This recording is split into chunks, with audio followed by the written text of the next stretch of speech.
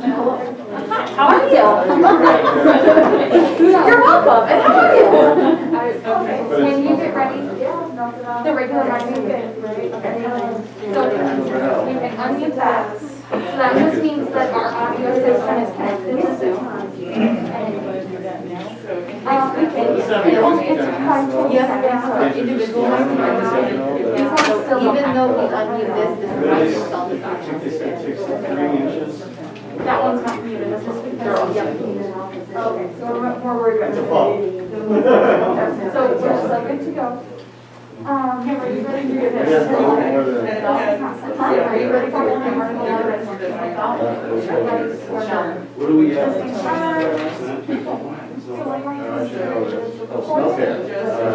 Your mics will still be muted and your mic is probably what's So it is recording. You don't need to worry about that at all. You don't have to enter. Okay. Do you have any questions right now? There's still just. Yes. For opposition. Okay. Do you remember? Just here. Yep. And then go right there. Does that include? Yeah. She is a representative. And so she will have 10 minutes. And On behalf and then landowner places on the appellants, the people that are really in the field will have 10 minutes. And then there will be 5 minutes. Yeah, I saw it. Everybody else. That was in the paper, so I guess we're meeting on 25th. I'm just Figured it out, you know, I've been trying to. She and she'll end up on Zoom. And Yeah. probably over here. She has a very large voice here. I am going to go there. Yeah, that's all you know. I should be good. But I'm going to grab my coat so I can. Represents a lot of people. That's why I'm saying Okay. You have my number, right? 785 821 and 36. we will be changing the order. I will be watching. Whatever you want. I'm going to be here. I'm going to go to the office working on our agenda right now. So I'm going to have it on one screen and Daryl, have fun.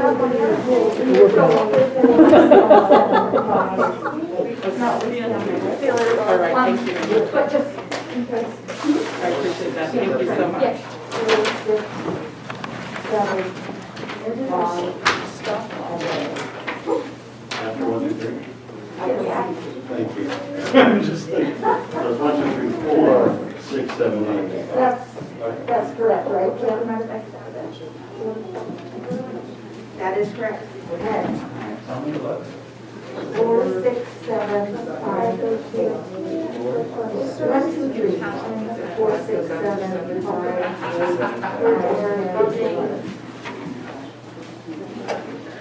Okay. So, sorry. You can A lot of I have it. Yeah, it's a pleasure to meet you. Nice to meet you too. Thanks for your service. Yeah, absolutely, you as well. I've been trying to watch in the background and kind of see what's going on and get up to speed, but I certainly do not, so. So that means you actually knew what you're getting yourself into then? All right, good. No, you'll find out. Well, what a great meeting to start on. Yeah, I heard. It's nice, really smooth, not much on the agenda, right? should go really fast. Well, I just appreciate all the grace you guys can give me, and I'll try to keep up and get up to speed on things. And the language is pretty confusing to me, so, and it seems to be written that way. You know, on that note, there's classes, planning classes, CEQA classes. So this type John Brower, prior planning commissioner, and Commissioner McHugh, didn't you guys take some planning classes together? Yeah, the League of Cities. So real quick,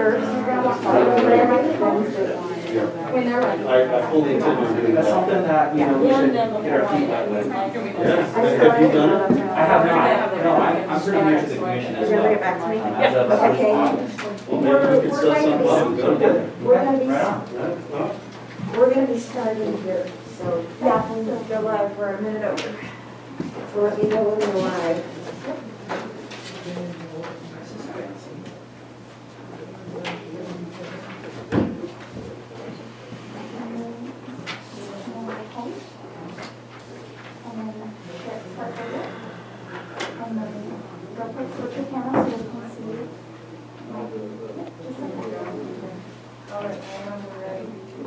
All right.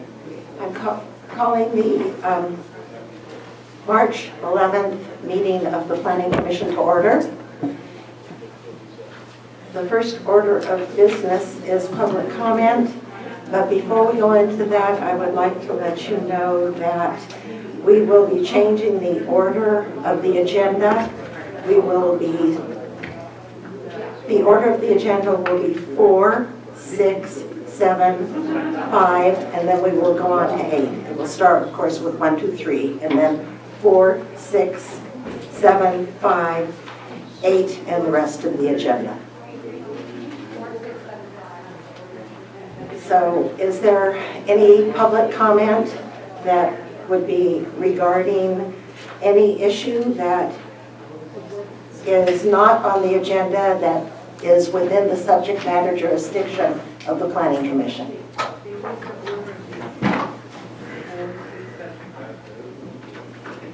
Did you call for public comment? I can't hear. they did. Yes. Yes, may I? Yes. May I? This is regarding public comment that Public is not comment on the general. agenda. Correct. Okay. Do you have a timer going or just go? Go ahead. I'm going to share screen first, give me 1 moment. I'm Okay. still learning.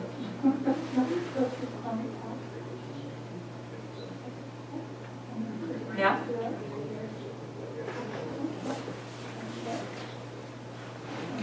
Okay, there we go.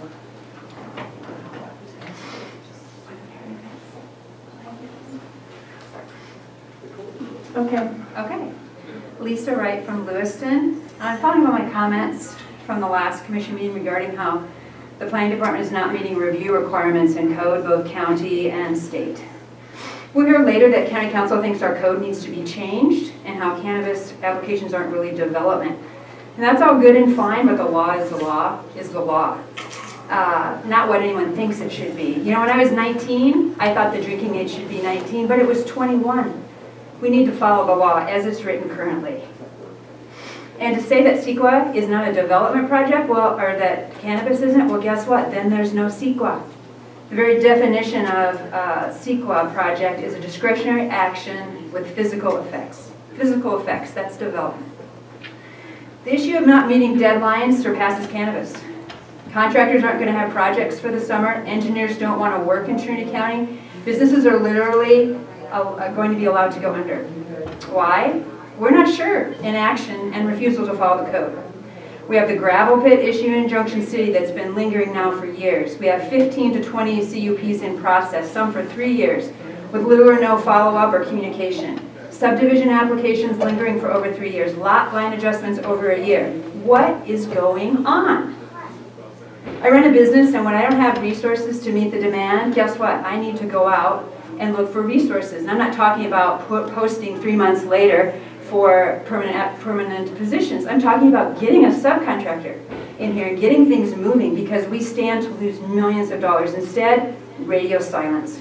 No notice of deficiencies, just nothing moving forward. I was hoping for a staff update at the last Board of Supervisors meeting. We have a cannabis urgency ordinance in progress. A newly adopted amended ordinance with CEQA review requirements. But guess what? Nothing to report. Really? Nothing to report? This isn't anything personal. This is about if you lack resources, you need to bring that forward, and we need to start acting responsibly. We understand also that decisions are currently being made to favor those who make the most noise or go to their supervisor or planning commissioner, while others are left out, and the same standards apply differently. Go back to my statement, contractors aren't going to have projects for the summer. Engineers don't want to work in Trinity. Businesses are literally going to go under, including 200 cannabis businesses. That means millions of dollars of lost county revenue from the cannabis tax, from new property taxes, and from sales tax. Now pile the loss of businesses on top, and we are in the hundreds of millions in economic impact. I am unwilling to accept that our government cannot function. We need to put a stop to this hemorrhage, and much of that starts right here with the Planning Commission. I thank you for your thoughtful consideration of these issues and those to come before you this evening. And please put the benefit of the community ahead of your personal feelings or beliefs. We are looking for leadership and positive change. Thank you very much.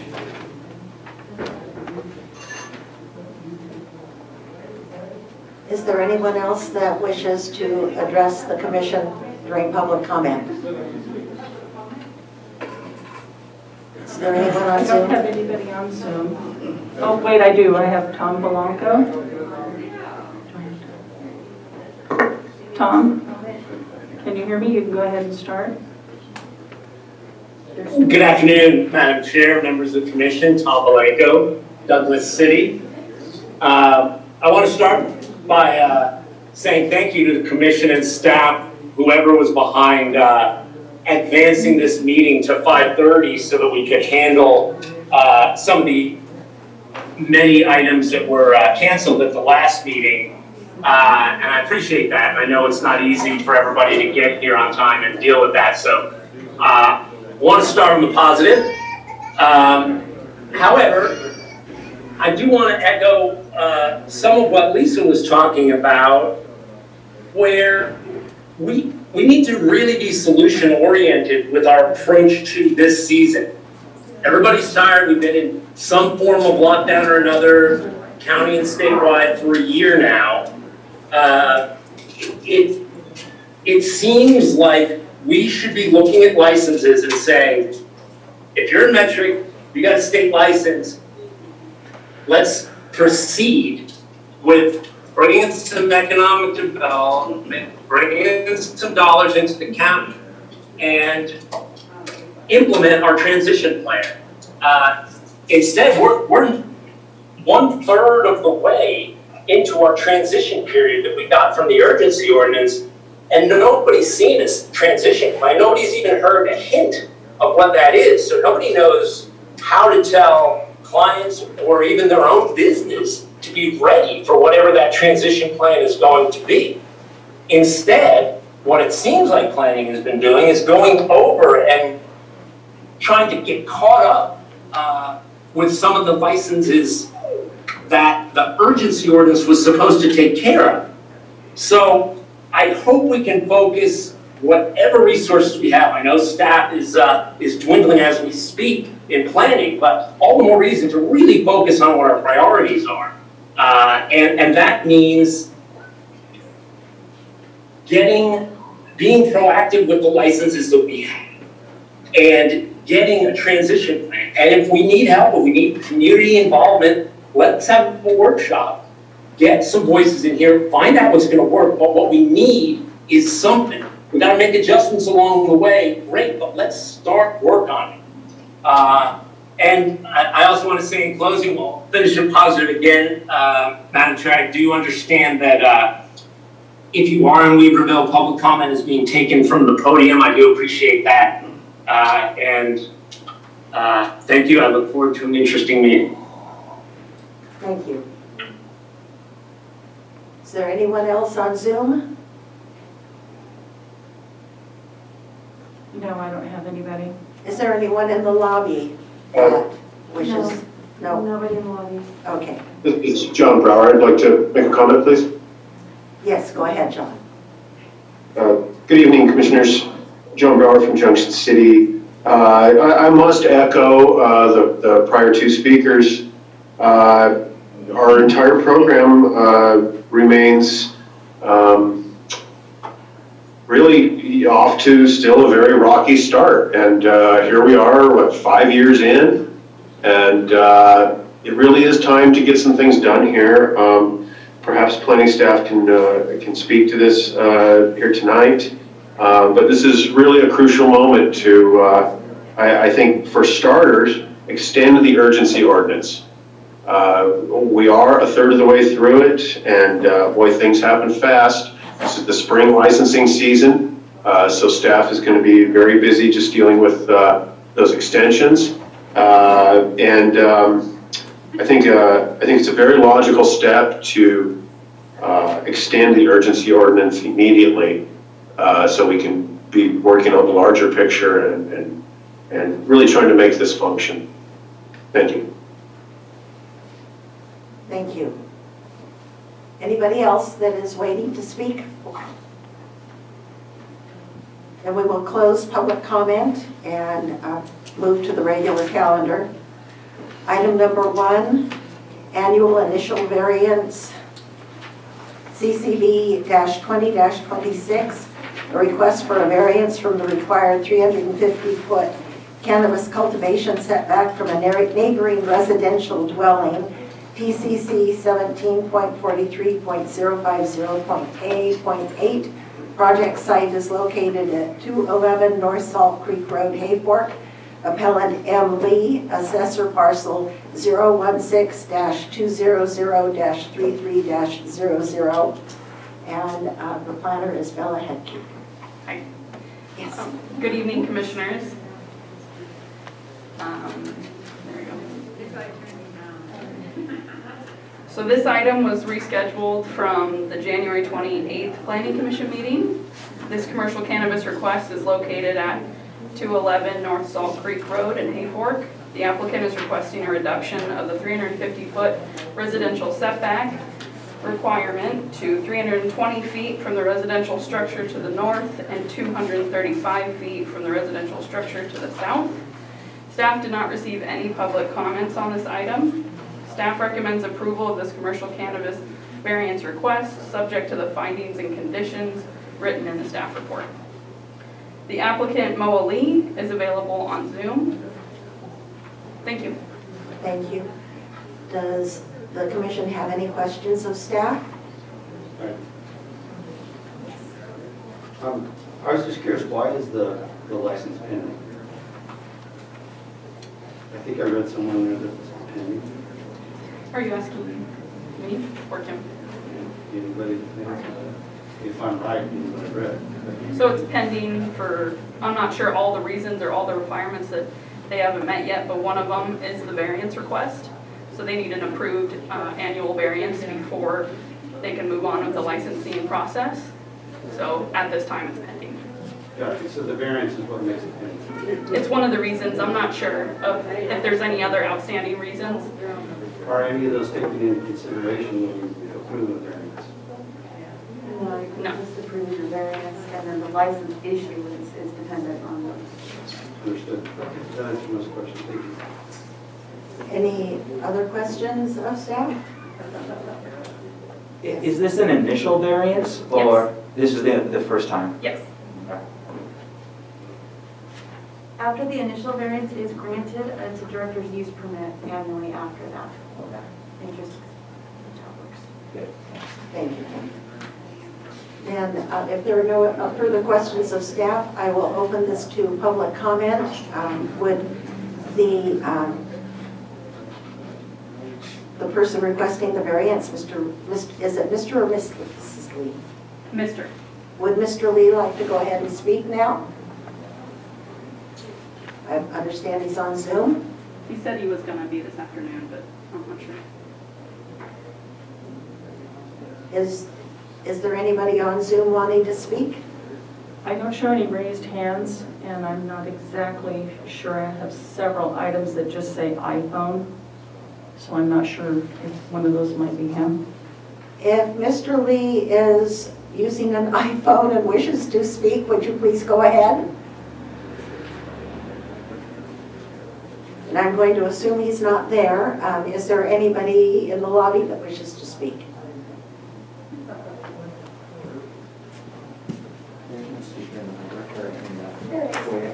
There is. Anybody on the lead area? Thank you. Then I will close public comment if there is nobody wishing to speak and bring it back to the commission. Any comments from the commission? Okay. It looks like a cultivation area.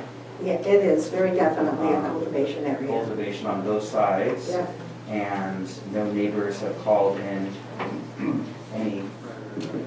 any concerns of the matter. Exactly. So does somebody want to make a motion, please? Yeah.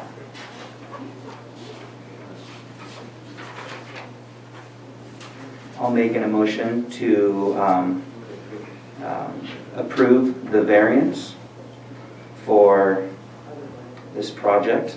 There's a motion on page 3 It goes, to assist. here's your motion. Conditions of approval.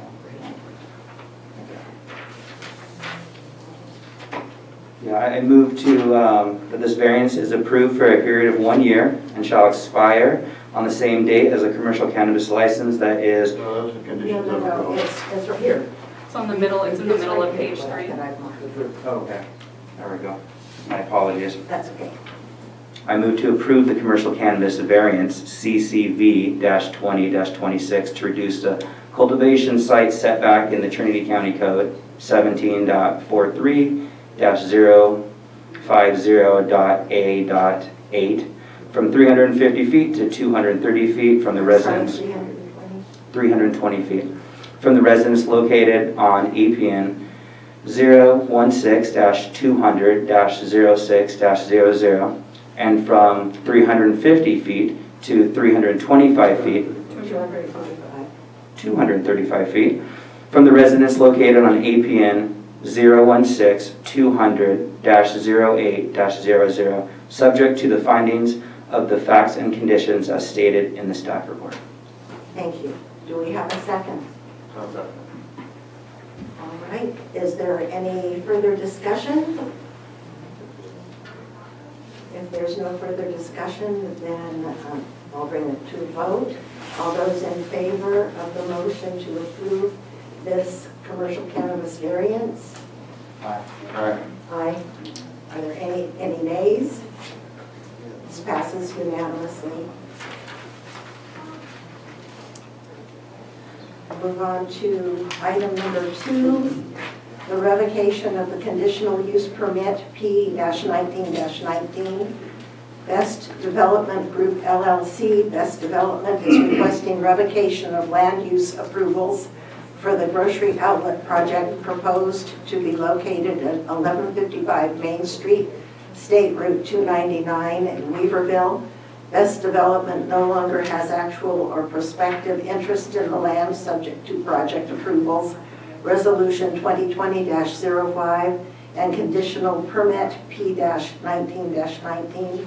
Assessor parcel numbers 002-100-61, 62, and 63, and 002-100-42.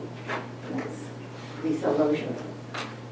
Good evening, Madam Chair and Commissioners and members of the public. My name is Lisa Lozier, Deputy Director of Planning, and I'll be presenting item number 2. And this is a request for revocation of conditional use permit.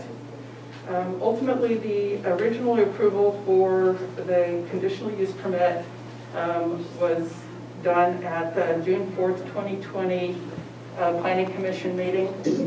And that approval was appealed by the Trinity County for Small Businesses. It was appealed to the board and was heard at the board on July 21st of 2020. At the public hearing, the board denied the appeal and upheld the original Planning Commission approval on that item. And then on September 2020, attorneys representing the Trinity County for Small Businesses filed with the Clerk of Superior Court of Trinity County and requested that the county prepare an administrative record for proceedings to go to court. So during the time that county staff was working on that administrative record, the timing for Best Development had an agreement with the property owner that was due to expire in November.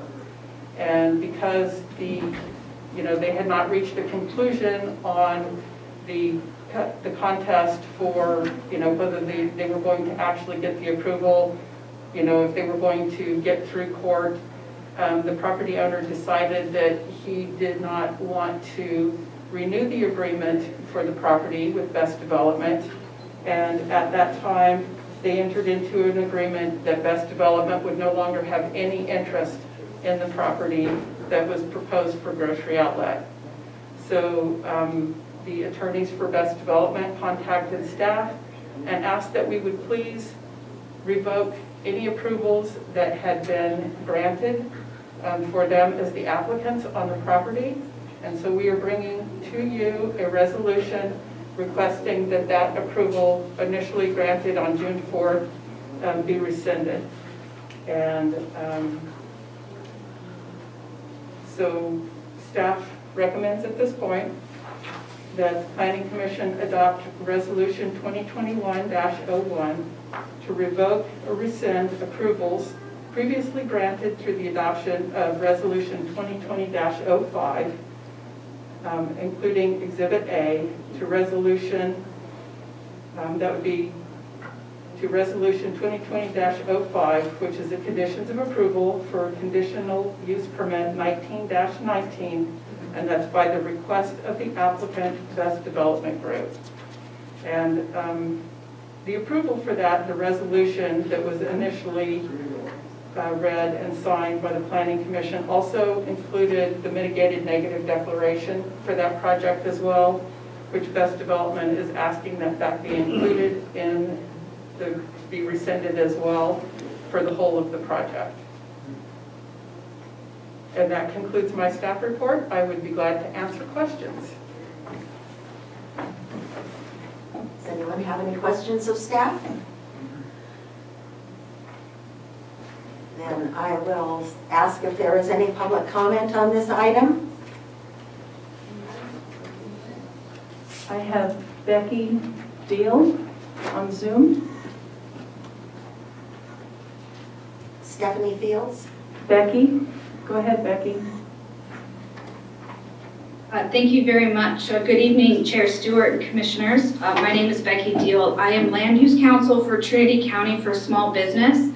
We filed the lawsuit that staff just referenced. We have, I think that everybody's in agreement here that there's no real desire to continue this litigation, considering the abandonment of the project. But we just have concerns that the proposed action does not fully and finally resolve all the issues in the lawsuit. My colleague sent a letter to staff on January 27th regarding these concerns, and I asked that that be included here today. I'm not sure if it was submitted to you. We've been unable to get a hold of county attorneys to kind of communicate with them, but we have spoken with Best Counsel, and I think everybody is on the same page. And ultimately, we have two major concerns. One is that because the Board of Supervisors was the legislative body that took the final action on these approvals, we believe the Board of Supervisors is the legislative body that needs to make the revocation on these approvals. Our second concern is that the resolution as written does not clearly and unequivocally revoke the mitigated negative declaration that was adopted in this case.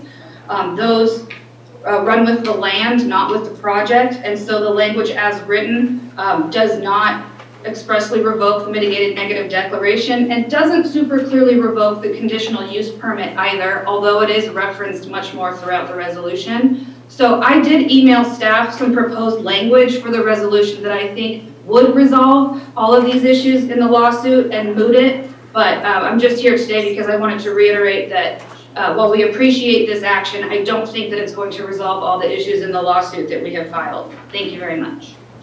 Thank you. Does staff have any comment they want to make? I would just like to comment to the commissioners that I did not receive an email from Ms. Dill. Okay.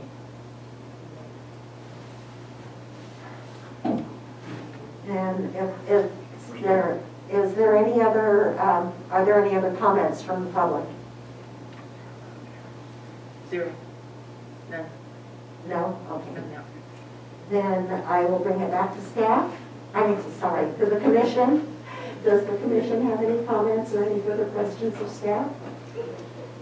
Can the county council answer to what she was speaking of when it comes to how this is written, and if it is something that the board should be taking up or not? I'm happy to address that. This is Margaret Long. So we do disagree with that analysis of it. The Planning Commission is the one that made the decision on it. The Board of Supervisors is the first appellate process. So this would be the appropriate jurisdiction for that rescission to occur. I believe also Lisa's staff report stated that she is asking for a revocation of the negative declaration. So that would resolve that issue. Based on a review of the record and based on a review of the law related to this item, this should conclude the matter. But certainly it will conclude the matter before this body. Thank you.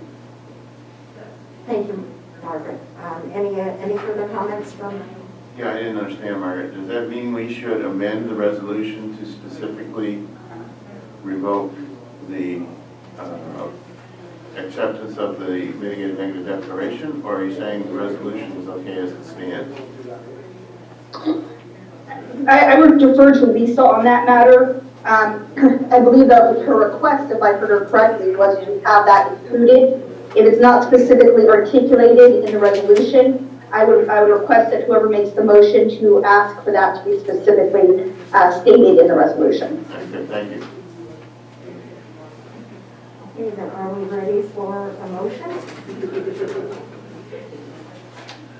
I'll take a shot at it. Please do.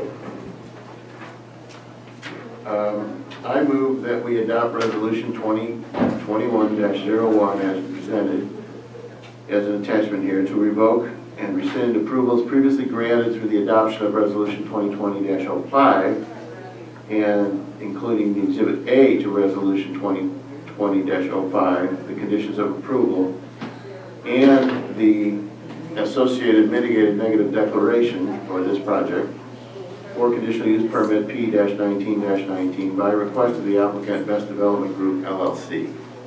I second. Since this is a resolution, we should have roll call, I believe. Yes. That is correct. And I'm sorry, I didn't catch who did the second. The second was William Sharp. Sure.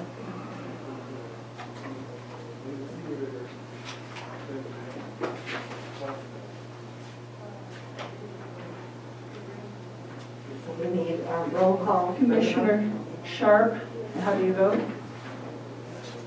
Aye. Commissioner McHugh? Aye. Commissioner Stewart? Aye.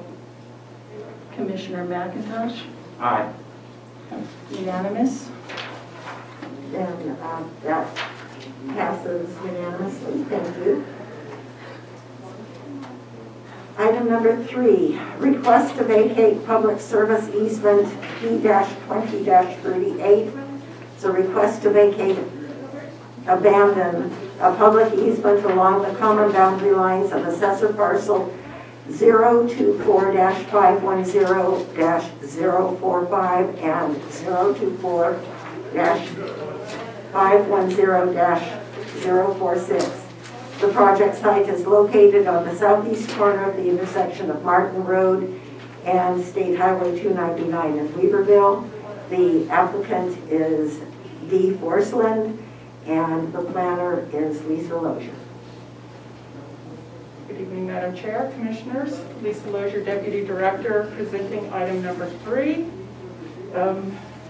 This is kind of an interesting project, basically requesting to vacate an easement.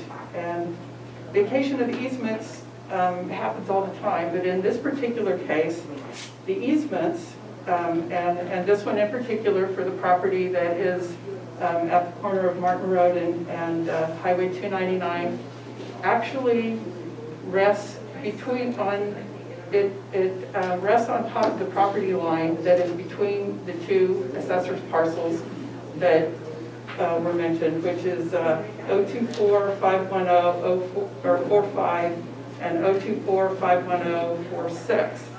So these easements are a little bit unusual because BLM in the early 50s, when they were looking at town sites, they adopted, or what they included is when they were looking at the configuration of parcels, They included 33-foot easements for accessing utilities, and many of these easements, you know, they run adjacent to properties that are very small. And, you know, Paul, having access and areas for utility easements is a good idea. You know, it allows for development to happen in a reasonable pattern. As time goes by and development patterns change and, you know, times change, then sometimes those easements are not as practical as they were when, you know, they were initially applied for. And BLM recognizing that in 1992, they issued a letter discussing the intent for those particular easements, you know, that had been applied. And they noticed that, you know, that they weren't going to, that they weren't going to hold on to those easements, you know, that they would be subject to the parcels that they impacted. So in other words, you know, they wouldn't be the ones that held governance over those, it would be with the landowners. But because they're listed as public access and public utilities, there's a specific procedure through the state highways and streets code that has recommendations that staff would need to follow to make sure that when those easements are vacated, that they're not losing important access or rights for utilities that may already be, you know, on site. So part of that process is determination of consistency, which is done by the Planning Commission, and the Planning Commission is charged with determining that this vacation is consistent with the general plan and the policies of the general plan that talk about land use and appropriate designation of roadways and utility rights and where utilities should be.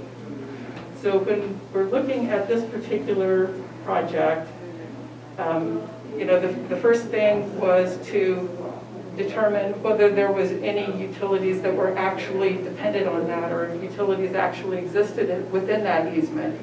And also whether that easement was actually being used for the public to, you know, as a means of travel to parcels, if it was access to parcels, or if it was being used by multiple people for access. So staff sent out letters to the local utilities that were listed in the title report for the property. And that was Weaverville CSD, the Weaverville Sanitary District, and the Trinity Public Utilities District, asking if they had a potential interest in that easement or if they did indeed have any type of utilities within that easement. And the answer to that was no, that there was no interest in that easement.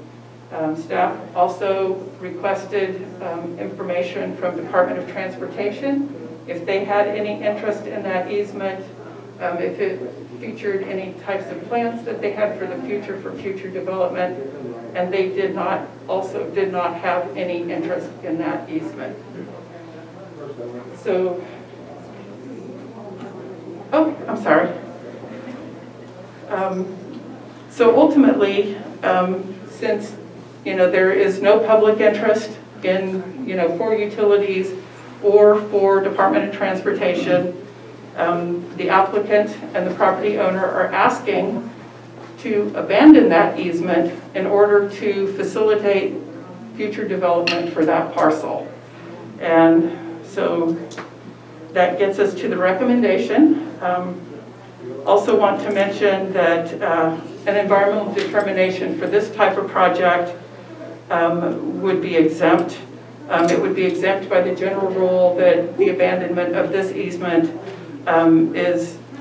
there's a certainty that there's no possibility of causing a significant effect on the environment. And so the recommendation by staff is to conduct a public hearing, close the public hearing, and adopt a resolution recommending to the Board of Supervisors to find that the vacation of the easement as described is not subject to the California Environmental Quality Act under the General Rule Exemption 15061B3, which exempts activities where it can be seen with certainty that there is no possibility of causing a significant effect on the environment, and adopt the attached resolution recommending to the Board of Supervisors to approve a resolution to vacate the easement as designated in Attachment 1. So one thing that I forgot to mention is by the state, or by the Highways Code, that it is the Board of Supervisors is the legislative body that actually makes the decision for the vacation of the easement. But it is a recommendation on the behalf of the Planning Commission for that to go to the board. And that concludes my presentation. Thank you. Are there any questions of staff? Then I will open a public hearing on this item. Is there anybody waiting to speak? Nobody else? Then, yes? Darrell Forsland, Weaverville. I'm basically the agent for the owners of the land on this particular project. What we're trying to do is simply remove an easement that runs through the middle of those two lots that has never been used. There's actually a building on a portion of one of them.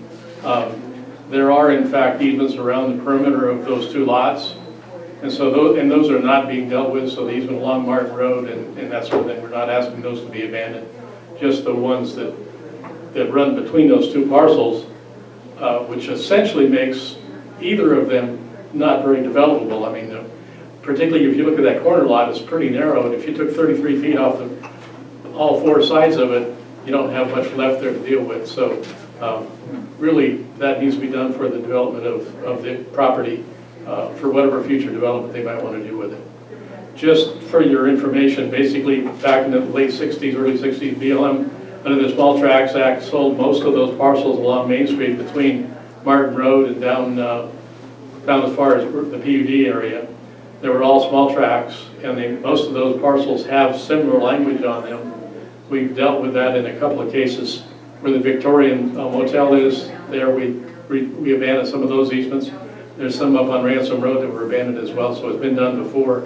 And I suspect that you will see some more in the future, because as that land along Main Street gets developed into larger parcels, they're going to find those easements running across the middle of things. So I think you'll be seeing this on not real often, but you will see it again, because there are a lot of those BLM parcels that have reserved easements around the perimeter of them.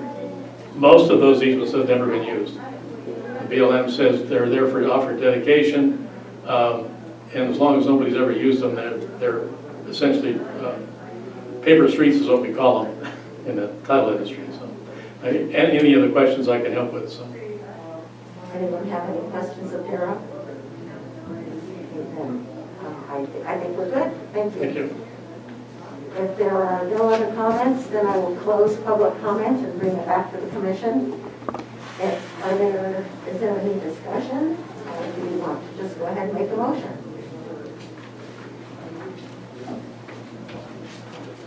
Somebody would like to do that? I'll do it. I move that we adopt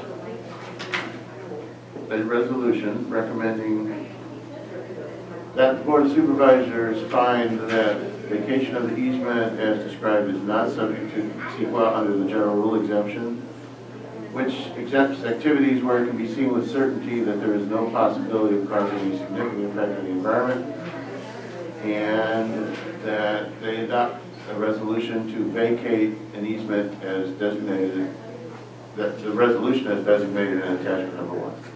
Thank you. Is there a second? Second. We have a motion and a second. And this is a resolution, so we will roll call. Commissioner McIntosh, how do you vote? Aye. Commissioner McHugh, how do you vote? Aye. Commissioner Sharp, how do you vote? Aye. Commissioner Stewart, how do you vote? Aye. Thank you. So that has passed unanimously. Unanimous. And we will move on to item number 4, which is a request for a variance from the required 20-foot rear yard, and I'm sorry, we are covered in ants right where I'm sitting, and so if you see me squashing things, that's what I'm doing. Let me move on. A request for a variance from a required 20-foot rear yard setback in an R1 zone district. The project site is located on an undeveloped lot on Lakeview Drive, Trinity Center, and directly adjacent to the Trinity Center Airport. Assessor parcel number 007-560-14-00. Applicant is T. Lorenzo. Madam Chair, I need to recuse on this item due to the proximity to my own residence. Okay, thank you.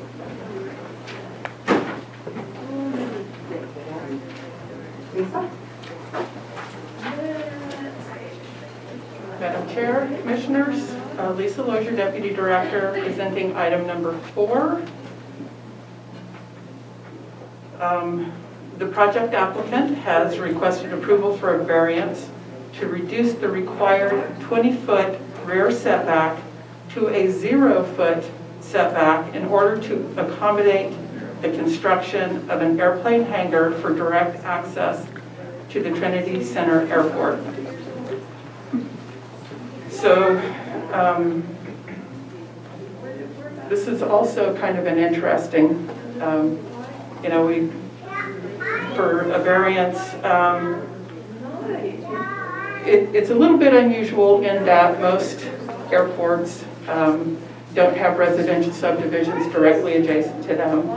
And for people that do like to fly and would like to keep, their aircraft close, it's kind of a jewel. So the problem with these particular lots, being that they were developed very early on in the 60s, is they're also very small. So, development has to be taken very carefully, careful, for the lot layouts, and also, they have, on these particular lots in the R1 district, it has a 20-foot front setback and also a 20-foot rear setback. So a lot of our other districts have a smaller rear setback that would actually allow greater development on the lots. So, it's kind of limited in what, the area for development. I also want to mention that these lots are on a public water system, but they're also on septic. They don't have sewer provided. So for very small lots, you're adding in a septic system, and leach field, takes up a bit of the lot as well. So for these folks, if they want to put in a hangar and they're looking at direct access, in many cases, or some cases, what they're required to do is ask for encroachment into that rear lot area. And so for this particular project, there's a couple of things that I needed to look at. And our zoning ordinance, has some very specific requirements, findings that need to be met in order to grant a variance. So, one of those is no special privilege. A variance cannot be a special privilege extended to one individual property owner. The circumstances must be such that the same variance would be appropriate for any property owner facing similar circumstances. In this particular case, and I'm going to go back to, on the second page of your staff report, I listed out a table. I did a little bit of research for this particular area over time, and I listed out all of the variances that I could find that were related to Lakeview Drive and Trinity Center.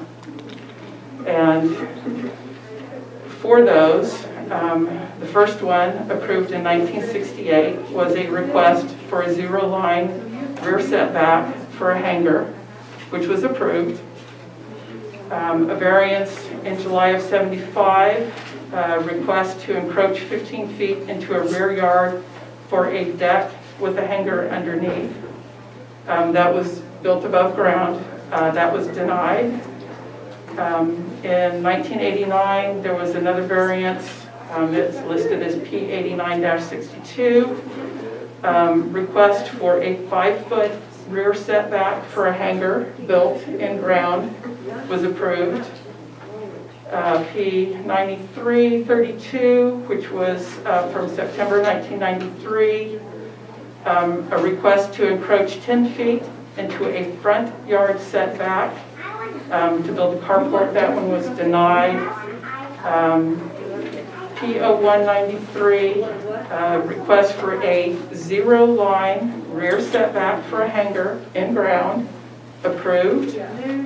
And then the last one that I could find, P0645, this was also a request for to encroach up to all the way to leaving 1.5 feet in the rear setback for a deck above ground, and that one was denied. And the reason I go through this list is when you're looking at no special privilege, you're looking at something that wouldn't be approved, it wouldn't be acceptable, you know, and it would be considered a special privilege to grant that. And we have a history of those types, you know, very similar, if not identical types of variances that have been approved over time. So in this case, as indicated by the table above, the applicant is not asking for a special privilege to be granted, as there are several similar examples of variances granted for the same 0-line setback as the applicant is requesting. And the next finding that would need to be made is that use variances are prohibited. So a use variance would be a use, allowing a use that would not be allowed within that zoning district. So this is an R1 district, which is a single-family residential district. And what the applicant is asking to do is to build a residence and have an airplane hangar as an accessory use to that residence. So it is not a variance to the use. The next finding would be a disservice would not be permitted. So that is anything that would be injurious to the public welfare, safety and welfare of the public, nor injurious to adjacent properties. So firstly, staff received a letter of concern from one of the neighboring properties. This is a property directly to the north, and that is APN 07-560-013, that's lot 3. The applicant's property is lot 4. The neighboring property is developed with a single-family residence, has an attached garage, and also has an airplane hangar. The current development of the property does conform to the required 20-foot setback. So they meet the requirements, and they still have the airplane hangar. So the applicant is stating that in the letter that he submitted that the view from his property would be compromised by the inclusion of, you know, allowing the variance for the hangar, and that also his property would be, or his privacy would be encroached on. Staff would add that on attachment 7 in your packet, that it does show elevations of what is proposed for the property, and that they're proposing to put the hangar in ground, the same as some of the others that have been previously approved. So in that regard, it wouldn't be a structure that would be built above ground, it would be in ground. And then in regard to whether it would be injurious to the public welfare, the applicant would be required to meet all of the development standards, including adherence to the building code, environmental health requirements, necessary encroachments for the Department of Transportation required for the access of the Trinity Center property, or Trinity Center Airport property, and would be required to be consistent with the compatibility zone factor criteria, and this is in regard to the Trinity Center Airport.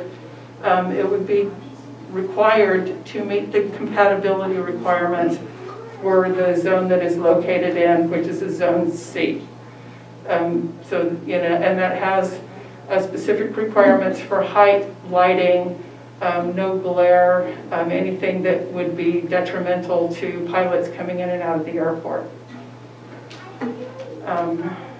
Next finding, not adverse to general or specific plan.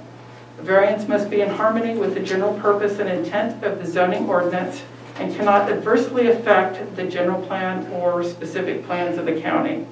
So in this case, the variance does comply with the goals and objectives of the general plan as it pertains to the North Lake area, which has an emphasis on recreational uses. And the airport at Trinity Center is used quite frequently for recreational uses, and recreation is very prominent in the northern part of Trinity County. So in regard to this particular item, it would be consistent with the general plan. And the last item is that for an RD-1 overlay zone, prior to approval of a variance for property within the RD1 overlay zone, permission must be granted or deemed not necessary by the Secretary of Agriculture. And for this particular property, it is not associated with the RD1 overlay zone. So that would not apply to this particular request for variance. So environmental determination for this particular type of property would be, it would be a general exemption rule, which for the variance, it can be seen that it will not cause a significant effect on the environment. Because ultimately what they're asking to do is develop the property with uses that are approved and would be ministerial in nature for that property. And a letter of opposition was received by staff and is included in your packet, and also an email was received in support of the project, also included in your packet. And in conclusion, based on the information supplied by the applicant and data available to planning staff and recommended development conditions, staff is of the opinion that the project is consistent with the general plan policies and zoning standards for the area and meets the findings required for approval of the variance. And staff would like to recommend that the Planning Commission find the project is exempt from the California Environmental Quality Act pursuant to CEQA guidelines 15061B3 and 15303, which I didn't include above, sorry. The 15303 is in regard to the development of small structures that are exempt. Those are considered exempt from being projects for CEQA. And adopt the recommended findings listed in PC Resolution 2021-04 and approve variance VAR-20-01 based on the recommended findings and subject to the conditions of approval set forth in Exhibit A to Resolution 2021-04. And that concludes my presentation, and I would be glad to answer any questions for you. Any questions? I have a question. Yes. Is the property located left and right of this property? Are those hangars, do they have this variance as well? And you're looking at attachment number 7. Yes.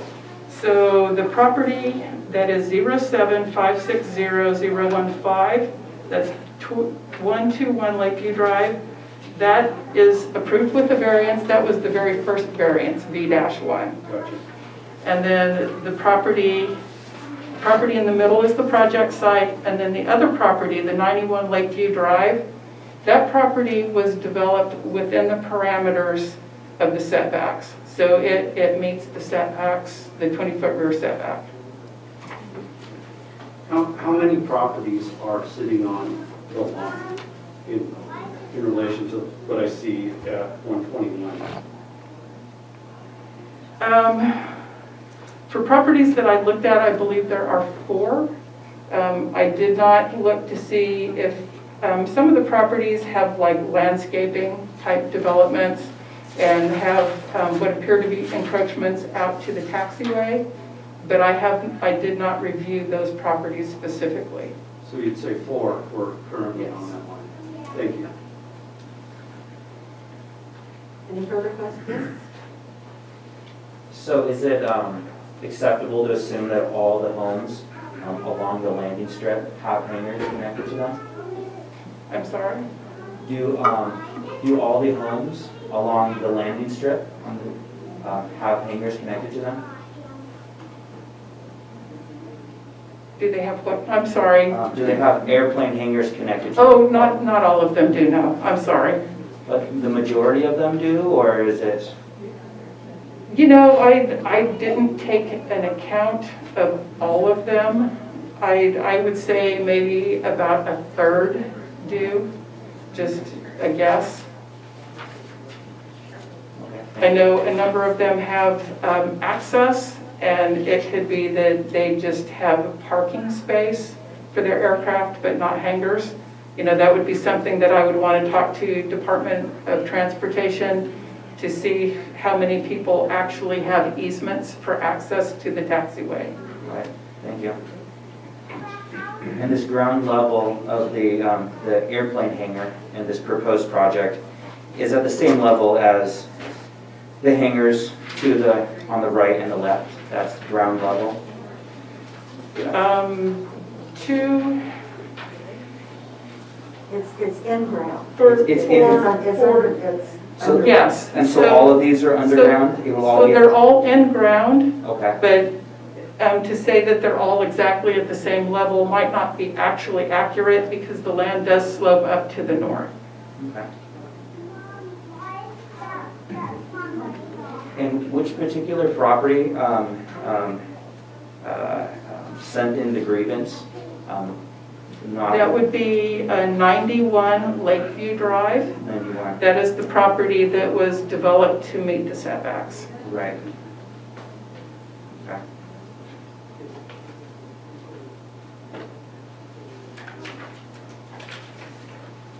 Okay, are there any further questions of staff? Then we will open this to public comment. Is there anyone that wishes to speak to this?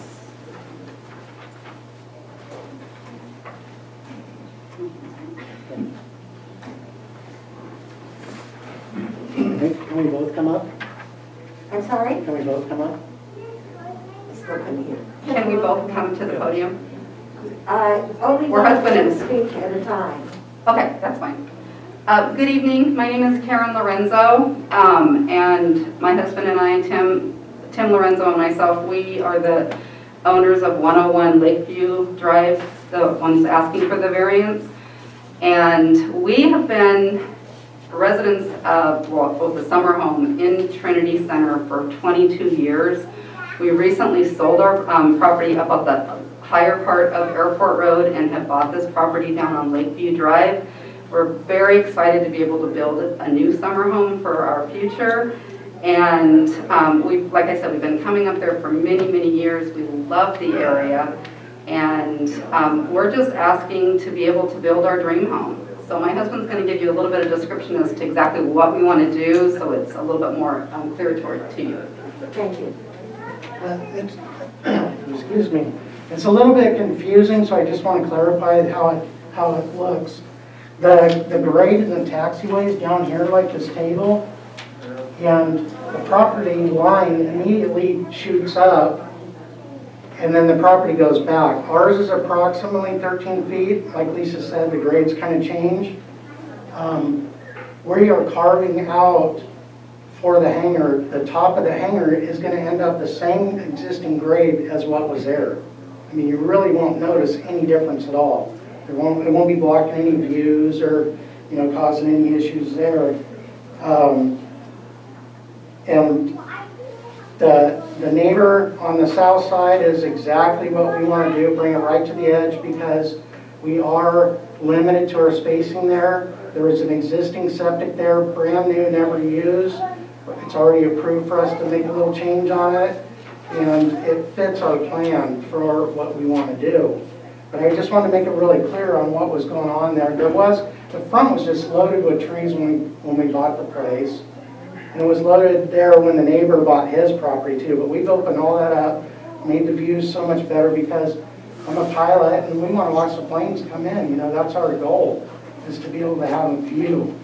And then if you look at attachment 5, you'll see the 25-foot distance in between the properties.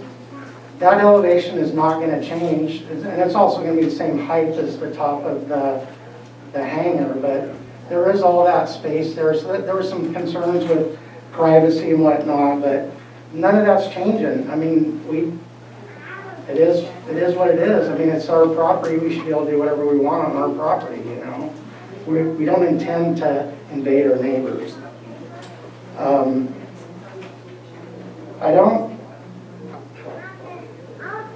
The one neighbor next to us that was denied, it was denied on the front of the property. They were asking for a setback on the front driveway area, which is a really difficult thing to do. It was not denied on the airport side.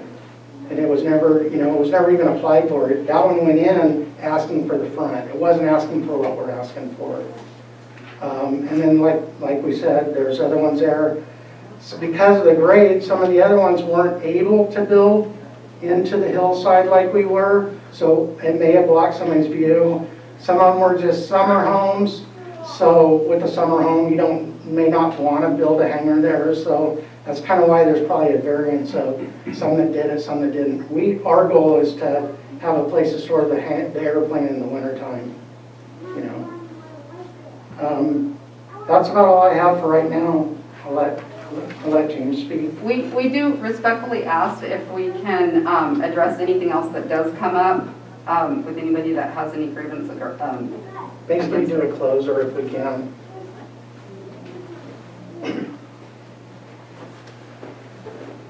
Thank you. Good evening, Commissioners. Jim Underwood, representing the Lorenzos, and we do want to reserve some time just to be able to respond to whatever might come up today. But I want to highlight a few things. Basically, we're in full agreement with the staff's analysis, characterization of the facts, the proposed findings. It's appropriate in this particular circumstance. But what I also want to highlight is on page 2, the summary of variances, you'll see that those that have been approved, and it was mentioned, it was alluded to, but the first one to the south of the subject property here, it's in ground, so it's not a change in elevation. The third one down, again, it's in ground, no change of elevation, and the second to the last one is also in ground. That's precisely what this proposed project is would result in. The elevations reflect that. The photograph shows that there wouldn't be any adverse impacts. I suppose it's a reasonable concern of neighbors to realize that their privacy might be affected by the fact that someone is elected to build next to them. That's just the reality. Trees would have come down with or without this variance for the reasons described. They just want to have a view. But there's no reason why, under all the circumstances, staff has adequately addressed that the variance cannot and should not be approved. And we'll just reserve time if the chair would allow to answer any or help respond to any questions that might come up during this public hearing. Thank you. Madam Chair, if I may. Yes.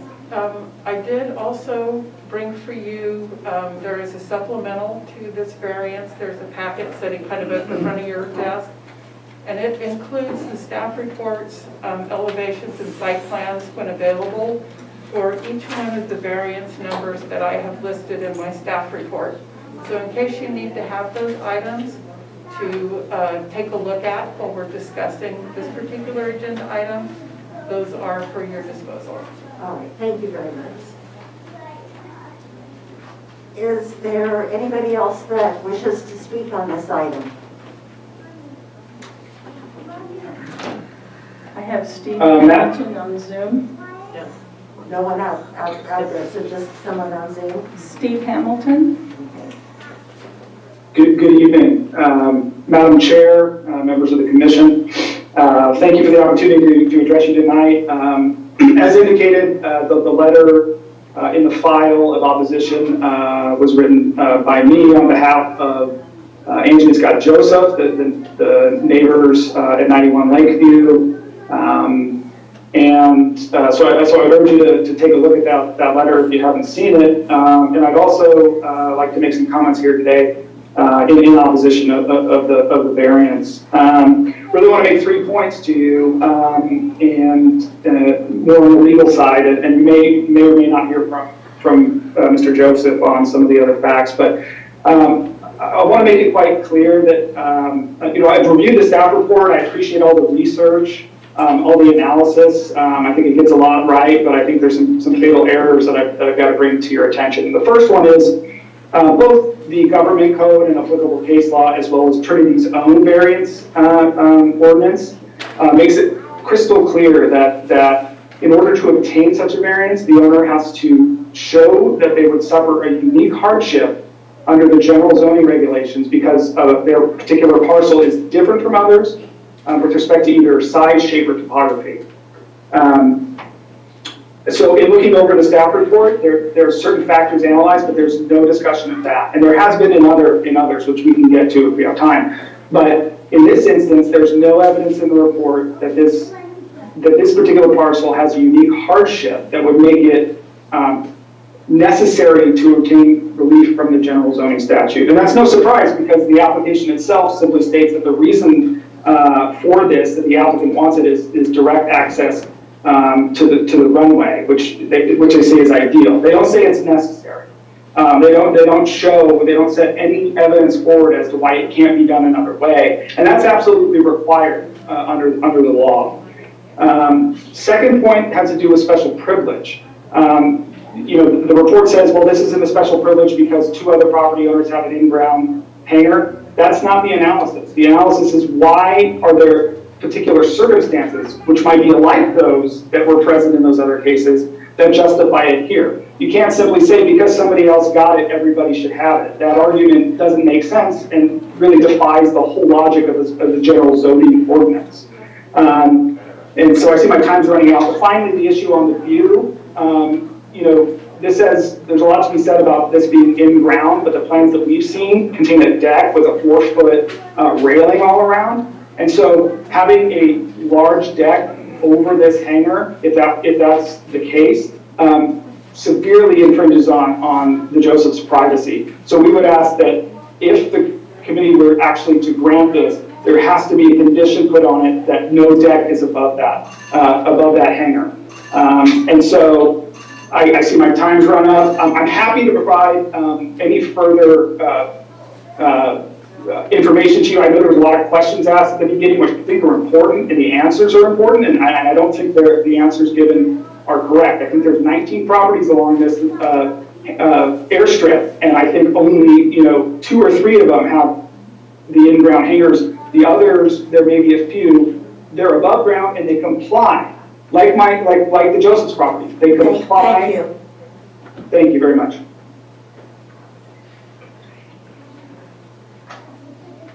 Is there anyone else that wishes to speak?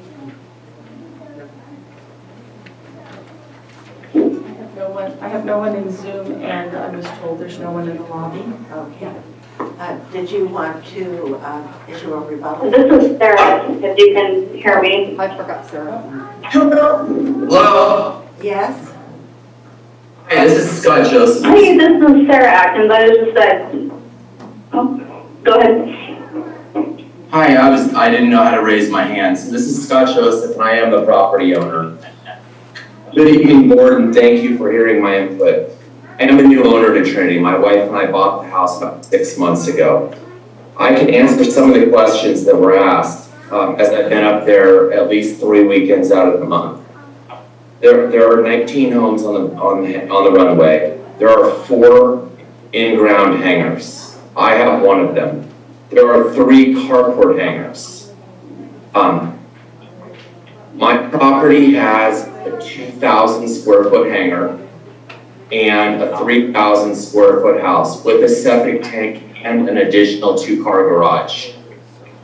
The adjoining property that is in reference in this is going to be a 1,500 foot hangar and a 2,000 foot house. There is more than enough, even though it's a small lot, it's only a quarter of an acre lot, there is more than enough room for them to build what they want and not adjust the setbacks. What I don't believe was correctly disclosed to the Planning Commission is that the property was not originally where it is now. The homeowner, before he applied for permits, dug the hole for the hangar and took that dirt and built up the height of his property. So prior to him digging, the property was only 10 feet tall at where the hangar is. It is now 13 feet, so now it's an in-ground hangar. So he's raised his property height by 3 feet. So the actual property should be 10 feet tall. So the hangar, as he's requesting at 13 feet, would be sticking up 3 feet above the property. Then he's going to put a deck on top of it. And he has not asked for that, and he's not disclosed that, but the plans, if you look at the plan, I happen to be a general contractor, if you look at the plans closely, they identify a 1,500 foot deck on top of the hangar, which means the height of the hangar would actually be 7 feet above the property. Coincidentally, what Lisa alluded to before was there was a denial of a property that had a deck with it was a raised deck with a carport style hangar. That is on this property.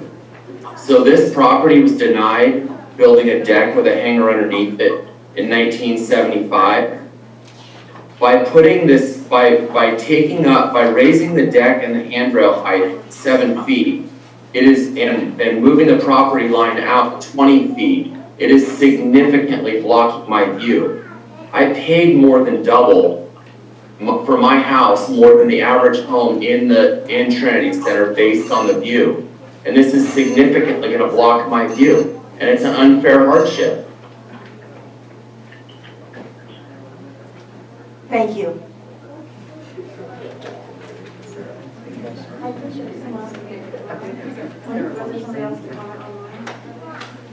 I think we have another comment online. Yes, or Go ahead.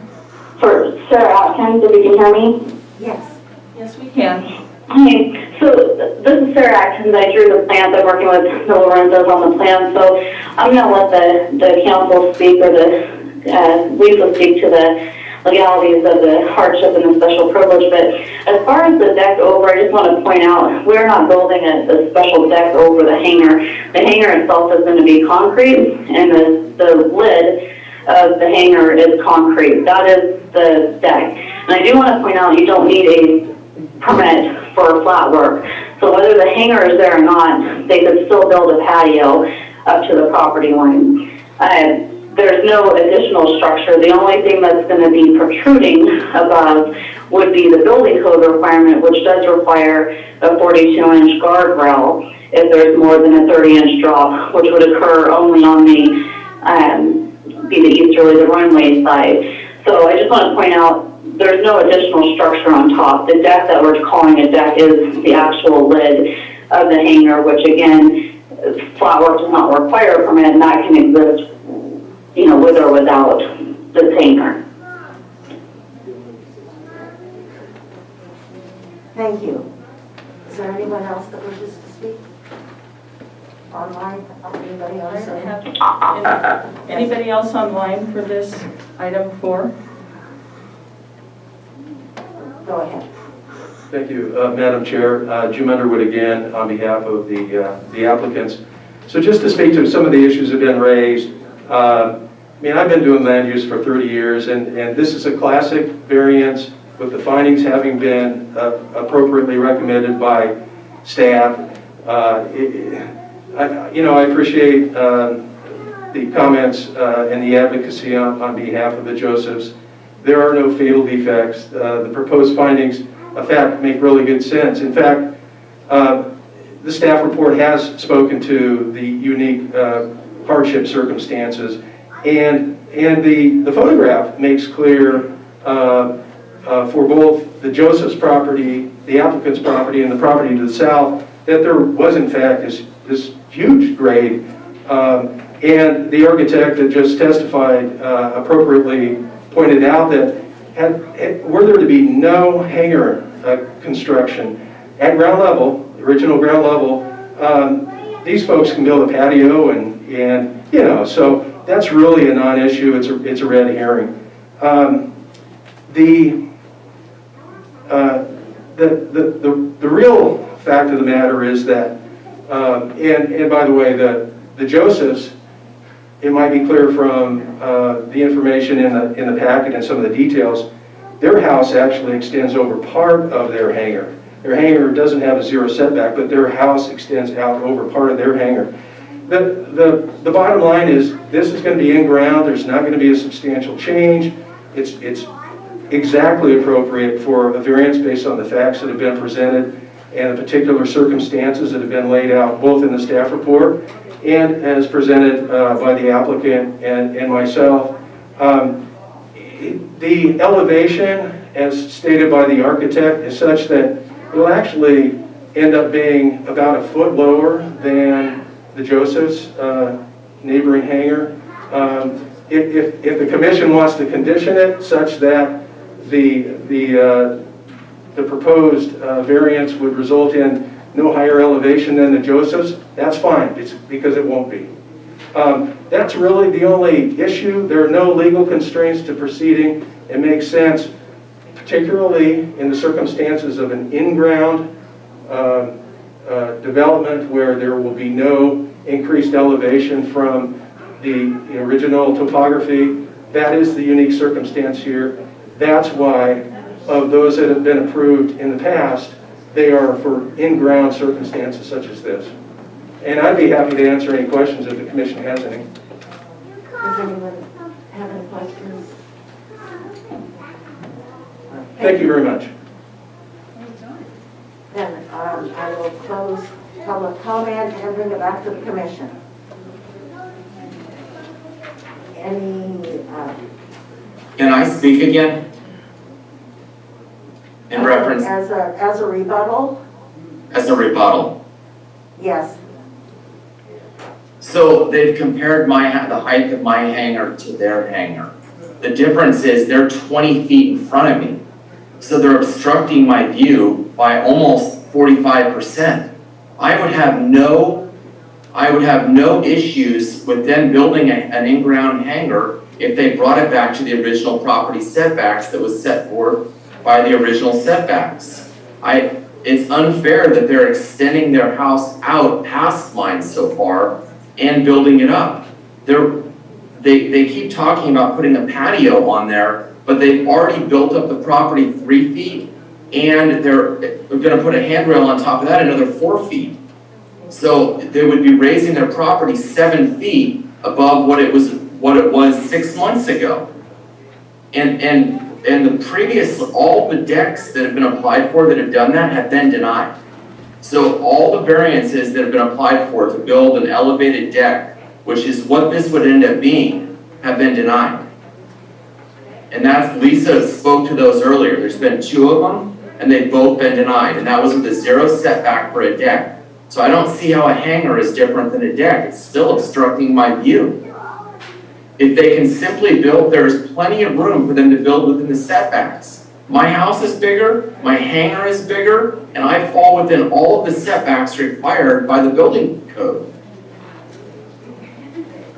There's no reason they should get a special privilege, which puts an undue hardship on me and costs me money and value of the house, which I spent a high price for to purchase the house because of the view.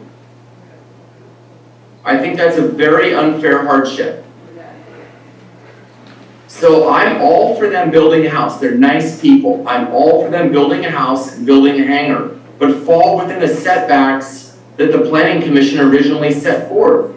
Otherwise, they're obstructing my view. The one condition I would make is I'm okay if they build a hangar if it doesn't exceed 13 feet and the board denies the fact that they can build a deck above it. I would be okay with that.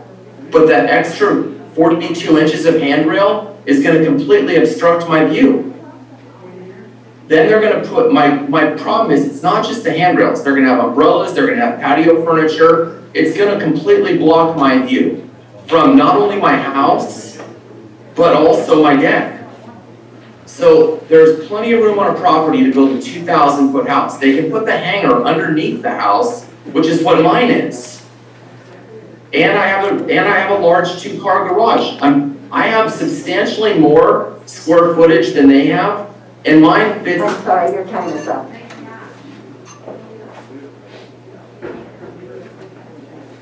Can I speak to that? Okay, so bringing it back to the commission and try. You need to get closer to your mic. Oh, sorry. I'm kind of staying back because of the ants, but I will try to do better. Any comments from the commission? Yeah. I think it probably would be fair that there was some kind of guarantee that that deck wouldn't extend higher than your neighbor's deck.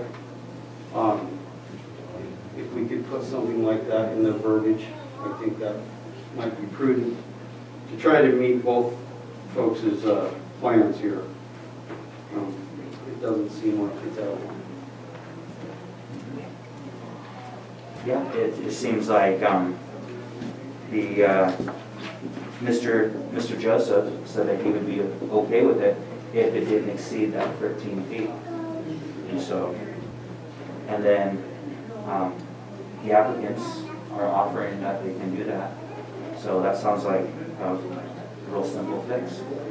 And I agree that that would be a good compromise. However, you need to keep in mind that code states there has to be a railing. That railing cannot be messed with. It's going to be there whether they ever use the top of their hangar or not. That railing will be there. The railing in the front, not all the way around. Exactly. On the very front, right there. Right. So nobody tumbles off. Would the Lorenzos be in agreement to doing a cable style railing that would allow a view through it and not do a solid railing? That's exactly what we were doing. We want the view. We want the view. We want the railing for safety. Okay, 13 feet we're was not, going to be our max. we don't do this kind of back and forth. Okay. If you have a question, then you check with the chair to see if public comment can be real. Just for your information. Thank you. Okay. So, If I may? yes. I mean, it seems like, they already have the plans, but if the plans push the hangar underneath the existing house like the other houses in the neighborhood, that would allow this person to still have his view, but I guess that's beside the point. In my opinion, from reading this and looking at the pictures and hearing, this is just my opinion, his view is not going to be obstructed. It's an in-ground hangar. And it's exactly the same thing that has been consistently approved on that road with every other in-ground hangar. It's no different than any other in-ground hangar on that road. And I think it should be approved. You know, with the trees removed, it might actually increase the view a little He's bit. going to have a better view. May.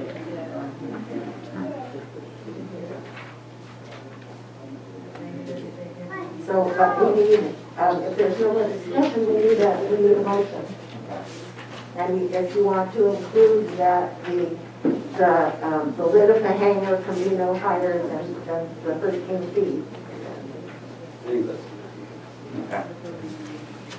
I'll attempt it. I motion this project is exempt from CEQA, pursuant for CEQA guidelines, and that we adopt a resolution, or the recommendations finding listed in the PC Resolution 20-21-04, and approve the variance based on the recommended findings and subject to the conditions of the proofs set forth in Exhibit A to the Resolution 2021-04, and that the hangar elevation does not exceed the 13 feet. A second. Is that clear? Does that work? Yes. Okay. And it's a resolution, so we We have a roll call vote. Commissioner Sharp, how do you vote? Aye. Commissioner McIntosh, how do you vote? Aye. Chair Stewart, how do you vote? Aye. Thank you, unanimous. Thank you, Commissioner. Thank you. Chair Stewart, if I may, Yes. we've had a request, the applicants for item number 7 have their 2 twins who are 3 years old in the lobby, and they're doing a great job, but it is getting late. They have talked to the applicant of item 6. Yes, so And- 7, 6, then 5. Yes, please. Yes, that would be fine. And after item 7, we will take a 5-minute break. So this would be the Cacavo Cannabis Cultivation Conditional Use Permit and Variance, item 7. Okay, so this is conditional use permit and variance P-18-01 and CCD-20-46, a request to expand cannabis cultivation operations on the project site, a variance from the 500-foot property line setback requirement in Trinity County Ordinance 315-823. The applicant currently holds a Type 2 outdoor small commercial cannabis cultivation license to cultivate up to 10,000 square feet of canopy, and this is to allow, they're applying for an expansion to allow for up to 1 acre of outdoor and mixed light cannabis canopy area. And at that, I will turn it over to Kim Hunter. Yes. Thank you. Yeah, just a disclaimer as I start out, you know, that I am the planner on this project and have coordinated with our consulting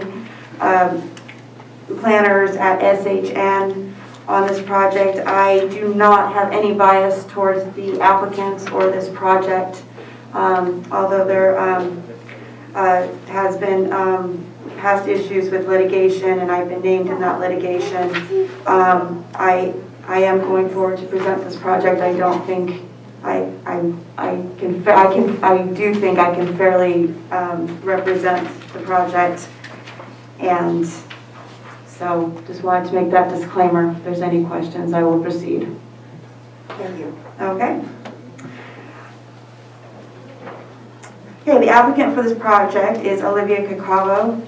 The site is located in Barker Creek, Hay Fork.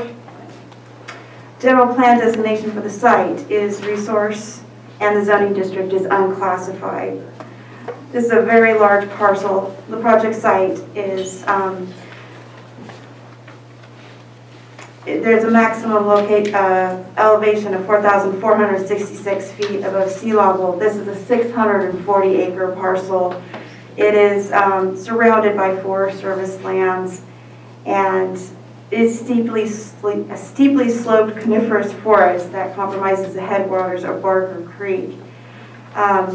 There are previous existing sites and site disturbance, which we'll touch on later, but the historical on-site activities have included timber harvest, log landings, and a limestone mine. The project is currently, as mentioned, has a type 2 cultivation of up to 10,000 square feet of mixed light canopy, as well as a 220-foot deep groundwater well and septic system. The project site is not currently connected to any public utilities, including utilities for electricity or natural gas. The existing cultivation operation uses natural light and does not use artificial lighting. The subject property is the main access is provided on an existing U.S. Forest Service road, Forest Route 32N03 via Barker Creek Road, which intersects SR3, Highway 3. Each of the surrounding parcels are vacant lands, again, managed by the U.S. Forest Service. As noted above, the existing zoning and general plan designation for the site are unclassified resource, respectively. The surrounding lands are resource and unclassified. And you can see that they're very large parcels comprising of 600 acres or more.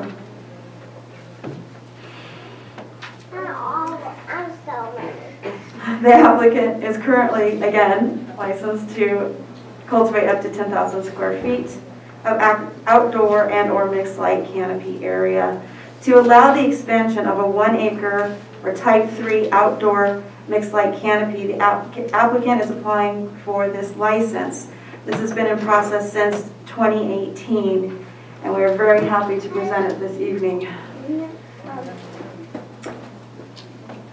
The initial study mitigating neg deck, which is proposed for this project, includes the potential and analysis that should the county ever amend its ordinance to allow stacking of licenses on one parcel, that analysis has been included in the mitigated neg deck and would be an option for the applicant. The mixed light cultivation does not require artificial lighting and or electricity use. It is proposed to occur within the use of blackout tarps, light deprivation, to allow the applicant to have multiple harvests during a growing season. All drying and trimming activity will occur at a licensed off-site facility that has yet to be identified. When cannabis flowers are cut, they will be processed on-site using fresh frozen technique, eliminating the need for drying and trimming buildings. Cannabis cultivation would occur outdoor in raised beds within greenhouses that would be developed on portions of the applicant's parcel on previously to serve sites. The applicant's cannabis cultivation activities would occur on 4 previously disturbed areas and previously graded sites that were historically used as timber harvest log landings. These sites have vegetation removed. They have been graded to provide generally flat terrain and have existing road access. Additionally, the applicant has a less than 3 acre conversion pending with CAL FIRE. The applicant's 4 proposed cultivation areas will total 40,400 square feet of canopy area and consist of the following areas. Area 1 is the existing cultivation activity site. Area 2, the site's proposed location of 4 2,500 gallon water storage tanks and 11 greenhouses. Area 3, this site's proposed location of 10 600 square foot, 6 foot by 100 foot raised outdoor cultivation beds and 2 2,500 gallon water storage tanks. Area 4, this site is a proposed location of 15 600 square foot raised outdoor cultivation beds and 4 2,500 gallon storage tanks. The proposed expansion would employ 4 full-time employees. The applicant proposes to utilize local labor force within the county, and employees will not live on the subject property and will commute to work each day. The proposed project is estimated to generate up to 20 vehicle truck trips per day.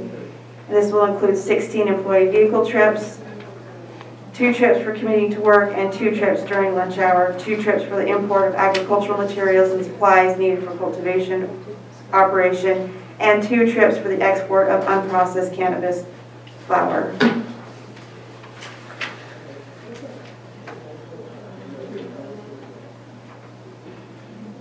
The proposed project will be accessed via Forest Service Route 32N03, for which the applicant is developing an agreement or has with the U.S. Forest Service to be able to use and maintain the subject road. The proposed project does not propose new roads. The existing bridge along the on-site access road is required to be replaced since it does not currently meet California Department of Fish and Wildlife standards. In addition, 3 culvert crossings on-site are proposed along the access road to meet California Department of Fish and Wildlife standards. This project was sent out as part of our processing of the application for project referrals. There's a summary in your staff report of the agency comments.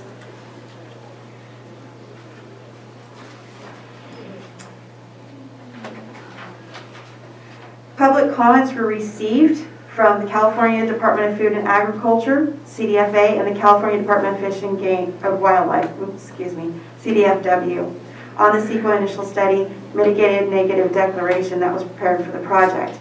A summary of the comments and responses from the county and the staff are included below. I also have Gary Reese on the line to answer any questions. He is a planner with SHN and helped complete the initial study. In fact, did the heavy lifting on the initial study, and he can answer any questions you have.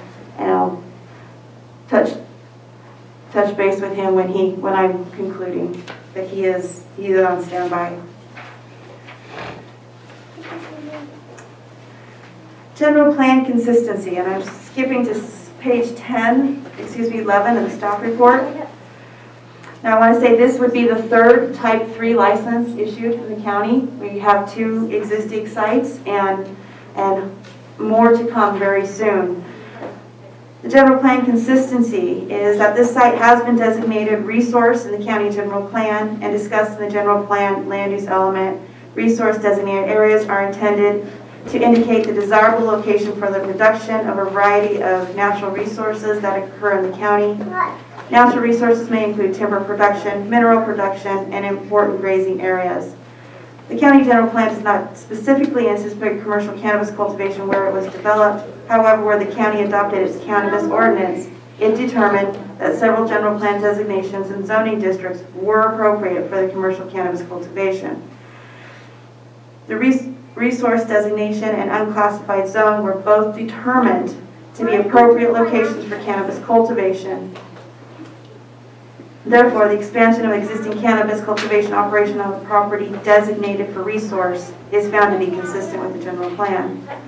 County code compliance. Both the county general plan and county code did not specifically anticipate the development of commercial cannabis when they were developed and adopted. In response to California state law, that allows for commercial cannabis operations permitted under permitted and controlled conditions. Trinity County developed county-specific ordinances to regulate commercial cannabis cultivation, testing, nurseries, manufacturing, distribution, microbusiness, events, and sales within the county. All of these ordinances are referred to collectively in this section as cannabis ordinance. And they are listed in the staff report, the various ordinances. The project is located in the unclassified zoning district, which is contained in chapter 17.11 of the county code. The unclassified zoning was applied to those areas in the county not classified into zoning districts for a particular use at that time. Per section 17.11.020, single-family dwellings and now row and field crops are principally permitted in the unclassified zoning. The proposed project consists of developing a residence and agriculture-related activities. Therefore, the project is consistent with the purpose and intent of the zoning district. The Type 3 cultivation license. With a Type 3 cultivation license, the applicant must be applying for a property that's 50 acres or more. And this property of 640 acres definitely meets that criteria. One of the proposed cultivation areas, Area 4, does not comply with the Trinity County Cannabis Section 17.43 .05088, which is the setback. And that requires a 500-foot setback from the property line for the medium license. That is included in this application. It's a 500-foot variance. The purpose of the 500-foot property line setback requirement provision is to mitigate potential impacts such as odors, noise, lighting, and fugitive dust to adjacent neighbors from cannabis cultivation activities. The project site is surrounded by U.S. Forest Service land, and there are no structures or sensitive receptors on any of the surrounding properties. The nearest sensitive receptor, or residence, is located over 1 mile from the project site. And the nearest sensitive receptor, since there are no sensitive receptors within the close proximity to the proposed cultivation of Area 4, the reduced setback of the property line is not anticipated to result in adverse impacts from cultivation activities.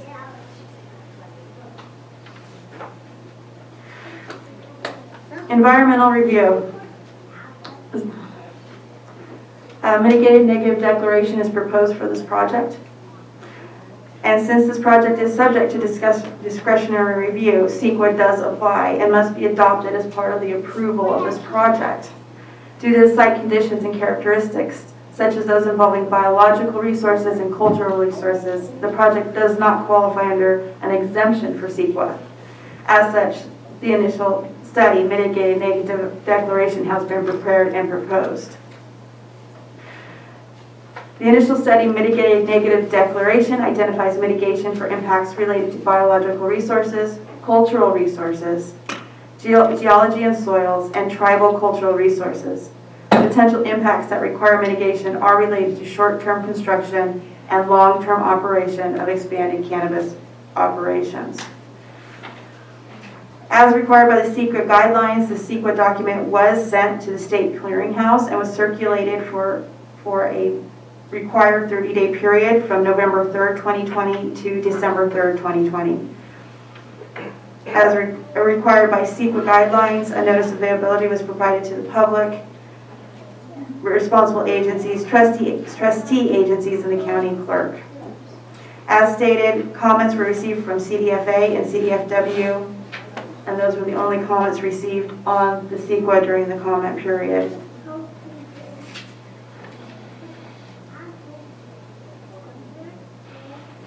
After the CEQA initial study and mitigated neg deck for the project was initially circulated, the county adopted an amended cannabis program ordinance and a corresponding environmental impact report for the commercial cannabis program.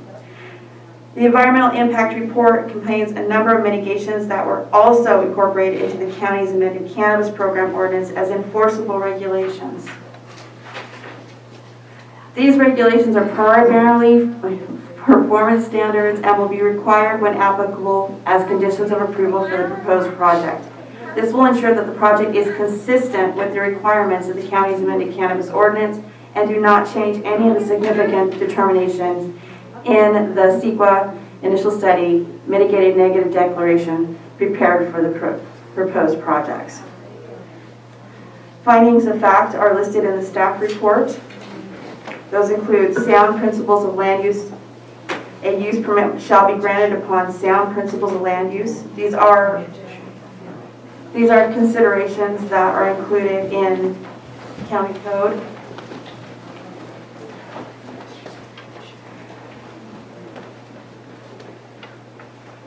The finding is that, as required by the county's cannabis ordinance, the applicant is applying for a conditional use permit to allow an existing cannabis cultivation operation to expand up to 1 acre. The evaluation of this project has determined that the project as proposed, conditioned, and mitigated is compatible with the general plan land use designation, neighborhood character, and limited intensity uses of the surrounding area, and that it's consistent with the county cannabis ordinance and compliant with CEQA. 2, not injurious. A use permit shall not be granted if it will be determined by public health, safety, and welfare, or if it results in the creation of a public nuisance. The project as proposed, conditioned, and mitigated will not cause detrimental effects to public health, safety, welfare, or result in the creation of public nuisance. Land surrounding the project site consists of large parcels that are designated resource and managed timberlands by the U.S. Forest Service. The closest sensitive receptors to the project site are more than 1 mile from the project site and will not be significantly impacted by the potential impacts of the project. And third, plan consistency. A use permit must comply with the objectives of the general plan or specific plan for the area in which it's located. The project, as proposed and conditioned, is consistent with the goals and objectives of the county general plan and the unclassified zoning district. As proposed, the project consists of an expansion of existing agriculture-related activities on a site designated as resource. There are additional findings for the variance. All findings were made. We've gone over those just recently. To say that the findings of the variance again were made, and we can discuss that if you would like, but I will skip those for now unless you'd like to revisit those. And with that, it looks like I'm going to just really quickly see if Gary is available, Gary Reese. And if he could just quickly go over the changes that were made to the revised mitigated negative declaration to address the CDFA and CDFW comments. Thank you. Go ahead, Gary. Good evening, Commissioners. Can everyone hear me? Yes. Great. So yeah, I'm Gary Reese from SHN, and we assisted with preparation of the CEQA document for the project. And I'd like to just kind of give a summary of the agency comments received and the process for responding to them. So, the comments received, as you may have seen, primarily requested revisions to the CEQA document that would assist with the California Department of Food and Agriculture and the California Department of Fish and Wildlife in using the CEQA document for issuance of permits for this project. And I think it's important to note that the comments received did not request recirculation of the CEQA document or even suggest that it may be necessary. And it was not requested an EIR be prepared for the project. And as you may be aware, when these agencies feel that is necessary, they will say so. So I'll just give kind of an overview of what these comments addressed. They were related to various subjects that generally include, they asked for additional discussion of relevant agency regulations that would reduce impacts of the project. And this was a specific request of CDFA. They wanted to see their regulations discussed in the document and noted how that would reduce impacts. Some of those things are already required by the county's cannabis ordinances, but they wanted to see their regulations in there. Also, there was a clarification they asked for of proposed generator use, the specific type of generators, and proposed noise buffering. Also, they asked for a clarification of estimated water use and availability. Also, additional detail about the proposed water system design. Clarification of whether the water system would impact state agency jurisdiction and require permits. Also, there was a request for some minor revisions to one of the biological mitigation measures, as well as an update to the current protection status for one amphibian species, just to note that it is not a listed species. Also, they asked for additional info about the requirements for a bridge improvement being done to meet agency standards. That was required by CDFW. And then lastly, they asked for additional discussion of potential cumulative impacts in combination with other cannabis projects in the area. So to address the comments received, county staff and our firm requested additional information from the applicant and used this info to respond to the agency comments and revise the CEQA document. And you'll see in the staff report that we respond to each question and we note where in the CEQA document that the additional information is included. And I think it's important to note that the revisions made to the CEQA document simply clarify the information in the document and provide minor corrections or edits to the text. The revisions do not identify new significant environmental impacts. They do not propose new mitigation measures. They don't constitute significant new information and do not alter the conclusions or significant determinations of the environmental analysis. So for that reason, staff concluded that the revisions to the CEQA document do not require that the document be recirculated for review. So beyond that kind of general summary, I am available to answer specific questions the commissioners may have about the revisions made to the CEQA document. Thank you. Okay, in closing, staff recommends that the Planning Commission adopt the resolution to adopt a California Environmental Quality Act, CEQA determination of a mitigated negative declaration and mitigation, monitoring, and reporting program, otherwise known as the MMRP, and B, approve the conditional use permit. That's an old way to put the number, but it's a CCUPT3 or CUP 2018-001 and variant CCV 2018-010, and based on the recommended findings in Resolution 2021-02 and subject to the conditions of approval set forth in Resolution 21-02. Now, I will note that that 2018 CCV number is incorrect. It is correct in the resolution, and that number is CCV 2046. Sorry about the confusion there. I have been to the site, and I can say this is an excellent site for a 1 acre cultivation. It is away from residences. This is previously disturbed ground, and staff is fully in support of this project and recommends approval. Thank you. Does the commission have any questions of staff? Yes. I think you mentioned that part of the project is a new residence? Yes. But there is an existing residence, isn't there? Because there's an existing cultivation. The residence, the building permit is in process. And the applicant is present and could answer a question on how far that is. The building permit has been issued, and I'm not sure where it is in the permitting process or the construction process. But that was part of the 10,000 square feet? Yes. What is the nearest neighbor?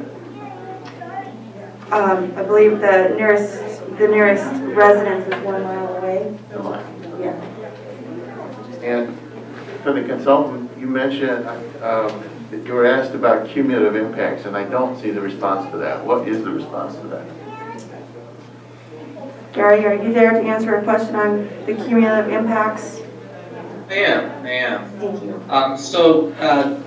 This was related to the section of the CEQA document called Mandatory Findings of Significance. It's at the end of the document. I'm scrolling through it right now to see if I can point you to the exact page. So just give me a moment.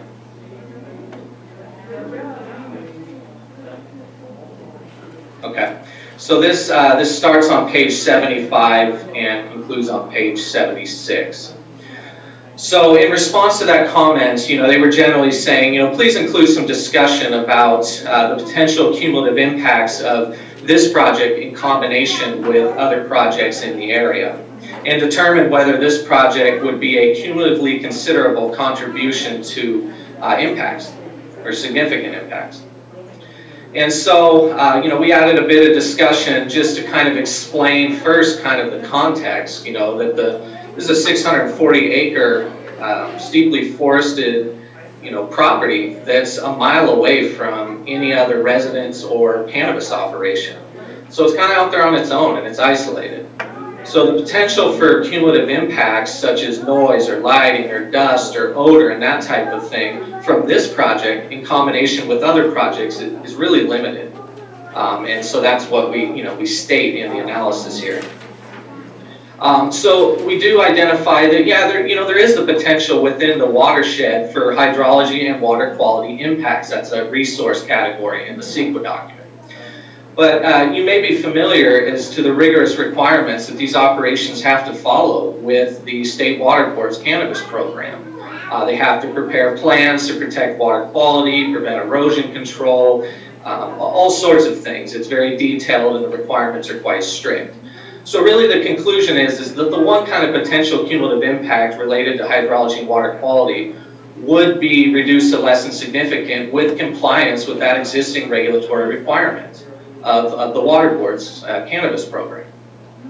And all of these operations have to follow that program. And so all of their impacts, you know, when they're in compliance, would be reduced to less than significant. And when combined together, there would not be a cumulative impact, and this project would not make a cumulatively considerable contribution to an impact related to hydrology and water quality. So that's in a nutshell what our response was to that comment. Okay, thank you.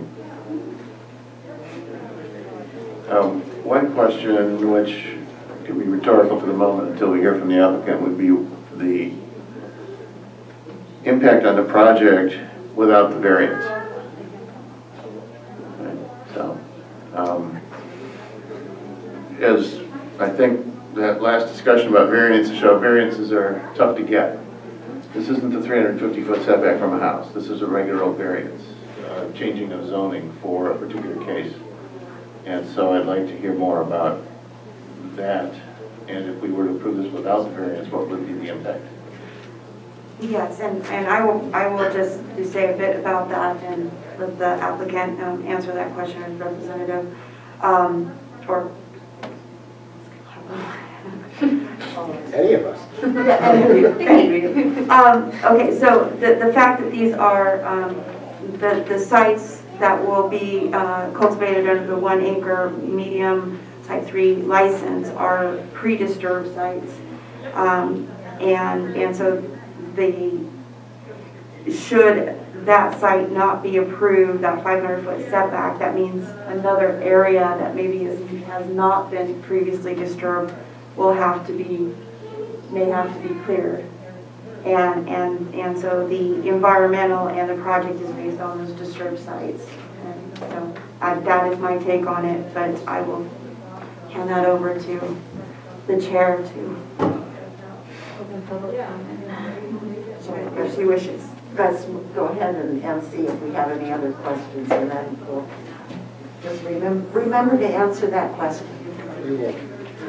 Yes, go ahead.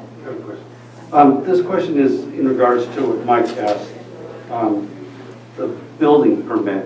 Mm-hmm. Was it dwelling and a building permit required to have the 10,000 square foot canopy? Yes. And when was that issued?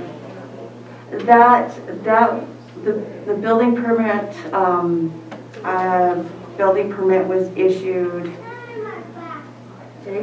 I couldn't tell you. I can tell you the history of where there's a building. No, we have to go through. Okay. Just the residents, the permit for the residents. Right. I don't remember when it was issued, but it's there. Yeah, I know. There's a building there. A permitted. Permitted dwelling. Waiting for our inspection. So we don't know the date when the license was issued, when the building permit was issued? I can't recall the date the building permit was issued, but I did sign off on it, and I know it was issued. The building permit application was in process when the type 2 10,000 acre cultivation was approved. Yeah. Well, no, yes, it was consecutive. It had to be. It was continued. We didn't. Yes, exactly. Has there been any inspections on the residence that was built? If I may, real quick, it's in the building department's hands at this point to finalize that permit. If it's waiting, I don't have that information right now.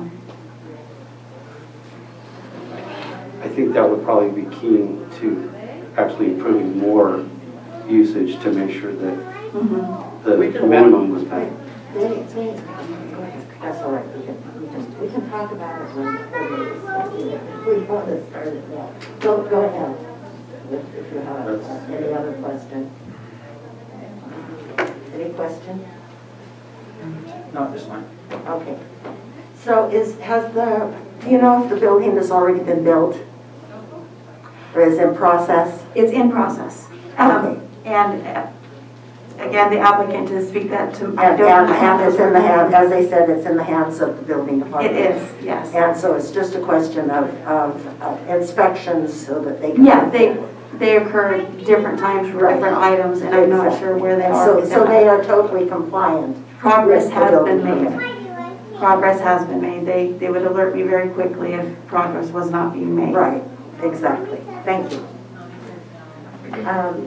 Any further questions? One more question for Gary about the water. And I was wondering if the farms down river from this project were taken into consideration, since this is the headwaters of Barker Valley and Barker Creek, and there's a number of licensed farms that draw groundwater from that project. Was that taken into consideration? Yeah, that was generally kind of one of the questions they asked about, especially as it related to cumulative impacts. And so, primarily what we focus on is their water source, being a 220-foot deep well that's not hydrologically connected to Barker Creek. And that's one of the standards that the state agencies require. Surface water diversions are much more regulated. When you have a groundwater diversion, that's considered preferable. And so, in the analysis, we discussed that Barker Creek is not a fully allocated stream, according to the State Water Board. This area is not a priority groundwater basin that's at risk of overdraft. And the production of this well was determined to be pretty significant at 24 gallons per minute, which was determined by the drilling company. And that's significantly more water than they would need, according to the estimates of water use that they provided. And as it also states in there, the applicant has a 3 gallon per minute restrictor on the water system. So they're only using a very small portion of that well production potential. So really the conclusion is that they're not really having a significant draw on the groundwater resources in this area. There's sufficient water for what they're proposing, and it's not anticipated that they would be having an impact for downstream users. Thank you. Okay, any further questions from anyone? Yeah, one more question for clarity regarding, it says that there is a less than 3 acre conversion with CAL FIRE pending. It's completed. Yeah. It's completed. It's been completed. Yeah. Okay, that's what it looks like. Yeah. Okay. Thank you. So if there are no further questions, then I will open it up to the public comment. If you want to go ahead. Okay. Do I get 3 minutes then? As a representative? Yes, Well, we're allowing 10. you get 10. Okay. But that's what we've been consistent. Okay, perfect, no worries. I won't take too long. I just want to make a couple clarifying points. First of all, the Department of Transportation issued some comments as part of this. I do want to bring up number 1, asking for an encroachment permit. That's not necessary because the access road to get to the dwelling is actually Forest Service Road, to which the applicant does have a special use authorization to use. They pay about $65 a year to use it, as required by the U.S. Forest Service. We're happy to gather that proof with you. I know right now we're talking with them about re-upping it for this next year. So that one, I would say, is definitely a condition that doesn't make sense because they can't alter their road. It's not theirs. One thing I just wanted to point out. That's condition number 4 on the resolution. Yes, sorry. I'm looking at the DOT comment specifically. There's also no encroachment. It turns into our road. Just changes property line. The other one I did want to note in regards to CAL FIRE regulations, we have permitted structures there, as we were just talking about in regards to the dwelling. So all regulations have been met. And of course, we will adhere to any other amendments to the cannabis EIR if that does happen. We're prepared to accept all of those terms. So I did just want to make that point. As well as if there were any improvement plans, which everything is disturbed area existing, we would also comply with the mass grading ordinance if that were the case. But in this case, this is all in regards to the proposed areas, this is all pre-disturbed. So nothing's going to happen. I just wanted to make the statement of, any changes that are made to the cannabis EIR would be also changed with this project. The variance, we were talking about that a little bit. This is surrounded by public lands, and like staff pointed out, the nearest residence is over a mile away, and that residence is a licensed farm. So in regards to being 105 feet from the property boundary of public lands to 500 feet, it's not much difference at all, and there is no impact on anybody near these properties. It's a very large property. And we would hope that we could stay in the lane we are with this MND and not have any significant impacts. If Area 4 was taken out of the equation, there would be clearing that would have to happen, another 3-acre conversion permit applied for, another, a grading permit applied for, and so on and so forth. And our goal is always to minimize environmental impact, and that's what this project already does. The dwelling permit, like we just talked about, it has been issued. We're waiting on the building department to finalize everything. And I do want to point out that this fact, that it is waiting on the building department, is still in compliance with our cannabis ordinance. So this current 10,000 square foot license that these licensees hold does exist actually until August of this year. But our urgency ordinance, of course, extends that to September of this year. So the current the current 10,000 square feet is currently licensed and in process or is valid, as well as has a state license and has had one for a couple of years. So everything's in the row. CDFW is happy, Water Board's happy, County is happy, and we appreciate your guys' time tonight to approve a project that has been long coming down the road. I will open it up to the applicants themselves to make any comments they want. Thank you so much for your time.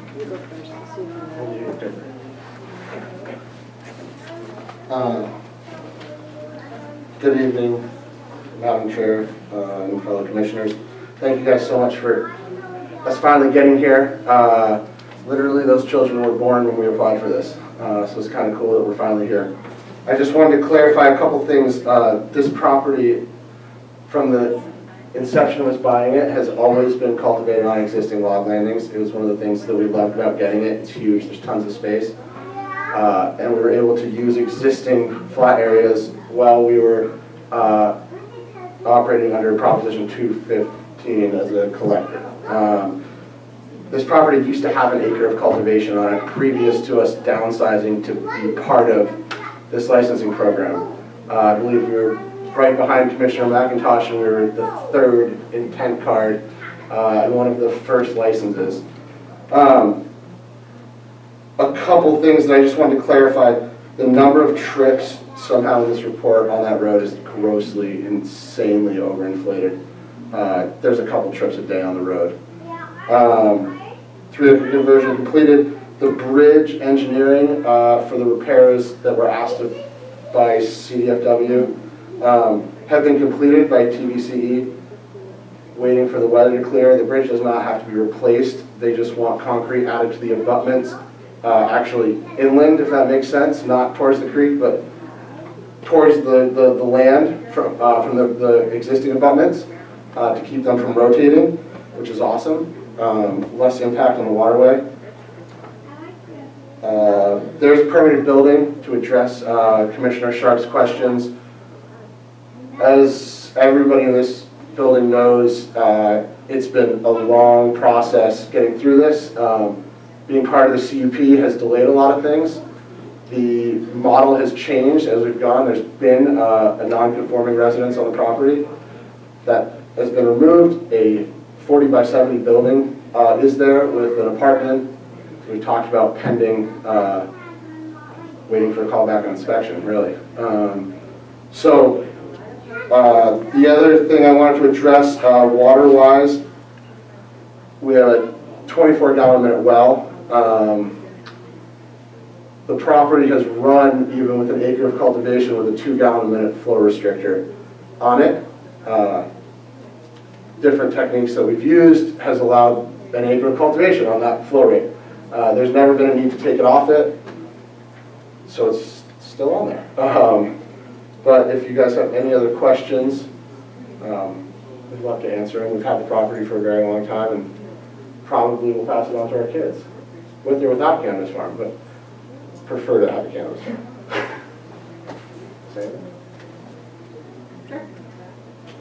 Hi, I haven't spoken here in a long time. I'm Olivia. This is officially my property and my license. I just want to advocate for this to go through really quickly. I know it's been a lot of back and forth over the years and a lot of these meetings and a lot of changing rules and catching up. And we've been there. We've been there every step of the way trying to get this through and trying to keep licenses going for everyone, really. Advocating for this program from the very beginning. So I hope that today we can say yes to one and get another one going. Thank you. Thank you. Is there anybody else that wishes to speak on this? Is there anybody on Zoom? Or nobody in the lobby, so anybody on Zoom perhaps? I don't have any hands raised. Okay. Then we will close public comment. And Excuse me? oh, Hello. okay. There is some. I'm sorry. My name is Ilya. I actually, I am not affiliated with this gentleman. He doesn't know me for sure. I never met him. But I know I've been watching these meetings for quite some time, and I know that he was always advocating for the program. I am afraid to mistaken his name. I think his name is Jake. And he actually stood up for me when my defendant didn't came over, and I think he really deserves this acreage what he's asking. There is no reason to deny him. I'm pretty sure you guys agree with me. So yeah, I just wanted to make that comment. Thank you. Thank you. Is there anyone else? This is John Brower. I'd like to speak. Yes, go ahead, John. Good evening, John Brower from Junction City. This is an obvious site for such a use, and I just want to encourage approval of this conditional use permit and the mitigated neg deck, and let these people get to work, and everybody keep moving forward. Thank you. Thank you, John. I have one more. And Trinity Sungrown, go ahead. Hey there, yeah, I've watched Jake and Olivia run through this process with me for the past, before there was even an ordinance. They have the right property for it. We have sculpted this ordinance for acre of cultivation around larger parcels like his, and it meets all the requirements. I don't understand why it's even it's a no-brainer. It just should be passed through, and you know, like John said, let them get back to work, and we can start doing good things for the county. Thanks. thank you. Anyone else? I don't show anyone else. Is there anyone else that wishes to speak on this issue? If you do, speak now. Okay, I'm closing public comment and bringing it back to the commission. Can I clarify one more thing? I just forgot about Yes. Mr. McHugh's. The impact with the variance. When we all took part in working up these setbacks and these variances, and we broke down a 500-foot setback, you need an unfathomably large piece of land to meet that in every direction, and with the topography in Trinity County. And the response from the board and the ad hoc was, well, it's to avoid a nuisance for the neighbors because it's a bigger grove, so you're surrounded by national forest, that'll never be a problem. It's one of the better locations on this property for it. As everyone knows, you're only really allowed a 1 3-acre conversion without changing property names or waiting 5 years. To not use this space would require converting more land, clearing, grading, etc. And even just for the basis of lack of work, I'd really prefer not to do that and just use the existing garden that's been there for over 5 years. Thank you. Thank you. Now I'll bring it back to the commission.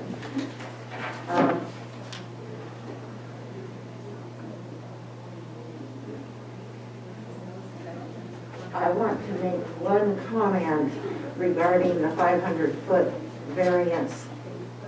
I want to remind the commission that there is precedent for the 500-foot, less than 500-foot setback from forest land in the property owned by Nick Halliday. We granted him a less than 500 foot because the conditions were identical to this. And I don't see any reason why we would not grant the same.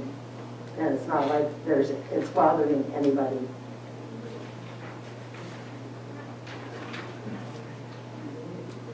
Any comments? No. If there are no comments, then we need some kind of a motion. Yeah, I have a question for the applicant. So this is 1 acre of sun-grown, but you are communicating in the staff report that you'll have numerous harvests. And you will not be using any supplemental lighting, but you have nearly 100,000 watts of electricity in generators. And so, could you humor me and tell me how you're going to pull off numerous rounds without any supplemental lighting? Absolutely. So I think you know the answer to this, but when this ordinance was developed, Supervisor Groves, who was on the ad hoc, was very concerned about changing the perspective of Trinity County Cannabis from outdoor cultivation. We spent a couple hours in the office, a group of us discussing, really educating him and other members of cultivation and cultivation techniques. He then called CDFW, or CDFA, Cal Cannabis, and asked them, do you care what our license says? And they kind of chuckled and they said, well, in what context? And I said, well, if we have a 1 acre outdoor license and we have somebody that wants to fill it, they don't want to run, say, high pressure sodium lights. They just need the minimum to keep lights and veg as required by the state, stringer lights, if you will. And they want to pull tarps to augment the sun. What should they do? And they said, well, they should use 4.5 type 2 mixed lights and have it under your 1 acre license. And Keith said, this meeting's done. Perfect. Bye. And that's why you'll see we have a state mixed light license and would be going forward. As you see, the electricity use is for ventilation of fans in the greenhouse, for water pumps. That amount of electricity is very, very rarely ever used. Some of this is we're going through the CUP process. As we've seen from the other two, sometimes it's difficult to change it down the road. We wanted to prepare for whatever we'd be looking at. And in all honesty, it is less power, less generators, less of an impact than what previously was on the property before licensing. So. Thank you.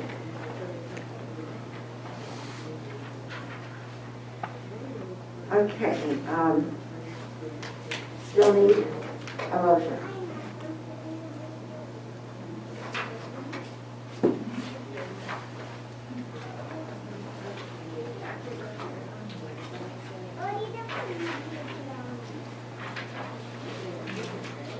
Hey, before we make a motion, there's a couple of mitigations that I thought, if I may, that I thought we're not supposed to be mitigations based on our recommendations to the Board of Supervisors.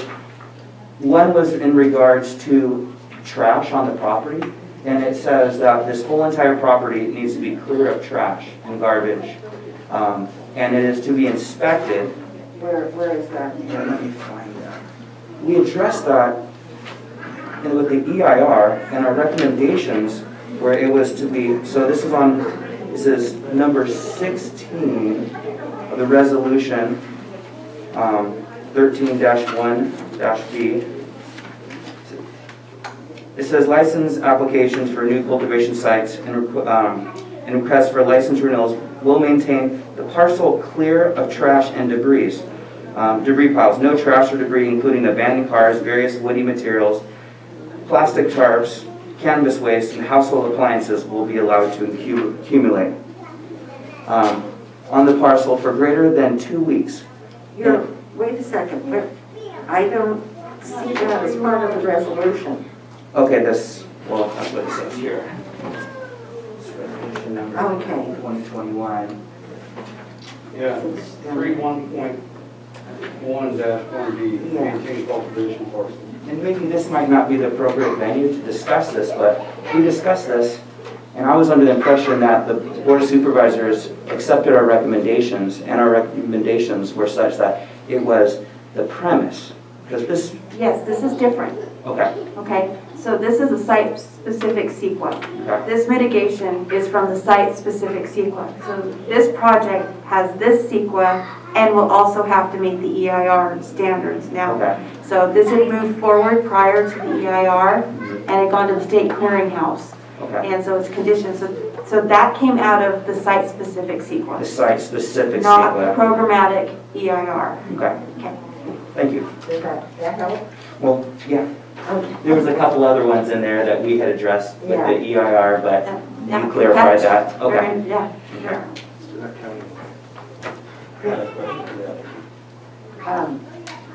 Would you, yeah, go ahead. Would you answer another question? Of course. I still am curious what happened with your dwelling and You want the whole are you story? gonna, because She can totally tell you. This involves having children and not Sure. And forgive me, you know, I'm new. That's fine. No, absolutely. Don't know your story, but I do know there should be a dwelling there for you to be able to do what you're Yes, doing, of right? course. So when we initially applied, we had drawn up house plans. Well, you can let Kim clarify that. Oh, sorry, go ahead. Actually, they don't have to have a dwelling. They have to have a permit.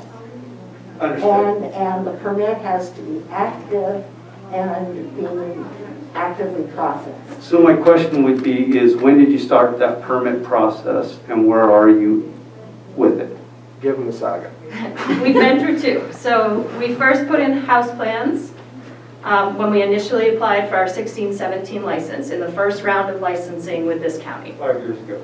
Yes, and those plans were in process with the county. They got turned back around, handed back to us because the guy that drew them had some errors or whatever. And in that time, I got pregnant. We bought a different house. The twins. Yeah. And so we applied, or tried to apply with this large shop building, which has an apartment residence area in it. And that process got extremely held up because the county would not permit an auxiliary structure without having the residents first. And we had a lot of back and forth about that for A year and a half. yeah, a long time. It was really a battle, a battle of wills to get it to be built so we could put the residents in it. Because the building company, as you know from your background probably, Great Western Building will not engineer what's going in the building. right. So you need to get your building approved and then you need to get TDCE to then design a dwelling to go inside of that building. Our planning department was not able to get with the fact that this building was going to be built as one. This wasn't like a down the road thing. And now there is a building. And quite honestly, in this process of 5 years of this program starting, being neighbors with Duncan, having children, we decided that what we thought 5 years ago, living 3.5 miles up a road at almost 5,000 feet and riding a snowmobile in and out of the property in the winter was amazing. Maybe would be less amazing with children. Also, as you probably know, if you got to buy a house for your family, maybe you're not building a dream home where you originally planned. Coupled with the concept that Jeff Dickey pulled us aside about a year into designing this house and said, as a courtesy to you guys, because I like you, I'm going to warn you that in my entire history in the planning department, that man has never completed approved drawings. And that was, I think, probably close to when we found out they were twins. And we said, okay, restart. So Kim's been to the property. It's I believe, an amazing example of what we want farms in Trinity County to be. I own a road grader. The roads are impeccably kept. The property is immaculate. CAL FIRE told me recently, if everybody did conversions like this, I wouldn't have a job. That being said, I didn't want to build 3 buildings. I didn't want to rebuild a house. We wanted to do it right. And to be honest, for 3 years we've been in the CUP process where we have been told you cannot do any work, period, towards your conditional use permit, which is very difficult when your 10,000 square foot operation has some of the same uses and requirements as your CUP. In fact, when Leslie was here, there was a bit of a debate about our greenhouses that got built.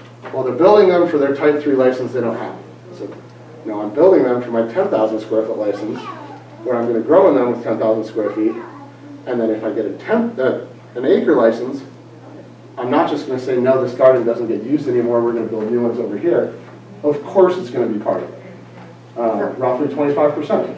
Yeah, I think we're, beating this whole, I absolutely don't. The So thing the is- question, I would like him to answer the question, of where are you at right now with that building? The building is constructed. We've had a call in for, I believe, 2 months to the planning department waiting for an inspection. So they did approve your design for residents and Oh, it approved the septic, all construction, that yeah. good stuff? I'm Yeah, sorry, absolutely. as the chair, I'm saying this discussion is over.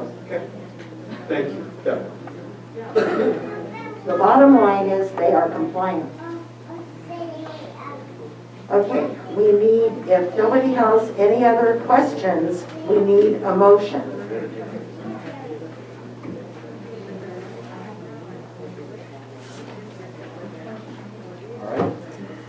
I'll attempt an emotion. Emotion. So, I motion that the Planning Commission adopts the resolution to adopt the California Environmental Quality Act, determination of the mitigated declaration, or mitigated negative declaration, and the mitigation monitoring and reporting program. Also, to approve the conditional use permit and the variance based on the recommended findings in the resolution 2021-02 and subject to the conditions of the approval set forth in Exhibit A to Resolution 2021-02.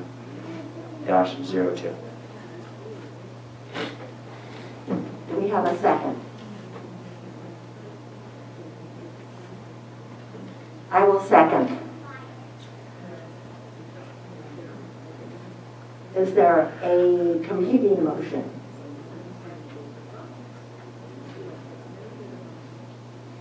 Then if we can have a Discussion. Chair Stewart, how do you vote? aye. Commissioner McIntosh, how do you vote? Aye. Commissioner McHugh, how do you vote? Aye. Commissioner Sharp, how do you vote? Aye. Unanimous vote. Thank you. Thank you. Thank you so much. Thank you. And we're going to take a 5-minute break.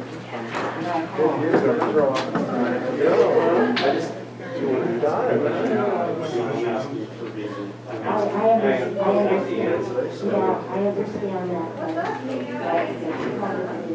that.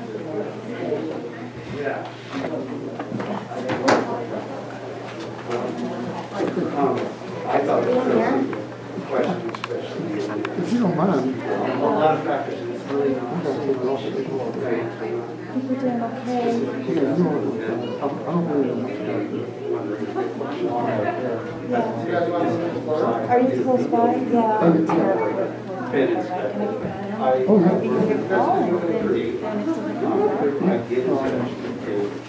how are you feeling? Good. I was just talking to Michael about that. He was close.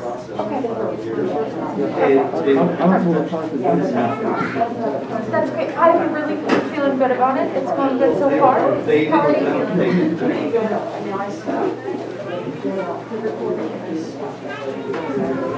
That's fine. Just remember to set your call again. Okay, how are you? It's going great.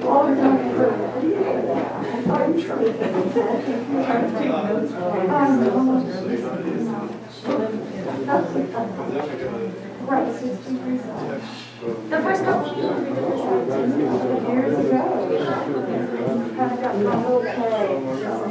You're doing really well. Okay, go.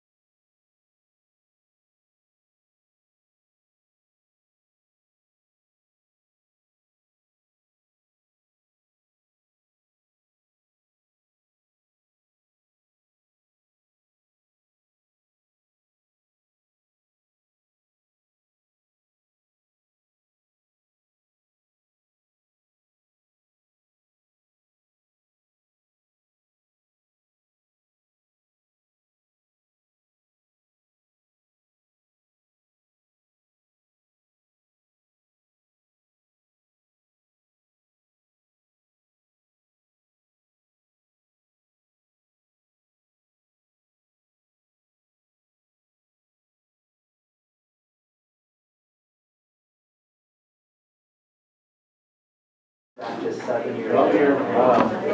Best choice I ever made, you know. So All right, we're doing that. small. This is the appeal of the denial. I wanted to be Okay, that's first, but my wife was like, little closer. We're 7, 6, 8, 9, Wait, 9, 10, 11, go fast, right? I hope. Okay, so do Do you want that? Done. 2, 3, 4. It's fun for me to go back and read that. All my neighbors here. We are on 6. Okay, we just did 7, so we're on 6. I'm calling the Planning Commission meeting back to order, and we will be taking up item number 6, which is the appeal request asking for reversal of the director's decision to deny the 2020 renewal application of CCL 2020-046 for Hearst Family Farms. The representative will have 10 minutes to speak. The appellant will have 10 minutes to speak. Yes? We have a question that wants to know why we skipped number 5. We will be going to number 5 after there were special circumstances for items number 6 and 7, and we will be going to item number 5 after 6. I announced at the beginning of the meeting that we were revising the agenda item order. Okay. Chat person, did you catch that? It'll be coming back up after item 6. Okay, they've got it, thank you. Okay. Madam Chair, I'll recuse myself from this. All right. I have property adjacent to this. Okay. Commissioner, could you say that into the microphone for the record, please? Yeah, I'll have to recuse myself from this. I have a property adjacent to this. Okay. Thank you. Thank you. The representative will have 10 minutes, and the appellant will have 10 minutes, and there will be five minutes allowed for rebuttal. And then public comments will be 3 minutes. So, staff? Okay, and in this case, the appeal request is a reversal of the director's decision, so there is no, the landowner will be speaking, so right, okay. That should be a bit shorter. Okay. Yes, I see you.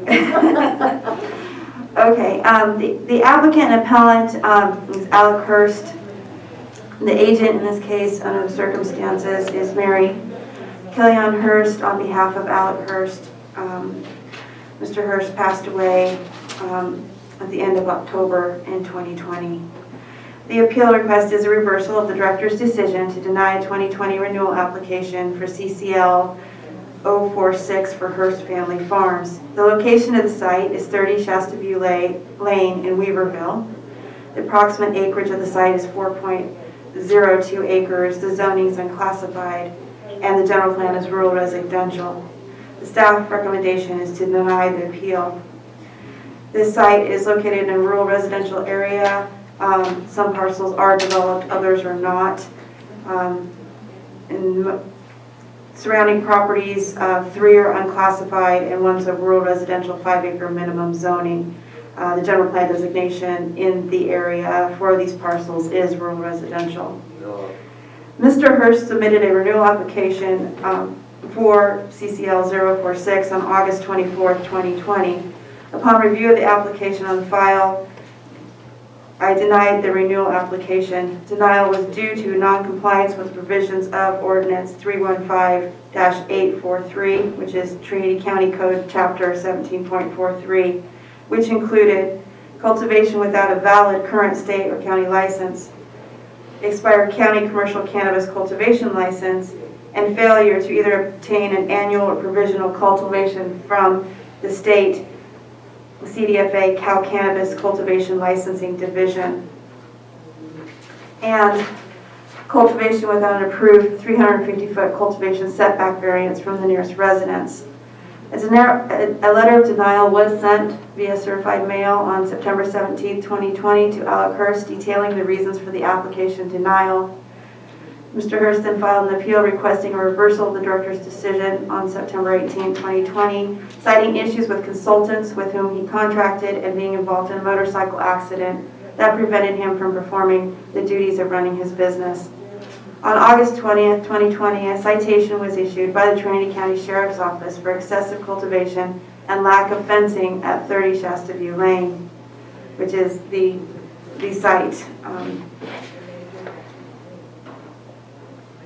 Mary Killian Hurst is now acting as representative for Hurst Farms, and the attachments in the staff report are an appeal application, denial letter dated September 17, 2020, email correspondence, a portion of the code enforcement incident report from August 20th, 2020, correspondence from Tisha M. Machete dated August 28th, and correspondence from a neighbor, Susan Zweck, dated March 2nd, 2021. And I'm happy to answer any questions that you may have.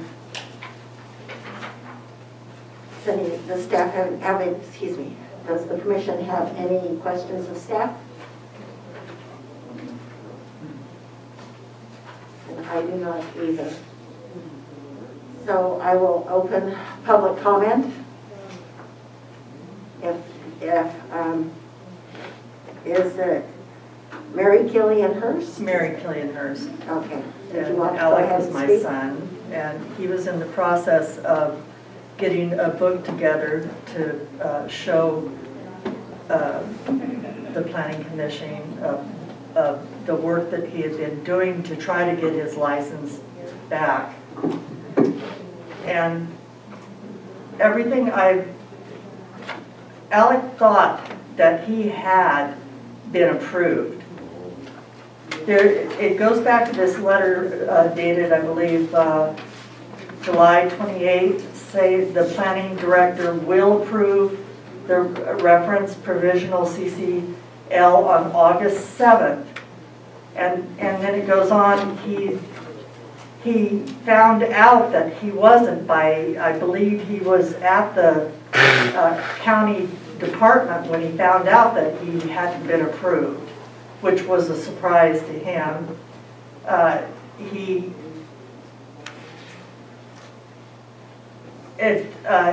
Dated on June 12th, it says, I have Alec's application, hope you will be able to file it. And then July, it was approved. And then Alec was told and then he went in to get it. He told that he had to have a appointment, or I guess to pay for the check for the variance, and then that he had all that contact. Everything goes back to his consultants believing that everything was approved on August 7th. One of his consultants, Leela, consultant, informed me that it was submitted the same day as the micro business, and the CCL was also approved on August 7th. And then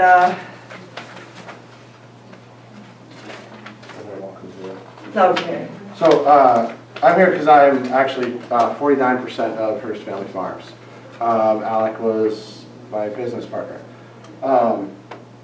As everybody in this board knows, our commission, Alec, Alec is licensed, I think, 46. Yes. 16, 17 cannabis license. There's nobody in this cannabis program that didn't know him. He's actually one of the only people who pretty much made it through this entire process without having a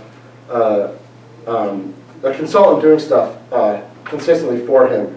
In fact, when he brought on a consultant from Mendo, they wrote a letter when they finally quit, and they said, We have never encountered a department that we could not accomplish our goals with. We cannot even get responses from Trinity County. There's nothing more we can do for you. Alec is licensed. He was one of the first people that wanted a micro-business license. It's all he wanted was Hearst Family Farms and a little bit of everything on the shelves. He worked for over a year directly with Kim Hunter. I don't know how she's not recused from this. Directly with Kim Hunter to transition from an active cultivation license to a micro-business license. There is 2 binders full of correspondences and receipts and emails, and he did everything in person. He called these as war books after they took, he said, the only thing that he had worked for. After close to a year, or 6 months, 8 months, a year, of not being able to get anywhere, getting dragged along, we're working on it, we're processing it. He worked very closely with Mary Beth. I finally reached out in a group text to Richard Coons with Al, and I said, here's somebody who, he needs a provisional. His license has expired. You guys haven't given him his micro business because he didn't pay for renewal because he was told, as you can see in the emails, that his micro business was being processed and going to be completed on these dates. We then had plants in the ground, we were operating. Richard said, yeah, we got to figure something, a provisional or something, because there's not a lot of faith with the farmers in the cannabis division of good standing anymore. Richard got involved a little bit. Mary Beth stepped up to the plate, got involved. Then it was told, okay, it'll be completed on this date. He was given a date to come down. And I believe Kim's exact quote was, going to my boss above my head isn't going to help your cause. He came down on that date. It's the date that he was abated. He went to the office to pick it up. Kim was on vacation or on sick time. He went to the bank because they needed a check from him, not cash. He got 2 phone calls at the bank. First phone call was from the desk of the planning department saying, Kim just called or emailed or something. She needs to talk to you before she gives you the license. Please set up an appointment next week. He was there to pick up his license as he had been emailed and told to come down and pick up his license on that day. The second phone call he got was from myself. Al, code enforcement's up at the property and they have just abated the farm. Okay? The correspondences, then Kim said, you can appeal it to the planning department. Maybe it'll take a year. Meanwhile, the fines are running, the abatement process is running, and this is in October, guys. This is the fall. This is a business since 2016-17. Al naively was friendly with Officer Barcelona. They talked back and forth. Barcelona said, dude, I know that you're licensed, I know, but like, we had to abate you, work through the process, go to your court dates, you'll be fine, we're not cutting you down, dude. He kept telling me, I said, dude, you can't trust them. You can't trust them. Well, then they finally came and cut us down. And they came and abated. And Kim then told him, we are now no longer accepting new applications, so your micro-business license that has been in the works for a year, but he has been fighting for in public forum here in Sculping for 5 years, is now thrown out because we're not accepting new applications, and your cultivation license that you've had in hand for years is now void because you did not renew it. That was enough to push him over the edge, and he's not here anymore. This is a terribly horrible example of what's going on with everything in this department. Okay? Now his mother's here, and his partner. I've seen all this firsthand. This license should have never been taken, and members of planning have come out and said it should have never been taken. People's jobs should be taken because of this, but certainly not ours. This is a beautiful farm that is surrounded by other licensed farms. Maybe not fully surrounded, but it's touching other licensed farms. And for one, the micro-business license should have been issued. And the cultivation license should have never been taken. This is a case of bullying, and this is a case of, sadly, somebody having faith in our county and the cannabis program. I guess nobody should. This license needs to be returned, reissued, and quite frankly, a micro-business license should be issued. You can't just stall people out for literally years and then say, actually, we're not accepting new licenses anymore, new applications. Sorry, you're cooked. for me, obviously, this night's a little bittersweet in the course of 20 minutes. I would ask, Barry would ask, I know a lot of other people out in the community who are pretty heartbroken about this, would ask that we can look at the facts if you guys want to sit down at length and go through hundreds and hundreds of pages of correspondence, licenses, permits, everything for years, and see that there was no fault whatsoever on the applicant. And quite frankly, there was egregious bullying on the part of the planning department. So if you have any other questions, I know both of us are willing to answer.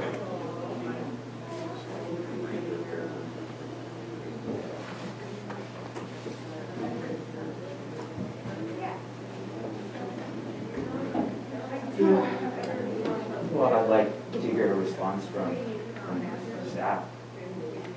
My response is in the letter. We did not receive a renewal. There are things I did not really speak with Alec over at a certain time. There are things that are being said that I absolutely disagree with. And so my response is in my letter. There was no renewal received. A micro-business license application was received. The cultivation license expired December 1st, 2019. The micro-business could have been being processed, and it was, but a lot of this was even prior to me. I did not start being involved with the cannabis program until Leslie Hubbard left. I was working on other things. Is it your impression that it was the 10,000 square foot small business or small farm was postponed or allowed to lapse so that the micro business could continue? The micro business, or not continue, but be established? when an application is submitted, it's reviewed, and there's very much a process going through that. That had not been granted. And that microbusiness application was submitted after the license lapsed. You definitely want to keep a license going while that's being processed. The terminology used has always been transitioned. Sorry. I'm sorry. Can I bring this to you guys? This is the letter stating his license to be issued in 2020. It says, that was a notice will, date. not may. That was a notice date, and that was not something I authorized. That might have been noticed in the paper, but that is not something I authorized, and that does not hold us to approving a license. July 28th, 2020. The planning director will approve the above referenced provisional CCL on August 7th, 2020. Madam Chair, this is Margaret Long. We're going to need to keep it in order. Yes. Which means this is back with staff right now. If you have an item that you want to submit for the commission to look at, you're welcome to hand it to. You guys want all of it? Well, just, I think at this point, just the letter. Okay, because I mean, these are all correspondences, some with. Well, you have one specific letter that you wanted us to see. Generally, we need 10 copies when you want to submit stuff for the chair and the commissioners to look at, so that they all have them. But at this point, I think that we could, just pass it down. And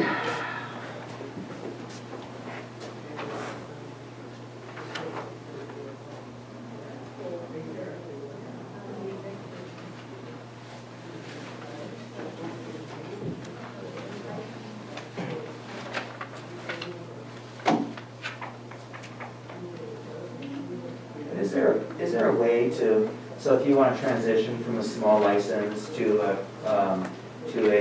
micro business, is there a way for there to be a smooth transition where you can continue cultivating as a small farm while you're en route of jumping through the hoops for your transitioning that license? Yes, you should. That should be the path forward. The micro business is going to take some time. Keep cultivating, keep your license current. Because without that current cultivation license, you don't qualify for a micro business. Right. okay, so this is not what this is. It looks like is something that was sent to a neighbor. You want to see it? Yeah. I know what it is. It's a notice. Yeah, it's just a notice that was sent to the neighbor.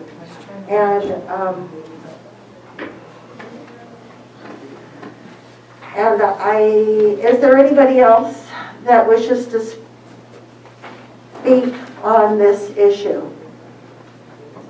On this item? We have somebody else that wishes to speak. Good evening, everybody. My name is Mitch Ivanov. I'm a resident of Lewiston.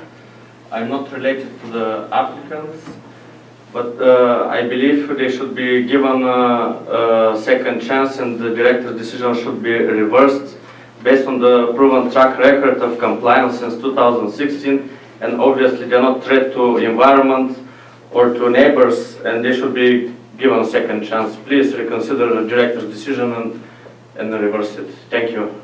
Thank you. Is there anyone else that wishes to speak? This is a copy that my son was building for you guys. Okay. That shows his accident, everything leading up to it. Miss Killian Hurst? Yes. Let's go through and see if there's anybody else that wants to speak, and then we can deal with this. Yes, I would like to speak also, if I may. Yes. I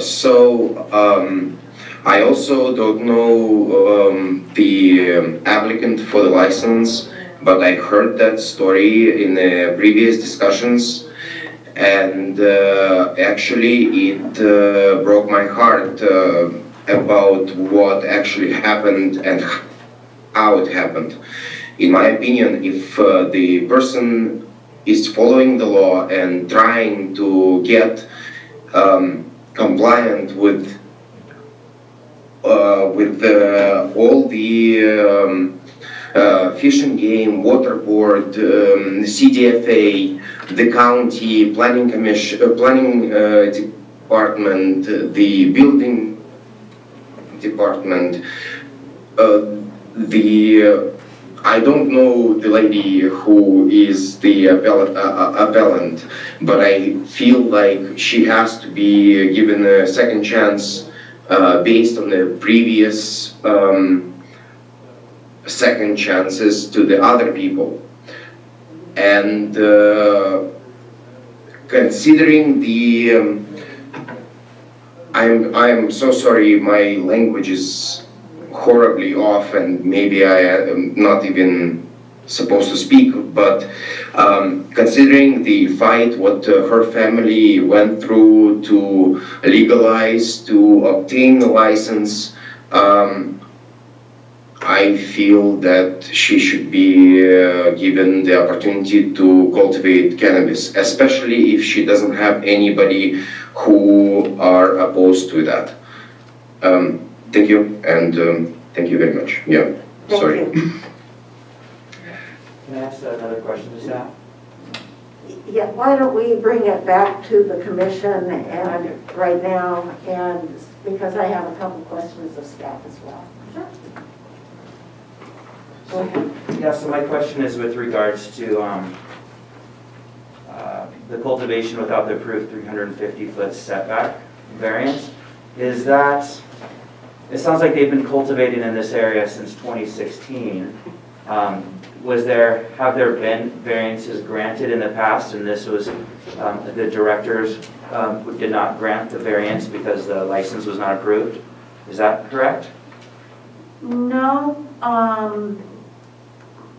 that's a very good question, and I believe there was an error that maybe that it didn't need a cultivation license and then it did, but I'm not 100% sure on that. You mean variance? I'm sorry, a variance. It did not need a variance and then it did? Right, and then it was determined that it did. I don't know the background on that, unfortunately. It's just that it needed a variance to be approved, and it hadn't been approved yet. Interesting. Right.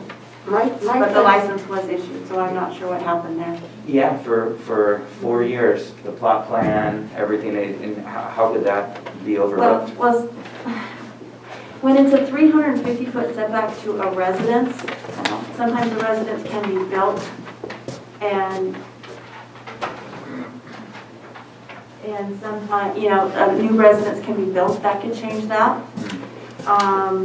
There might be a structure that we thought was a chicken coop that maybe is a house. I mean, there's things that happen, so I'm not sure what happened. That might have been the case. Thank you.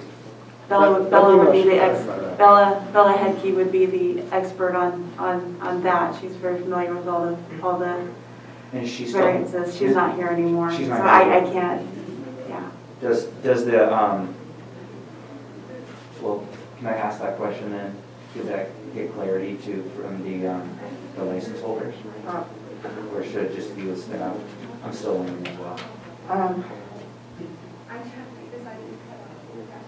We can do that, but I have a question, but hold on a second. Sure.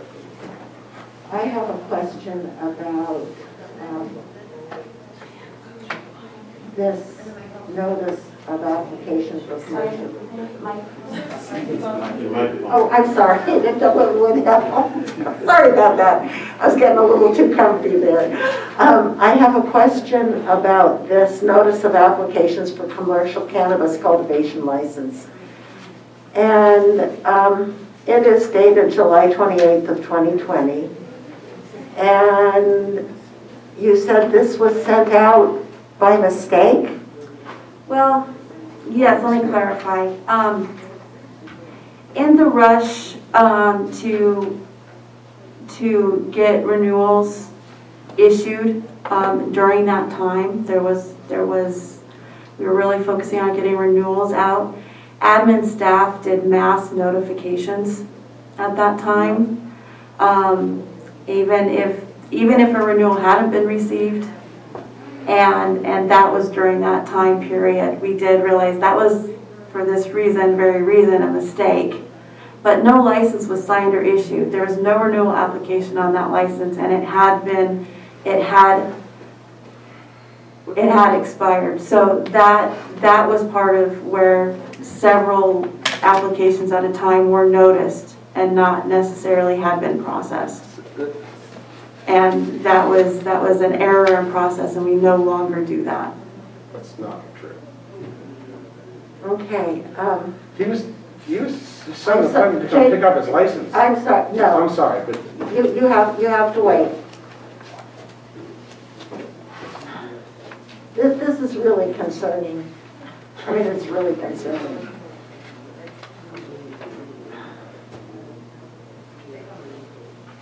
The applicant brought up some other paperwork. What is that? can I tell you what's No. Looks like an email.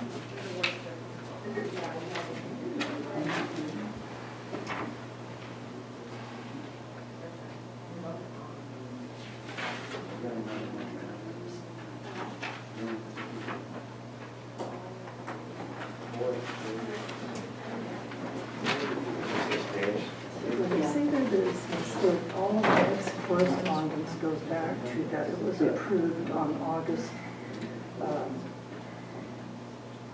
this was in showing. Okay, I don't have it. It all goes back that it was approved, right there on August 7th. So everything, they have that. No, I These think, are all statements from the consultant saying submitted and approved on the 7th. okay. That's an email from I him think- that he was told to come back and make an appointment for Jake, minutes. wait, have you seen any of the documentation that, that Mrs. Killianhurst has? They're from her. And is there anything in the documentation that, that we should have seen? As part of this? Anything in the documentation that should have been seen. Oh, sorry. Sorry. I should carry it around with me. But I can't see her. I know. I'll move this way. You know, if you feel that you want more of a staff report, I attached the items relevant, but if you have questions and you want to continue this item to come back and you want further, like the variance, why suddenly was it required? I'm happy to do that. When you put appeal together, there's limitations to what we put on. You don't know. Is there more information and email correspondence that could be attached? Yes, it's not the full record, is what I'm saying. I don't know about anybody else, but I would like to see more information on this. I as well. I'll support you. Then we need a motion to continue. Can we have a rebuttal? There's been a We're lot of... going to continue, and you can talk at that time. Well, with all due respect, she lives 6-7 hours away? 6 hours. 6 hours away. There was a lot of things said by Ms. Hunter that I would love to have a rebuttal. That's why this format is put Okay. forth before we continue to another date and it gets Okay. lost down the road. It's 5 minutes of our time and Al's not here anymore. I'm trying to be real You good. can have 3 minutes of rebuttal. Okay. So that email that we brought up is Kim telling him when he came in to submit for the variance that he was then told he had to have, sorry, we can't take this right now. You need to make an appointment to come in and submit this. We all know how those go with the planning department. Furthermore, this license was so far documented and so far legal that by accident, Al applied for a distribution license, thinking it was for a micro business license, and the county gave local authorization and approved a state distribution license for this property. There's no, oh, he didn't apply, oh, if you read all of the stuff from the consultants, if you read all of the letters, if you read, nobody sent out a mass letter saying your license has been approved. I'm in the licensing program. I'm part of multiple licenses. You guys all know this is true. This is, I mean, there's a reason there's an open investigation into Kim. I don't know how she's part of this conversation. No, nothing personal, please. Okay, but I would respectfully ask for her to recuse or be recused from this conversation for very obvious reasons. I would love, I don't know what the format is, but for the Planning Commission to sit down with us and go through literally binders and binders of LLCs, applications, water board permits, topographical maps, proof of corrections for the CDFW violations in order for compliance of 2020. Like, my own farms don't have this kind of documentation stacked up. Maybe Duncan's did because he's amazing at what he does. But like, there is nobody on earth that could say, oh, he just neglected it and didn't pay. Oh, he just, I mean, this is a guy who was afraid that he was pestering the planning department. There's, these emails are from Kim. So there's no, I don't even see how there's a reason to continue it. There should be a reason to launch an investigation into what's going on in the planning department by all regards. But there should be no reason whatsoever to continue this. There should be a reversal of what was an insane power play or struggle that this poor guy literally just believed in the program in the planning department and got screwed. And that literally ended his life. Let's not have any mistakes about this. If Al had his license, he would be alive today. So let's take this very seriously. And I'm not saying 99% of the room isn't. But this is, she's asking for more time. She knows exactly how serious this is and could have prepared for it. No personalities. The staff has had 6-8 months. We've gone through an entire abatement ordeal. They decided not to put a permanent injunction on the property. Your time is up. I think that it's clear that that we need more information, and it's also clear that we can't. We have to have documentation and proof. And if the appellant has information that they feel that we should have, then if we bring this back, then that information needs to be provided to us prior to when it comes back. Do you guys have- Because we can't see it right now. We How do we get this to haven't you? had a chance. We can't go through a whole binder's worth right now. I understand, So- how do we get this to you? No, that's enough. That's enough. Enough. Get it to you. Enough. So do we have a motion to?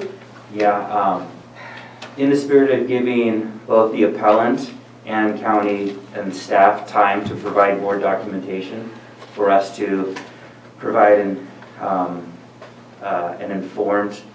make an informed decision, I move to motion this, or I'm sorry, I move to push this forward to a further date. I don't know if we should provide a date.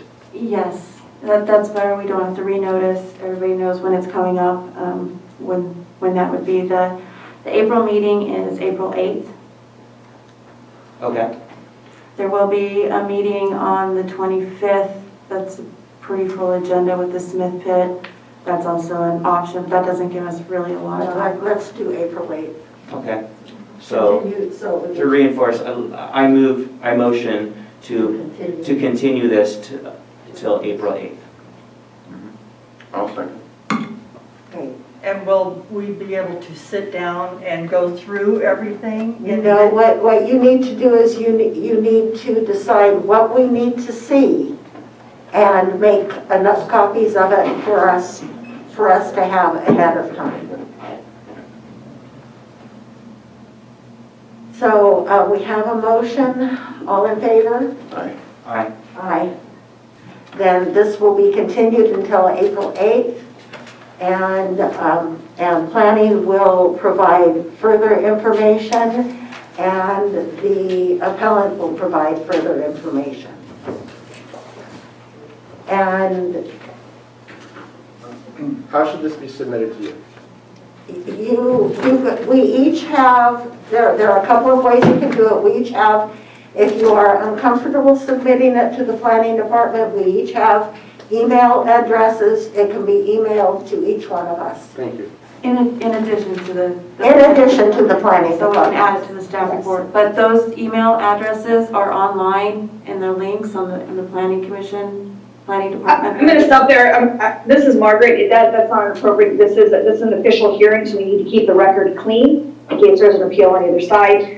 The records do need to be submitted through the clerk of the planning commission, not individually in ex parte communication to members. So it should be submitted to the clerk of the planning commission. Okay, and then the clerk of the planning commission will email it to each one of us so we have it. Is the planning department open? She'll include it as part of the official record, correct? Yes. It is? Okay. All right, thank you.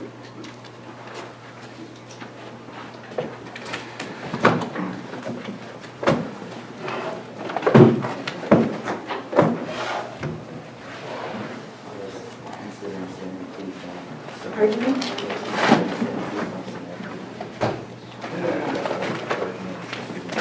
I'm going to keep this page and I'll get it back to you. Okay, so we will move on to item number 5.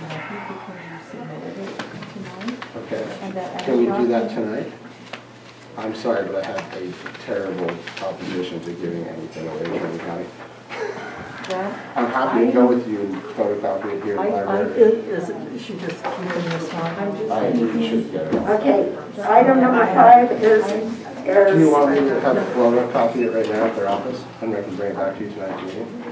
and Or here in the library? this is for item number 5. Did you know? I'm sorry? I just would prefer Okay. to give her a document so they know. Okay, item number 5 is an appeal of the planning director's decision, P-20-31. And I'm, Oh, where's the other? The one that shows. Can we take it outside? I'm sorry. Still have the other document. You guys still have that other letter? Yes, right here. Thank you.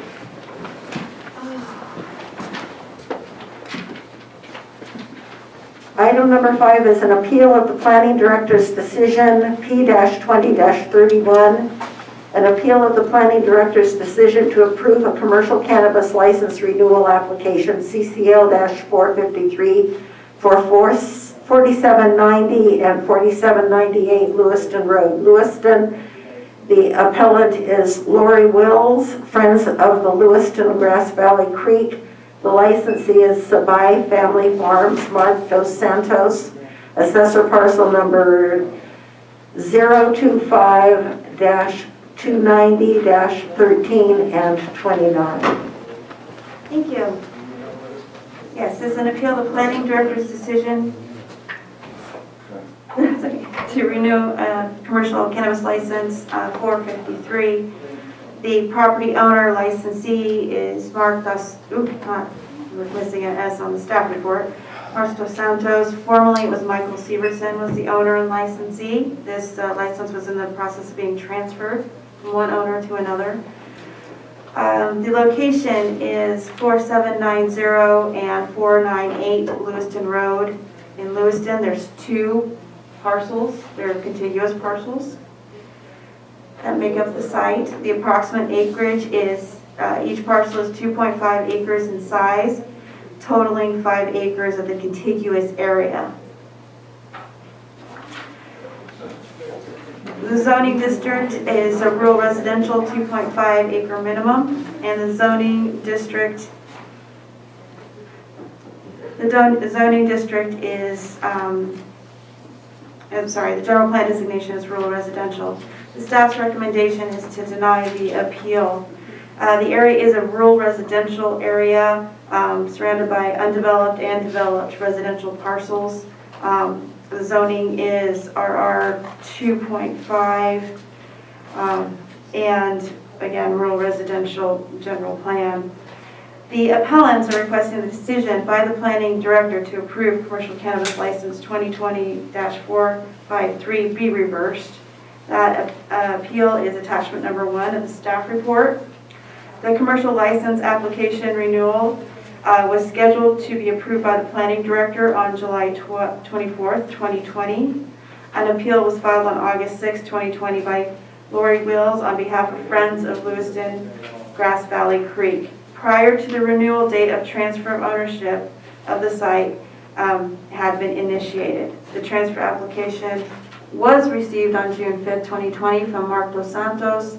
The transfer application processing to the new owner was completed on September 11, 2020. The applicants cite numerous issues that contradict resolution number 2016-77, which is attached to your staff report. That is the resolution that, we'll get to that. That was approved by the Board of Supervisors in 2016, adopting the 4 principles on local regulations of cannabis. And again, that is attached in your staff report regarding Trinity County being a safe place for all residents to live, historical quality of life and natural environment must be protected and restored. Cannabis cultivation in Trinity County will take place without environmental damage and without detriment to neighbors or communities, and Trinity County will regain its reputation as a popular tourist destination. So that is included in your staff report.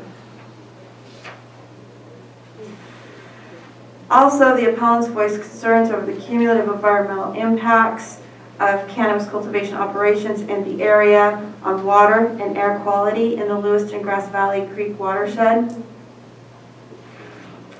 and that the cannabis cultivation has detrimental effects on local non-cannabis businesses, quality of life, traffic, and road maintenance, and degradation of aesthetics in the area.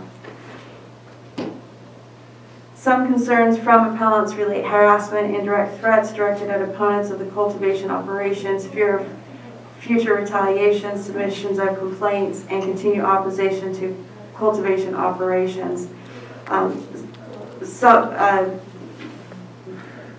Many of those concerns are, there's information supporting in the appeal. However, many of those were related to the Michael Severson, who had been the prior owner and is not the current applicant and property owner for the license. CCL 453 is an active license that has consistently been in good standing. Since the initial issuance of the CC in May of 2018, 4 site inspections had been completed, with only 1 deficiency noted during that time, which was corrected within the allotted 7-day period. With the transfer of the property and license to a new owner, Mark Dos Santos, concerns regarding the past owner licensee should be alleviated. Comments received on behalf of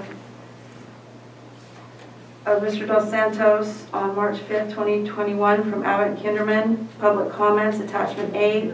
Comments on behalf of Mark Dos Santos from Abbott Kinderman that were received recently. And then also there are 2 memos that were sent to you with public comments on this item as well. You see numerous public comments in support of the appeal request. And with that, I know we do have people on the line waiting to speak that have been waiting a very long time. I will conclude my report and answer any questions that you may have. Okay. Or attempt to. I have a question. We were just handed this notice of license suspension, but it appears not to, even though it says 5, the name Andrew Heister does not match any name on the staff report, and the parcel number that it refers to is not on the staff report. So I am unsure as to why we have this. I am unsure as well. I have not seen this. Any correlation? No, I do not know, but there might be possibly somebody, the appellant, that can speak to that. Okay, well, I will put it aside for now. Does the commission have any questions for staff? Yeah, I have some questions. So, is there a bus stop within 1,000 feet of this cultivation site? That is addressed in the Abbott and Kinderman letter. That bus stops do change, and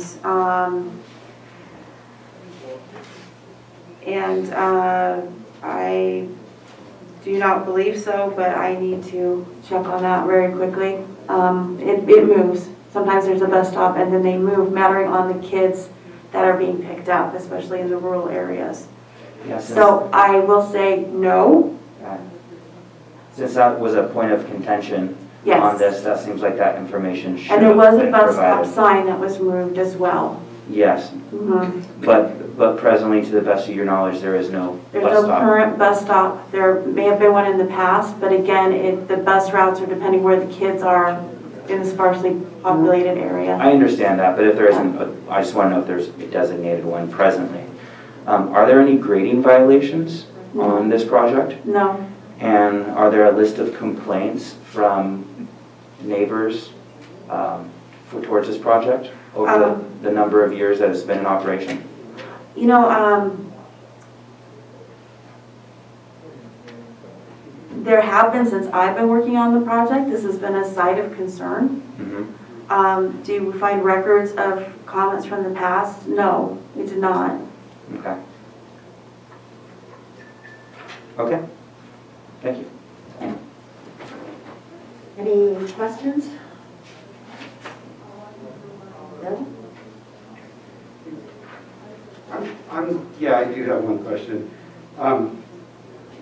What is the county's position on checking licensees to whether, and I guess I'm kind of speaking to the previous license owner, to whether, is it okay, it's a hard question to ask, is it okay for a licensee to be a criminal? Can he be a felon? The ordinance does speak to that. And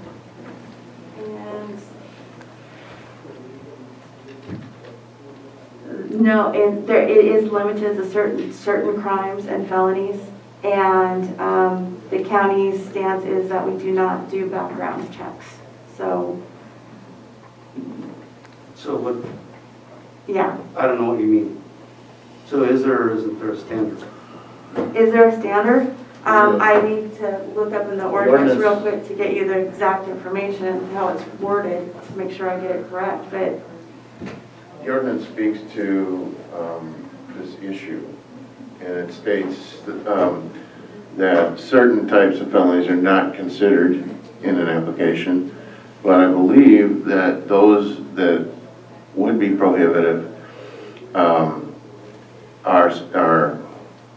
merely handled by an affidavit in the application that says you haven't committed the crimes that would prohibit you, and there is language in the ordinance to that effect.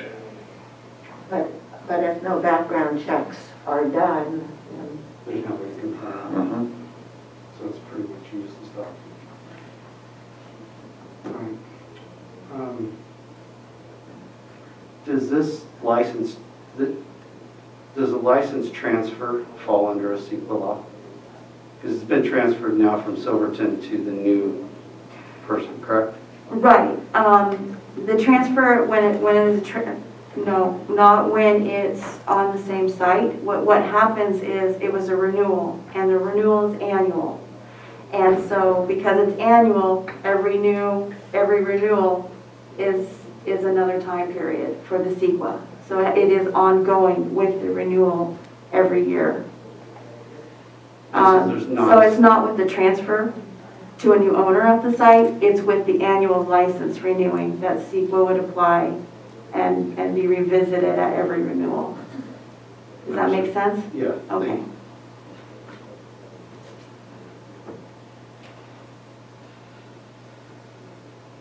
any questions?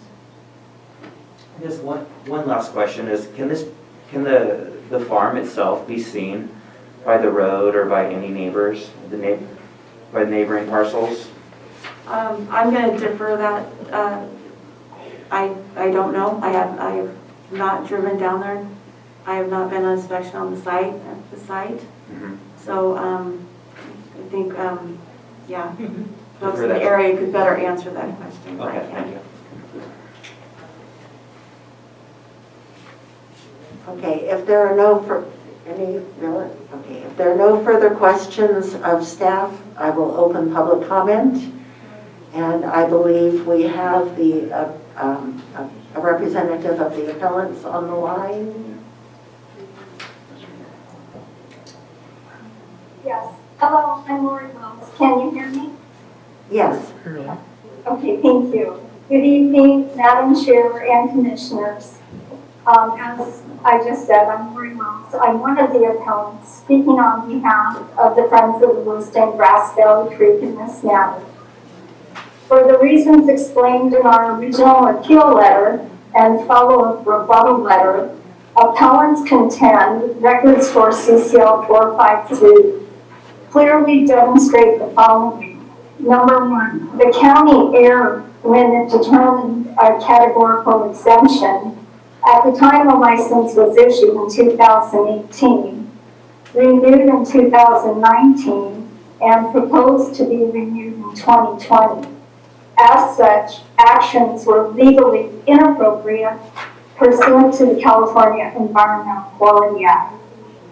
The attorney representing Mr. Dos Santos disputes these facts. However, as we pointed out, hold on a second. As we pointed out in our rebuttal letter, Business and Professions Code 20655 subsection H specifically states Division 13, commencing with section 21,000 of the Public Resources Code, does not apply to commercial cannabis. Further, appellants provided evidence CCL 453 was not one of the licenses issued in 2016 or 2017 originally approved under the State Water Board. Therefore, it was ineligible for a CEQA exemption. Number two, the project site has been altered without final approval of the application by the County of Trinity. Appellants submitted evidence to support this finding included in your packet materials. Not only have the site maps changed over the years, but the records show the cultivation area grew from 11,884 square feet in 2019 to 16,600 square feet in 2020. The canopy size grew from less than 10,000 square feet to 13,000 square feet. This data supports changes to the project's existing baseline. Furthermore, the license expired in May 2020.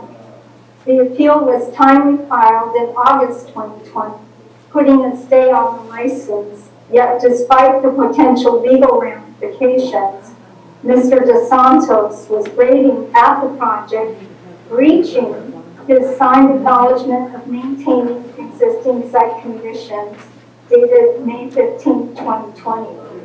Appellants contend DeSantos is an experienced cultivator, having other cannabis projects in Trinity County dating back to 2018. The choices he made with respect to CCL 453 were just that, choices, not mistakes. DeSantos merely has an application on file with the county.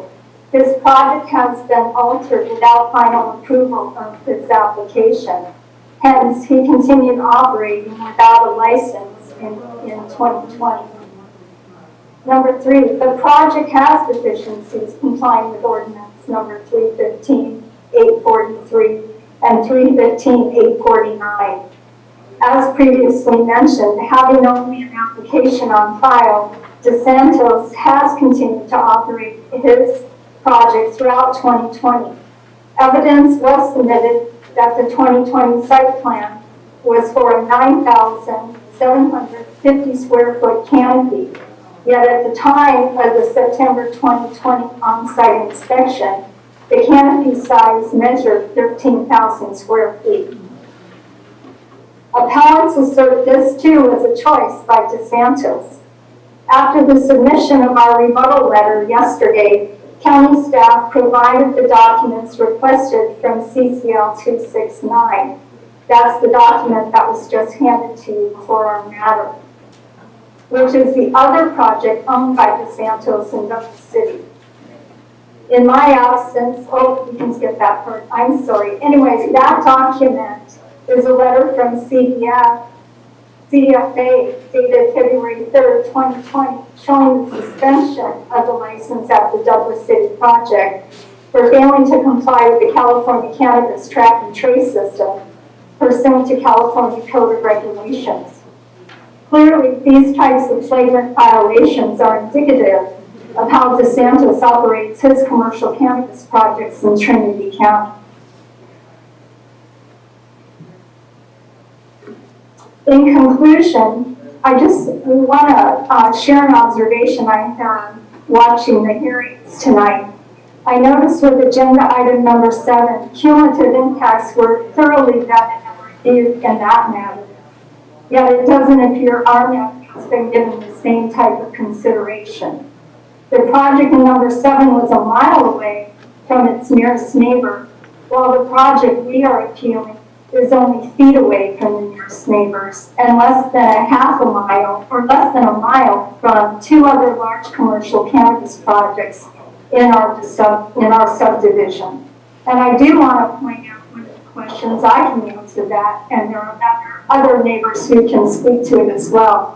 There are neighbors in the subdivision who can see what's going on at this project site.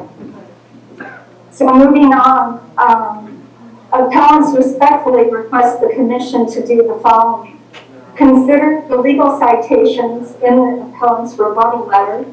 Number 2, find there is sufficient evidence in the record that the project was ineligible for a Class 1 categorical exemption from CEQA in May 2018 and remains ineligible. Number 3, find the license is in fact inactive and therefore a new application subject to all requirements and conditions set forth by state requirements and county ordinances, and confidently uphold the appeal and revoke the license. Thank you kindly for your consideration.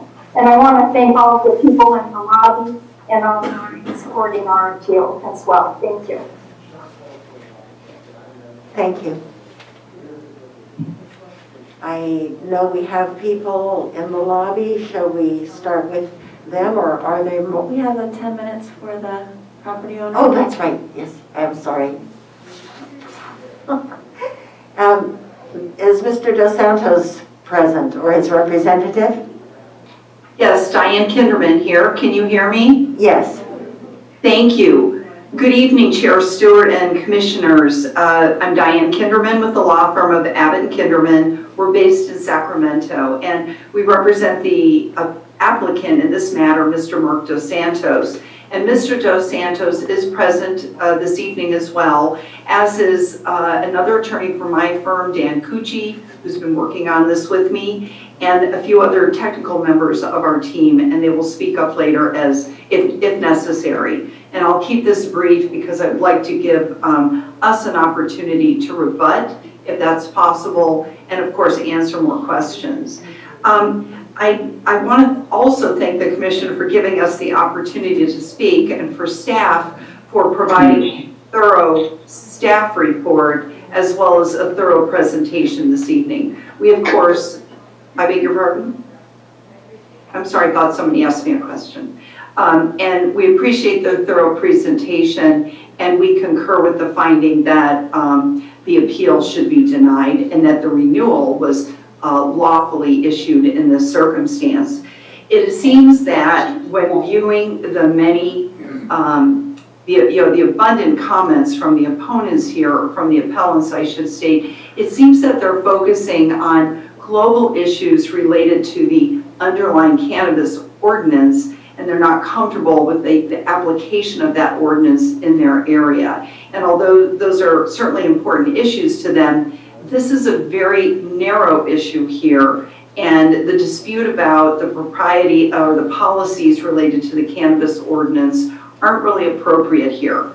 All we're focusing on is the legality of the renewal of this specific license, and we believe it was legal for the following reasons. First of all, staff did comply with CEQA. CEQA compliance is required, not with the transfer of a license as staff articulated, but it is required with the renewal. And CEQA was complied with here, and it was determined, of course, that there was an exemption that was applicable, the existing facilities exemption. But what I also want to mention that is, even though there is an exemption, the operation must comply with all of the new performance standards that have been identified as recently as, I think, in the new urgency ordinance from December. So all of those potential impacts would have to be addressed, including those related to odors. And I know that was a recurring theme in some of the correspondence that we had received. So from a CEQA perspective, the license renewal is appropriate.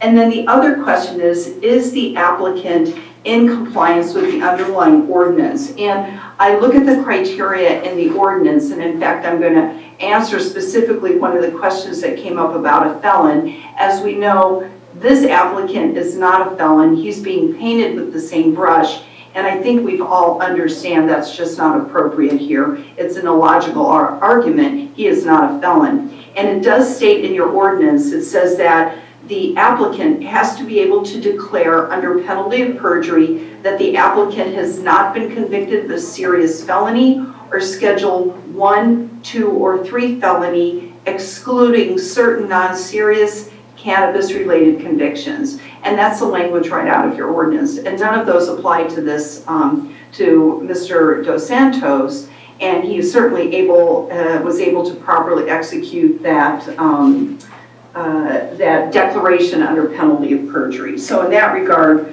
we're in good stead.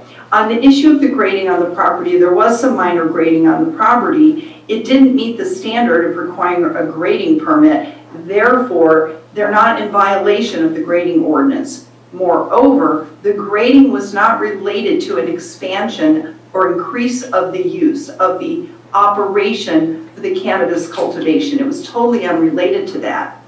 I will note that Mr. Dos Santos has been considering constructing a shop, a 4,000 square foot shop on the neighboring property that he owns, and he understands that because it would be related to the operation, would require CEQA compliance. So he knows the difference, and we all know the difference, as does county. And in the event that he were to pursue that, CEQA would need to be complied with because it would be expanding the operation. But the grading activity was not expanding the operation. On the issue of the canopy, in a routine inspection, it was determined that there was a minor exceedance of the canopy. And the problem was not that there were too many plants. The problem was that the walkways were spread apart enough that it created an exceedance, a minor exceedance in that canopy, and it was recommended that those walkways be narrowed, and it would reduce that issue. And definitely the canopy is below the 10,000 square foot obligation. So the canopy issue also is moot here. I want to just answer a couple of other questions that came up, and that concludes those particular comments in response, because those seem to be really the recurring themes raised by the appellants here. First of all, we did check with the school districts. There is no bus stop within 1,000 feet of the facility, number one. There's no grading violation. We discussed that. There are no complaints on the project. He's not a licensed felon. We talked about the renewal, that it does need to comply with CEQA, and they did. Can it be seen by anyone? I don't know the answer to that question. Either the rest of my team can answer that, or the opponent's supporters will let you know if they think that they can see it. Is the license suspended? The answer to that question is no. Staff would have told you if in fact it were suspended. And so with that, that concludes my comments for right now. I see there's a few minutes left. If there's anyone on our team who would like to speak up, that would be terrific. And if not, we're going to reserve, if we could, just a few of these minutes that we have remaining to rebut at the end of the appellant's comments. You will have 5 minutes to rebut after the rebuttal from the appellants. So you don't need to use your few minutes. Thank you. That concludes my comments, unless you have any additional questions for me at this time. Diane, perhaps I could address at least a little bit of the CEQA issues that I think they're warrant from the appellant's presentation. And you are? Dan Cucci from Abington. Ah, yes, okay. One thing I want to clear up, and the appellant, she spoke well. I appreciate her comments, and I understand her concerns. But I do want to clear up, and she's not a lawyer, so I don't expect her to have fully appreciated this. But I did read her letter, and her letter talks about the statute in the licensing program for the state that does talk about whether CEQA applies or doesn't apply to certain things. What I would tell you that I wish she was correct, because in all honesty, the position that she's taking would suggest that our permit is not subject to CEQA, because that's what is being asserted. In which case, that only the license needed would be approved or not approved. But that's not really the case. What that statute says is that it provided an opportunity for agencies so that they could quickly adopt regulating ordinances that would normally trigger CEQA. But they had the option that if they wanted to make a regulation that regulated cannabis or commercial cannabis operations. So long as they made every approval discretionary, then they could avoid doing CEQA to adopt that ordinance. But it also says that if you don't create a process that creates a discretionary approval for every permit, then you are subject to CEQA to do your ordinance. So that's what that section's about. It's not really about the actual permits, the individual permits and whether or not they're subject to CEQA. We agree with staff that that decision, it does trigger CEQA when the license gets renewed or originally approved. And so that's the position we take, and that's why when we laid out in our letter, we talked about the sort of CEQA issues and what a baseline means and how all that stuff, and I'm happy to answer any questions when the time comes. All right, thank you. So, does the Ms. Wills, did you want to provide any rebuttal?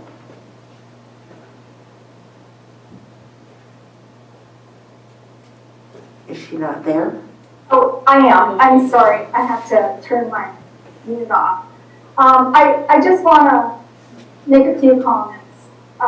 Number one, thank you for recognizing we are not attorneys. And we don't have a team of attorneys representing us as as Mr. DeSantos does, unfortunately.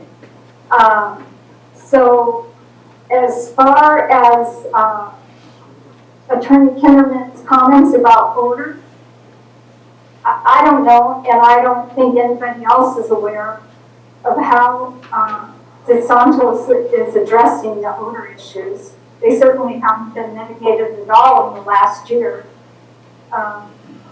And with the additional canopy size, I mean, of course the odor is bad. It's bad with the 10,000 square foot canopy, let alone a canopy that exceeds what's allowed. Also, I just want to clarify, nobody suggested, nor are we saying Mr. DeSantos is a felon. So I just want to make that clear. And then, as far as this CEQA, again, with the renewal of the license, it's our impression and our understanding that changes at the site have in fact triggered CEQA, cause for CEQA evaluation. So I don't know, I'm not speaking very well right now, but it's hard for me to rebut something that I don't have time to study. And obviously if they're saying some of the citations that we provided are incorrect, that's unfortunate because we did our very best job to pretend to be lawyers, which we're not. So thank you for bearing with us on our attempts. Thank you. So your time for rebuttal, Ms. Kinderman? Thank you. So I'm going to defer to our team and see if anybody else would like to make any comments. Otherwise, I'm simply going to state that there were no changes at the site that would trigger any CEQA evaluation because there were no changes that would have been a modification of the operation. So there are no facts to support that. Chair Stewart? Yes. There may be some comments made during the public comment period from the folks in the lobby that maybe the rebuttal should wait till after those comments are made. Okay, certainly. Suggestion. Thank you. Thank you, Kim. All right, we will check back with you after the further comments and see if there's anything that you wish to say. So, people in the lobby, do you want to go ahead? You have 3 minutes each. Thank you. My name is Crystal Bell. And I'd like to just comment a couple of things on there are no site changes. And if you look in your packet, you'll see 3 maps that addressed that there have been site changes between 2019 and 2020. The crop area, the canopy area has modified, and there is a new graded area that is over 11,000 square feet. So if those are changes, my understanding that those types of changes would trigger CEQA compliance. The other point I'd like to make is my understanding in reviewing the files that there was no renewal in May of 2020. And Mr. Dos Santos paid for the transfer in September 2020. So if I'm understanding the policy memo correctly, maybe I'm not, but I'm not a lawyer either, but the renewal had to be in effect for the license to be transferred. I saw nothing in the files in the numerous times I was in the planning department that showed that there was a renewal. Well, all we saw was that the license expired under Syvertson in May 2020. Even the California license for Mr. Dos Santos on those properties is valid starting in August of that year, in 2020. So I would like someone to please help us understand how the policy memo states that a transfer cannot be performed when there is no renewal and it's an inactive license. And the other issue I just would like to bring up very quickly now is the public safety issue of this area. You know, you're looking at, and you'll see a map that's also in your packet, that this farm is in the middle of residential areas. We've had this problem before. You've seen us before. We were here. The site that was quoted in this was the site that your CEQA attorney addressed at our appeal meeting in October of last year. But the public safety issue is an issue that I think needs to be looked at. Even in the Board of Supervisors hearing last week when they talked about the hemp issue, Supervisor Grove said that hemp is a public safety issue. So if hemp is a public safety issue, then we should be treating cannabis in a residential area a public safety issue as well. Because the neighbors in our area don't feel safe. It's a prone, violent type of business, and we'd appreciate it if you would think of us when you're making your decision and uphold this appeal. Thank you.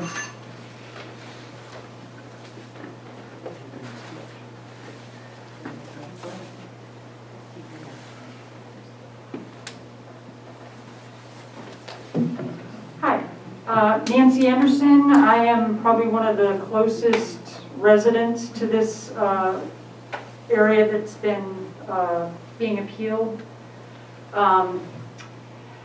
I can definitely verify that it's visible from, I just acquired another parcel that now adjoins that, and even through a thick forest I can see the little mounds that are, you know, ready for planting from across that parcel. So it's visible from my house. It would be visible from my neighbors, the new neighbors that lived, moved in where Paul Scrivener used to live.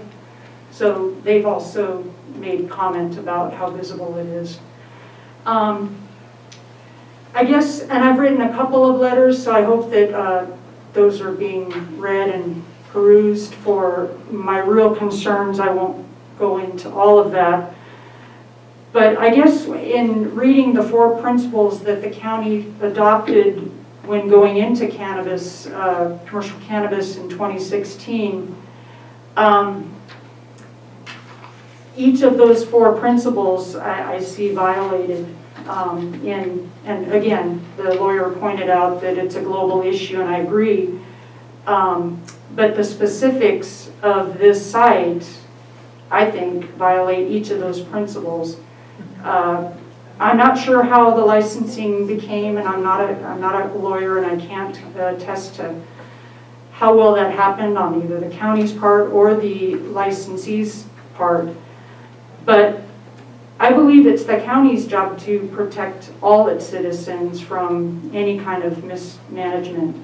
And so I'd like to see as much effort put towards protecting the non-cannabis residents and their viewpoints as the licensed cannabis people. So that's part of my big priority. For safety, the first principle was to make sure that our county is safe. I am very concerned. Just yesterday in the newspaper, there was another armed intrusion into a home to steal cannabis and cash from, I don't know if it was a licensed or a non-licensed commercial grow, but it's been happening just not long ago. There was people, we were sheltering in place in my neighborhood for people evading law enforcement from another armed invasion. So safety is not happening. Quality of life, I can't, the view that I could have had from my property of the mountains is now forever ruined. Tourist destination, that's number 4. I don't see how cannabis is bringing in the tourists. I'm sorry, your time is up. Thank you.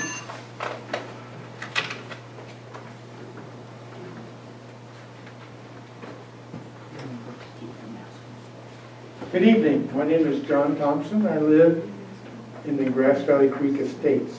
I'm a 40-year resident of Trinity County, 37 years at that location. My big issue is the Sir, could you pull the microphone closer to you? Thank you. Do I need to start over? No. Yes, go ahead and start over. My name is John Thompson. I'm a 40-year resident of Trinity County. I've lived 37 years at the corner of Wellock Road and Lewiston Road. My issue is the odor coming from the current cannabis grows there. Grass Valley Creek has a CCR that prohibits us from raising swine because of the odor. If I have to comply, they should have to comply with county ordinances. The odor flows downhill just like the water or wind down the canyon. So everybody below the gardens are receiving the odor. I'm well versed in weather. I have a business dealing with weather. I can explain how that works if you want to at a different time. But gosh, we shouldn't have to suffer with the odor. That's all I got to say right now. Thank you. Thank you.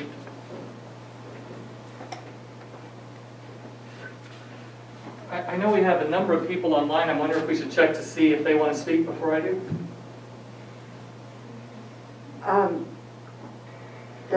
You are... Just one of the people representing the friends. Go ahead. Well, I just want to know I want to make sure the online people get a chance. Well, they will. Okay. So my name is Rick Lutweiler, and I live in Lewiston, just down the road from the cannabis operation that we're here to discuss. And I strongly support the appeal and would like to make a few points. First, I think it's important for decision makers to know that there is a strong movement in this and other areas of Lewiston to expand the existing opt-out areas. Through an ongoing petition drive, we have confirmed that the vast majority of residents we've spoken to are strongly opposed to commercial cannabis operations in our neighborhoods. We are very close to completing our petition process that already reflects the overwhelming support for our initiative, including the area immediately surrounding the operation in question tonight. I included a color-coded map in my written comments earlier this week. It clearly shows the level of support we have and the strong commitment of our neighbors to protect our way of life. I hope you've all had a chance to see it. I recently noted that Section 15 of Zoning Ordinance 315 spells out allowable uses of rural residential properties. It also identifies the uses that are only allowed based on permits. These restricted uses include things like frog farms, hog or turkey raising, poultry farms, cattle yards, etc. The common theme with these restricted uses are in their potential to negatively impact the lives of those around them, and that makes perfect sense. Now, I imagine you would not be in favor of permitting a commercial hog farm in the middle of a residential neighborhood, in the middle of your own community, and that's basically what we're asking you to consider here. It's clear to me that the arguments made in favor of this operation are based not on doing what's right for the community, but on taking advantage of any loopholes that would allow them to move forward with something that is clearly having a negative effect on the community. We want and we deserve the right to maintain our quality of life. That is simply not possible if the county allows commercial cannabis operations to take place in the midst of our community. We have an EIR that clearly spells out the potential negative impacts of commercial cannabis operations, especially near residences. We have an operation that would never be allowed under our current rules about land use. We have a community that is clearly committed to protecting their quality of life through official legal opt-out areas. We have neighbors to the operation in question who are clearly concerned about the ongoing negative impacts to their health, safety, and quality of life. And we have the opportunity to do the right thing. Or should I say, you have the opportunity to do the right thing. I hope you will. Thank you. I have no more out here. Okay. Online? Oh, Dave has decided he wants to Oh, speak. okay. My name's Dave Wellock. The road that's called Wellock Road was named after my dad. I have lived in Trinity County all my life, which is 77 years, except for maybe about 8 or 9. When I lived in Shasta County, and I was involved in 4-H FFA, we raised hogs down. And when we moved up Trinity in 77, we had to apply for a permit for our hogs. We are not in a subdivision, but we had to be checked monthly or quarterly for smell. I do not see that going on with this project that is going on with the marijuana grows. We live down by the river at the mouth of Grass Valley Creek. We can smell marijuana all the time. That is quite a distance down. I also worked for the county road department. I thought there were supposed to be paved roads off of the county road. This place does not have paved. They do put rocks, mud, and stuff out in the road. And those of us driving up and down have to avoid them. Something is wrong there. We have water that runs off the bank and runs down the ditch, crosses the road at Trinity or Powder Rosa Pines, and goes down and dumps into Grass Valley Creek at the bridge. Has anybody taken and tested that water to see what it's like? Look at all the pot grows above. We are drinking and using that water. Also, there used to be a school bus sign in the area where this grow is at. I was told it was cut down by somebody. Why? Is that not a county responsibility to remove those signs if there's no school bus stops? And I would say there would be a school bus stop there until they remove those signs. I think this ought to be checked into and taken care of. Thank you for your time. Thank you.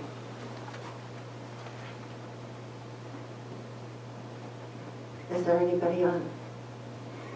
Would those of you online do a hand raise so I can identify you, please? I don't know how to do a hand raise. I don't see that on my machine, so anytime I would like to speak, this is Deborah. Okay, go ahead, Deborah. We live next door to the grow. We bought the old Scribner house, and so I just wanted to address a couple of the questions that one of the commissioners had there. One was, can you see the grow? Yes, you can see the grow from anywhere on my property outside of my home, in between my house and the grow. So from our back porch, we can see the grow. When we walk on our land, we see the whole expansion of the grow, including additional water tanks that have been brought in, pallets of various materials that are appearing. Some of this graded area, we see all that. Secondly, the smell, the addressing of the smell. During the harvest time, we don't open the windows of our house because it permeates and blankets the house. You can smell it in the morning, you can smell it at the night.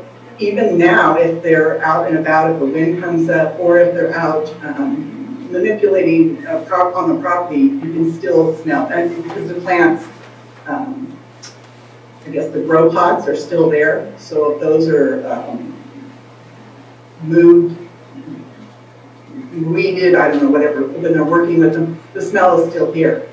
So I just wanted to address those two issues. Yes, it is very easily seen, and yes, the smell is overbearing. Thank you. My name is Scott. Okay, Scott, can I have you wait a moment? I have Elisa that chimed in next, please. Elisa, go ahead. Hi, thank you. I'm referring to ordinance number 315823, the section 28 commercial cannabis cultivation regulations. Under application requirements, it states the applicant cannot have been convicted of a serious felony or schedule 1, 2, or 3 felony, excluding a non-serious felony conviction for sale, transportation, or cultivation of cannabis, except if on public lands. It goes on to state that the ownership of the license may be transferred under the following conditions. They might transfer it with the sale of the property, which I think is what happened here. And then it talks about denial and revocation of the license. It says the applicant shall be denied a license or the approval of a license shall be revoked if the county becomes aware that the applicant has provided materially false documents or testimony. I know we aren't talking about the prior owner, Mr. Syvertson, but I just want to run through a couple of things that he did. I read that he was trying to carry pot across the county lines in 2010. 2013, he allegedly hit somebody over the head with a shovel. 2018, he was in a hash lab that blew up. And then him and a couple guys went to Colorado to kidnap some people that they thought stole money from their marijuana grow and beat them up. So he's a convicted felon. He was the one that the license was under. How could it be transferred with the sale of the property to the new guy? So it seems like they maybe should have revoked his license, and then there is no license to transfer the property to the Mr. Dos Santos.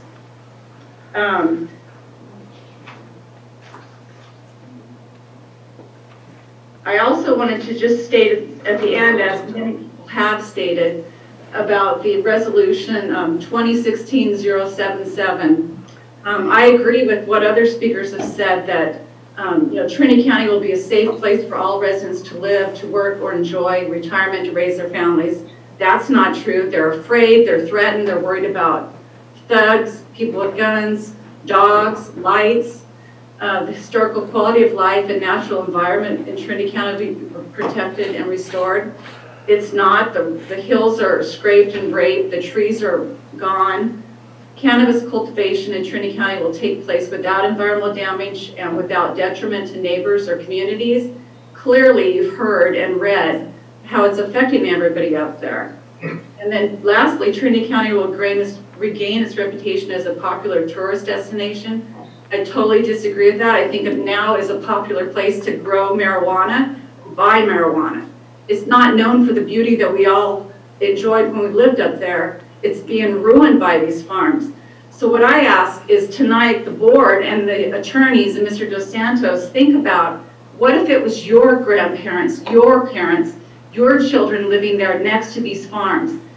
How would you feel about that? Take that into consideration. Thank you. Thank you. We have a gentleman at the podium. Good evening again. My name is Mish. I live in Lewiston. I think Please step to the microphone so we can hear you and say your name again for me, please. My name is Mish. I live in Lewiston, and I would like to speak in support of issuance of this license because it's met all the required standards at county and state levels. I do not believe the issuance of this license is public safety issue because we have 5,000 grows, legal and illegal, and how many cases of crimes as the ones described have happened. And also this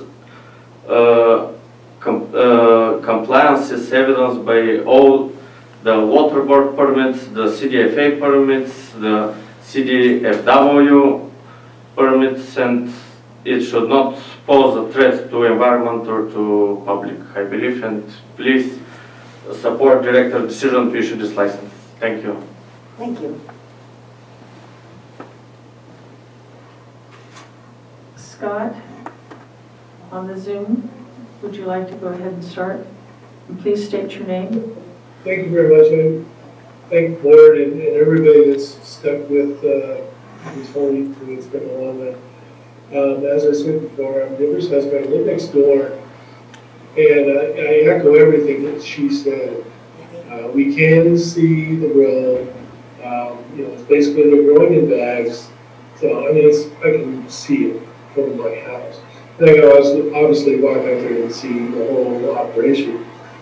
The smell is quite bad. We've only been here since September, and you know, even in, I guess that was kind of a harvest time, the smell's really bad. I mean, it's like I live next door to Heineken, so that kind of smell is quite prevalent.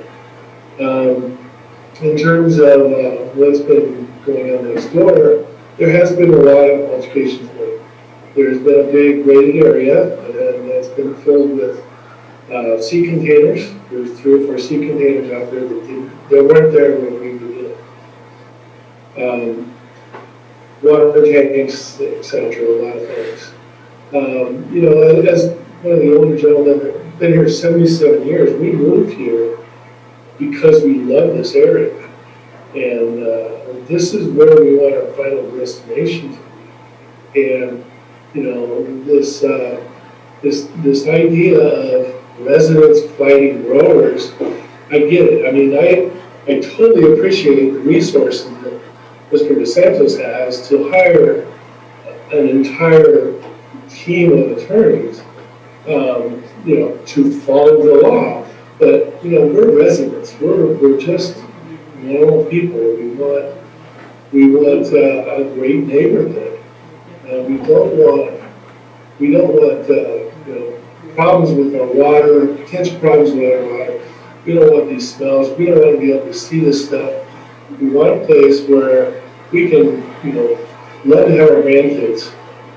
And, you know, I know I'm trying to pull the heartstrings of the board here, but the fact of the matter is we all live here.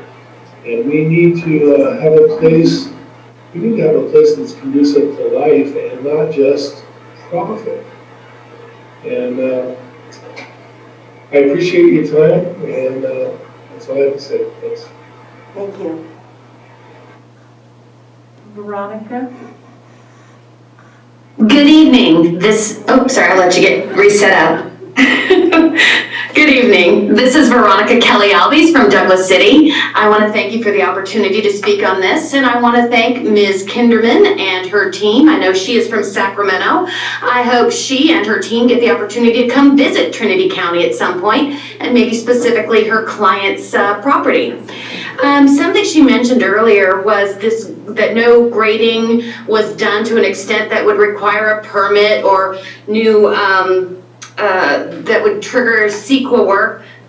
That'd be very interesting to know what kind of grading was done. Maybe it was just a sunny day and they felt like grading something, and maybe magically in the future it'll appear as part of the project, which is what we have, you know, we have seen happen in projects. There's a lot of the almost, in process, gonna happen, or not gonna happen, and then kind of happened.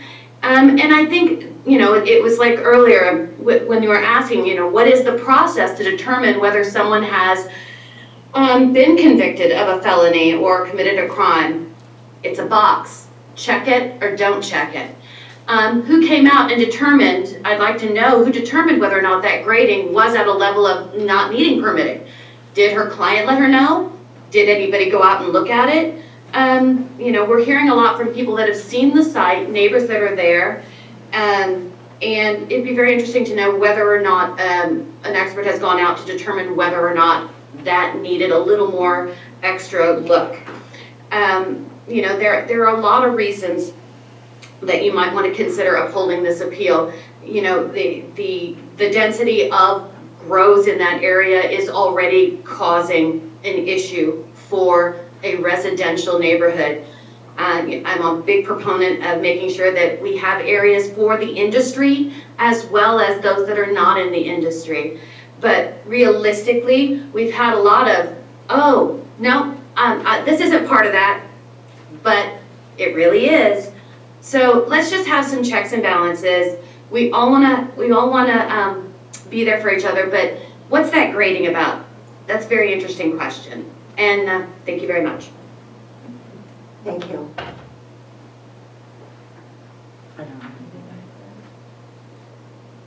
Is there anybody else on Zoom who would like to speak?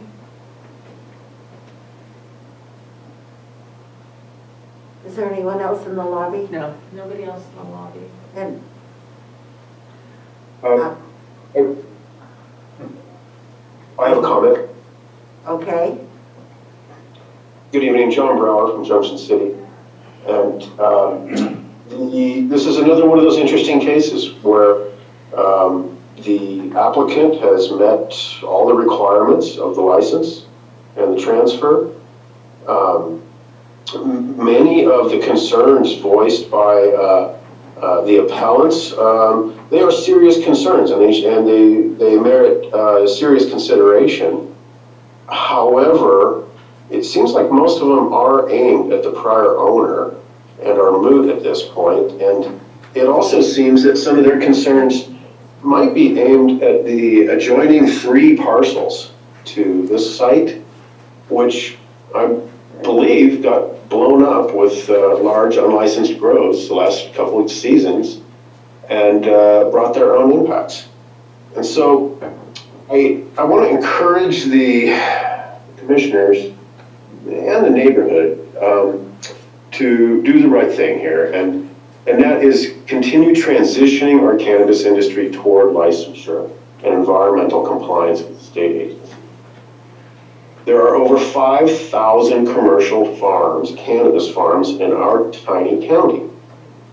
And if the neighborhood wants to have any level of control over cannabis in their neighborhood and in our county, then the way to do that is through thoughtful regulation and transitioning our industry toward compliance.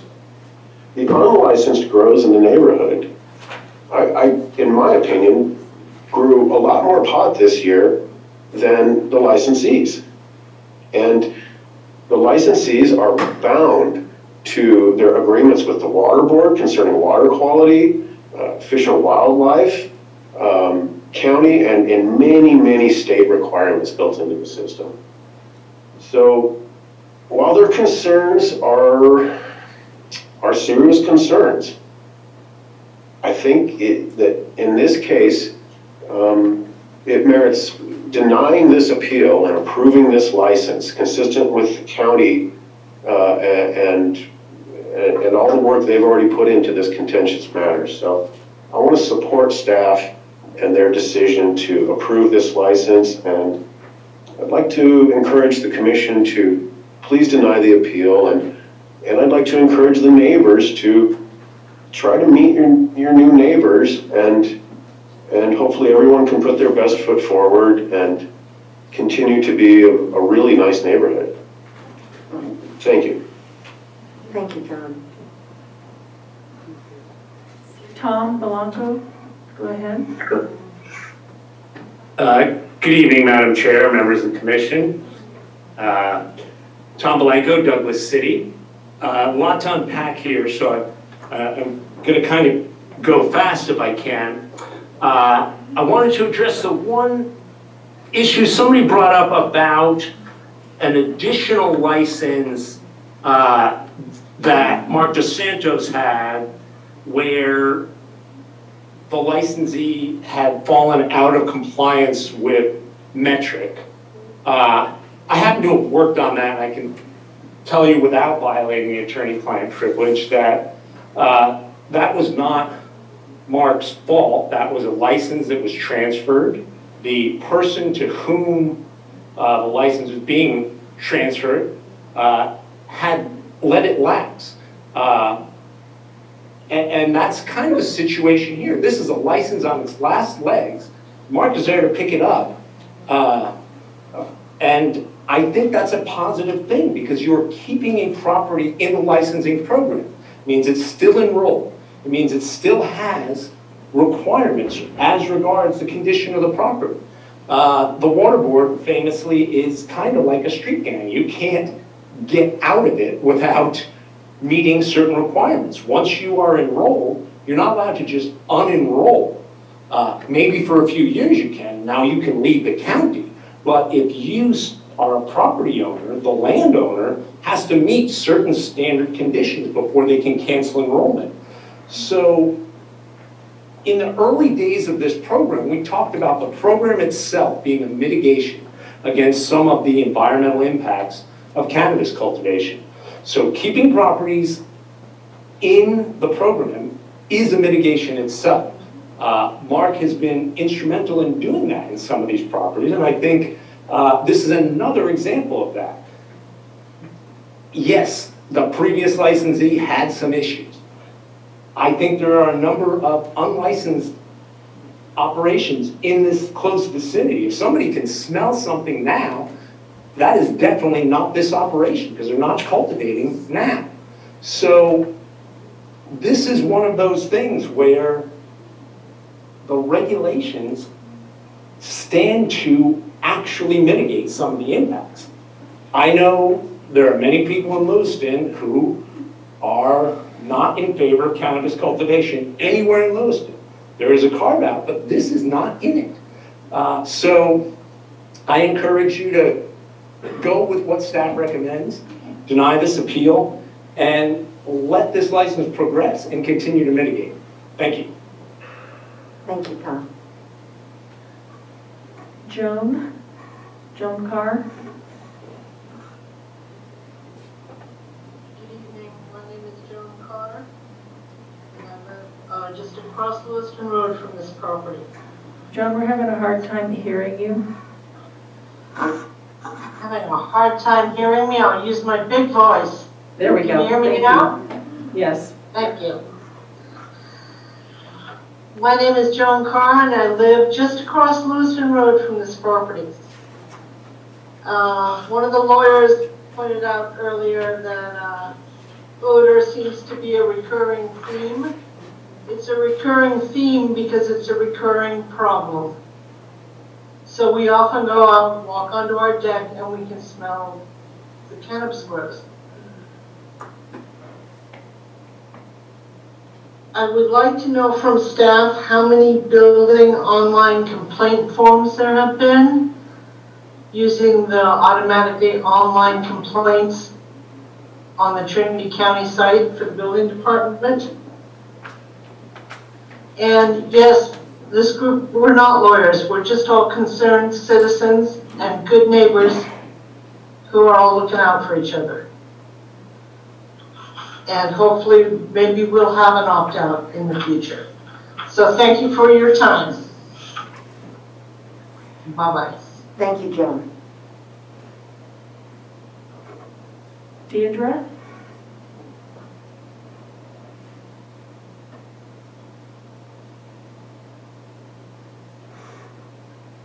Deidre, did you still want to speak?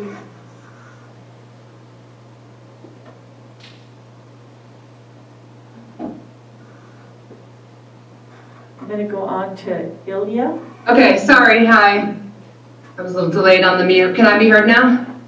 Yeah, go ahead. Okay, I am familiar with this project, and so I wanted to talk about a couple of things. There's definitely interest in an opt-out here, and I wanted to mention that there are a few opt-outs in Lewiston, and each of them have happened at separate occasions.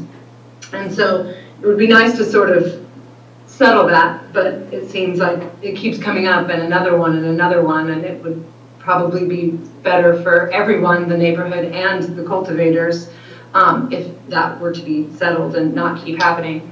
And in regards to criminal activity and background checks, well, the county does not run background checks, the state does. And so the previous owner, he did get through that process. I believe his more recent issues were not convictions when he had the license at that time. So that's the threshold there. It had to be an actual conviction.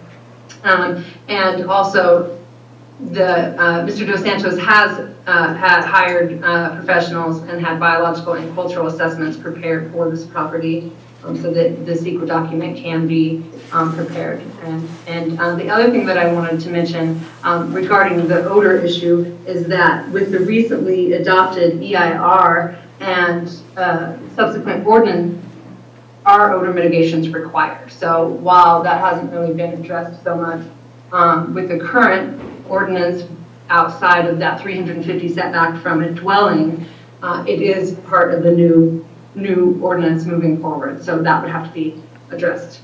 And that's all. Thank you. Thank you.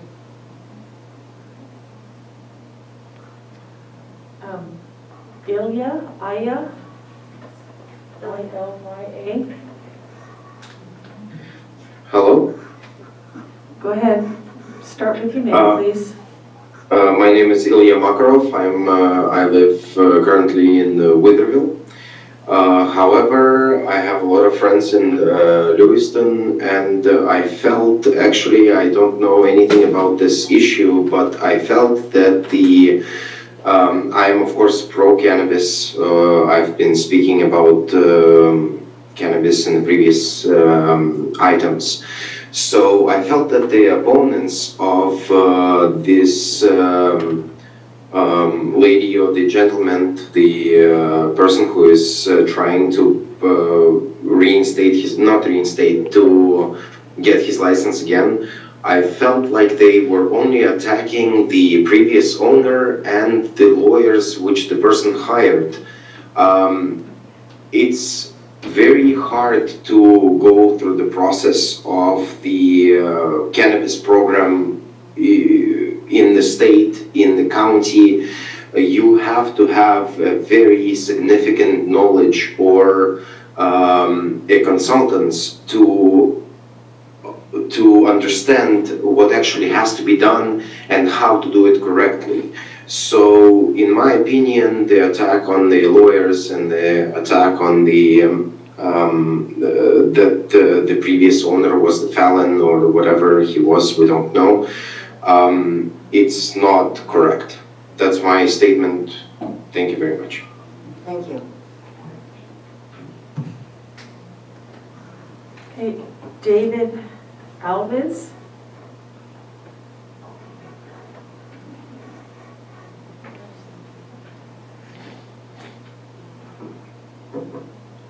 Hello. It's not easy to unmute these things. Hi, Dave Alves from Douglas City. Can you hear me? Yes. Okay, thank you very much for the opportunity to speak. I just want to point out that all of our ordinance say residential areas, no commercial operations. Still to understand why they're still being allowed in residential areas. It doesn't matter if it's marijuana or a mining operation. There's a reason why commercial operations aren't in residential areas, because they're for residential. Rural residential also applies. Just because you have 2.5 acres doesn't mean you're not in a residential area. These people have a valid reason for not wanting a commercial operation in their backyards, because traffic, all of the people that come in that are hired to do the job, some of them are unsavory, some of them aren't. But they worry about it because there has been continual issues in that regard of fighting and noises and traffic in the middle of the night, etc., etc. It is not a great place to raise your children next to a commercial operation. I am not anti-marijuana. I think there's a place for marijuana should be raised in this county, but it shouldn't be residential areas. And that is the crux of the 50-50 feud that's going on here. Everybody wants a place to live. The marijuana growers have every right to grow, and they should have a right to grow in a agricultural community, not in a residential area, and that's where all of our problems reside. So I think the commission and the Board of Supervisors should always take into consideration that the residents were here first. They have massive investments in their homes, their property, and their lives, and their children, and their posterity. And you're taking all that away because one person wants to make money in that residential area, which by our own ordinances should not be allowed. Thank you so very much for letting me talk. Thank you. Lisa Wright. Good evening, Chair Stewart, Commissioners. Thank you, Lisa Wright from Lewiston. I'm speaking in support of the staff report to deny the appeal. A couple of comments. I don't live directly in that vicinity, although I have a Lewiston address. I do drive by it every day, and I can attest I don't see it from the roadway. Not addressing the neighbor's side of it, certainly. A couple of points regarding the ordinance, and I really think we have to stick to what's in law and stick to the facts. Unfortunately, and I'm very sympathetic with the issues that the neighbors are feeling and dealing with. However, if we look at the facts, a general plan revision was not done prior to the ordinance. All ordinances must be in compliance with your general plan per state code. And the general plan with the rural residential designation does allow for items like row crops. And the rural residential was included in the Trinity County Cannabis Cultivation Ordinance from the onset, thus allowing this to occur in rural residential areas. So the time to address rural residential has been through various amendments and has never been changed. And so that is a point that needs to be taken into account when you're talking about residential areas and the allotment for what's allowed within those districts. The opt-out, the carve-outs are actually are contrary to our general plan. Everything should really be zoning based, not carved out because of people's desire to eliminate certain activities that are allowable under the zoning that includes rural residential.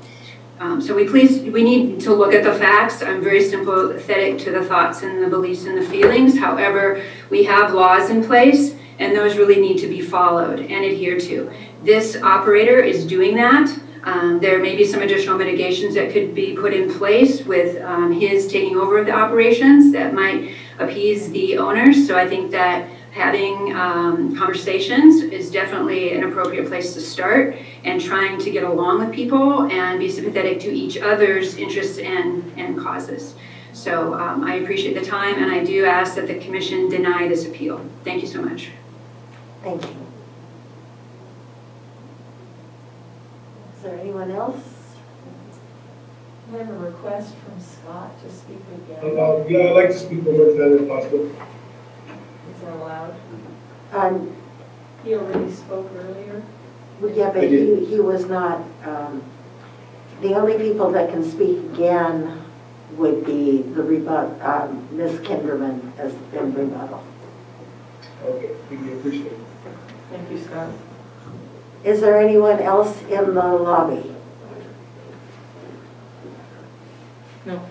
Okay, then Ms. Kinderman, if you would like to speak in rebuttal, you have 5 minutes.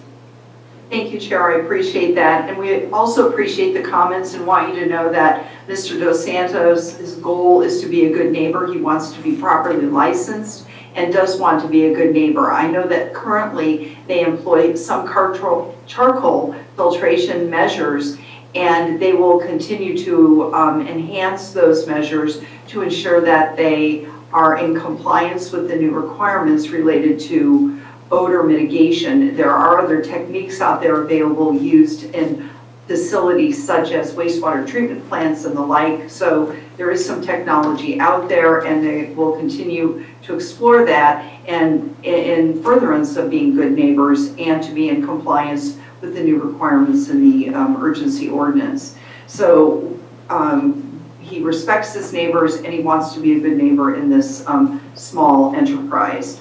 Back to the grading issue, everybody's very interested in why were they grading? Well, we're looking at constructing an additional residence at that location. But in light of the uncertainty of what was going on, they stopped that.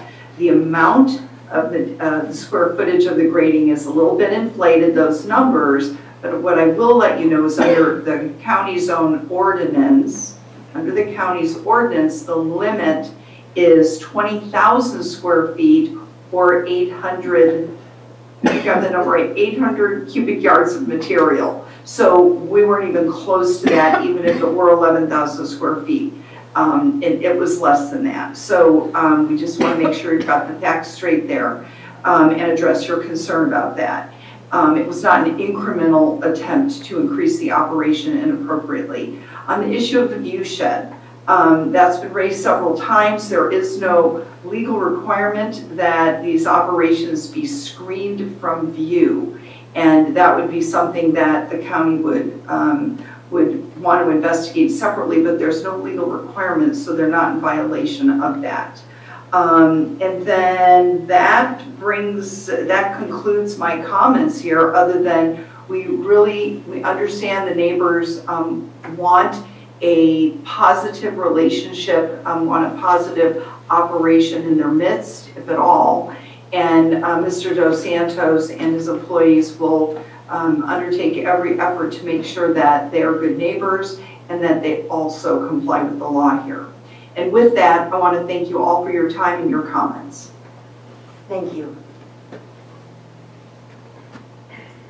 I assume there's nobody, no, still nobody out in the lobby? That needs to speak. No, they were questioning whether Lori was going to get a chance to rebut as well. She already had, okay. But this was the second. She didn't take her rebuttal time at the beginning. She took it now. Okay. So. Okay, then we will close public comment and bring it back to the commission.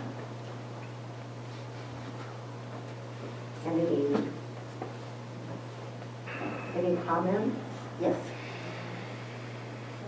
Where to begin? This case, I think, is the poster child for cumulative impacts and density of roads in a residential area. We've had, what, 2 nights of impassioned testimony on this one, 6 months ago and now. And the discussions during the EIR meetings on the issue of density and cumulative impact were less than satisfying as to how the county is going to step up to deal with it. I think it was a failure of the original ordinance to allow type 2 licenses in any rural residential neighborhoods of any residential density.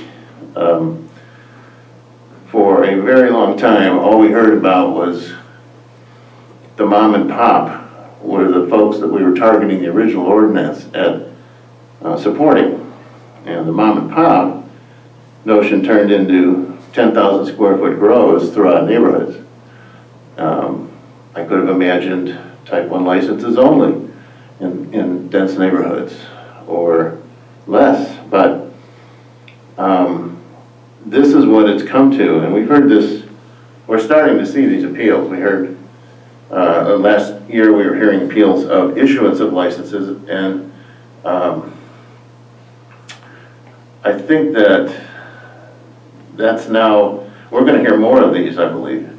And it's because of this issue of the zoning law that said, and by the way, I would like to point out, we were hearing opt-outs aren't zoning based and this and that. And I think that's nonsense. The cannabis ordinance is in Title 17, which is the zoning ordinance. And when you put opt-outs in Title 17, you're making a zoning regulation. So the opt-outs are in there. I couldn't agree more with Mrs. Brower, who said, let's settle the opt-out issue once and for all. And I believe that that is definitely warranted, where we determine where to put opt-outs. And I'm going to guess they're going to migrate to the higher density populations where we've let the grows in and created this problem. We hear about the odor nuisances, the traffic nuisances, the public safety concerns, and we hear that in the neighborhoods. The type 3 license we issued tonight is the poster child for where commercial marijuana belongs. It's on a full section of land out in, as we heard, the forest. So I'm sympathetic to the appellants on this one and believe that at some point we've got to say, this is the real issue. We've got to force the discussion to happen. I realize that we're about to embark on a general plan update. And in theory, the tail end of that project is where zoning happens. I'm going to guess the county can't wait and will want to accelerate it. But everything else will ultimately lead to then zoning that applies the general plan principles that we come up with down the road here. But that puts it out 3-4 years, Director, 5 maybe. Before we actually address this issue, and with an overhaul of zoning. And I would like to see us step up as a county to dealing with this issue that comes up as additional neighborhoods wanting opt-outs, more complaints about what goes on with the grows that are in the more densely packed areas. We're not getting complaints from the middle of nowhere, we're getting it from the towns. And they're signing up with petitions and maps of opt-outs, and we're getting a message here that it's a problem, and it may be time to step up to it. So I am inclined to support this appeal and say there's a problem in this neighborhood, and we got to draw a line.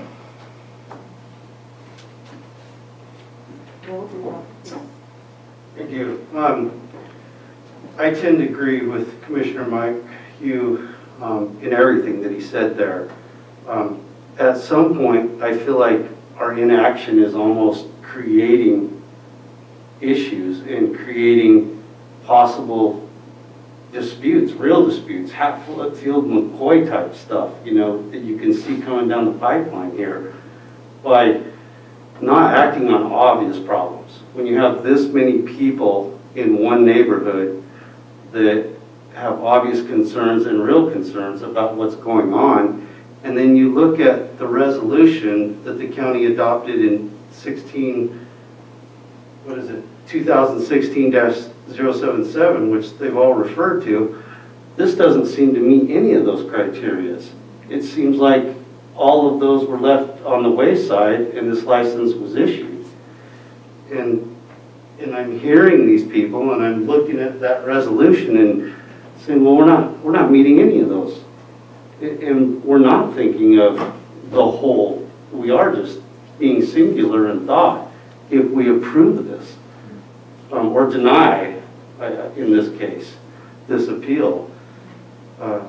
I think we need to keep all parties in mind and do the best thing for our neighborhoods, not just what the license says, but what is the benefit and the health for the whole neighborhood or the whole community.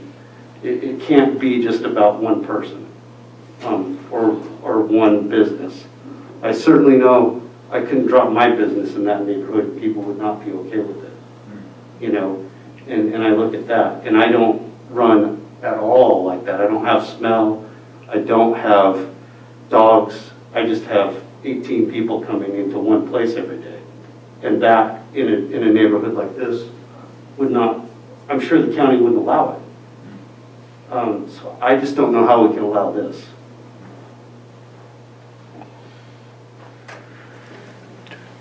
Yeah, I'm sympathetic in that I too live in a neighborhood, and I am territorial about my neighborhood and the safety of my neighborhood.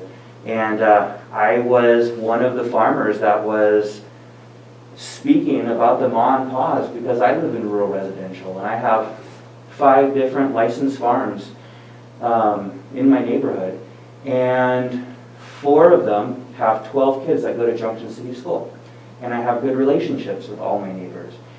And so it's complicated, right? That one rural residential community can find balance, while another rural residential community is like the Hatfields and McCoys. And that's why when we were writing this ordinance, when I was over on the podium, rather than up here, we begged the supervisors and the planning commission to recognize the existing farms up to a certain date.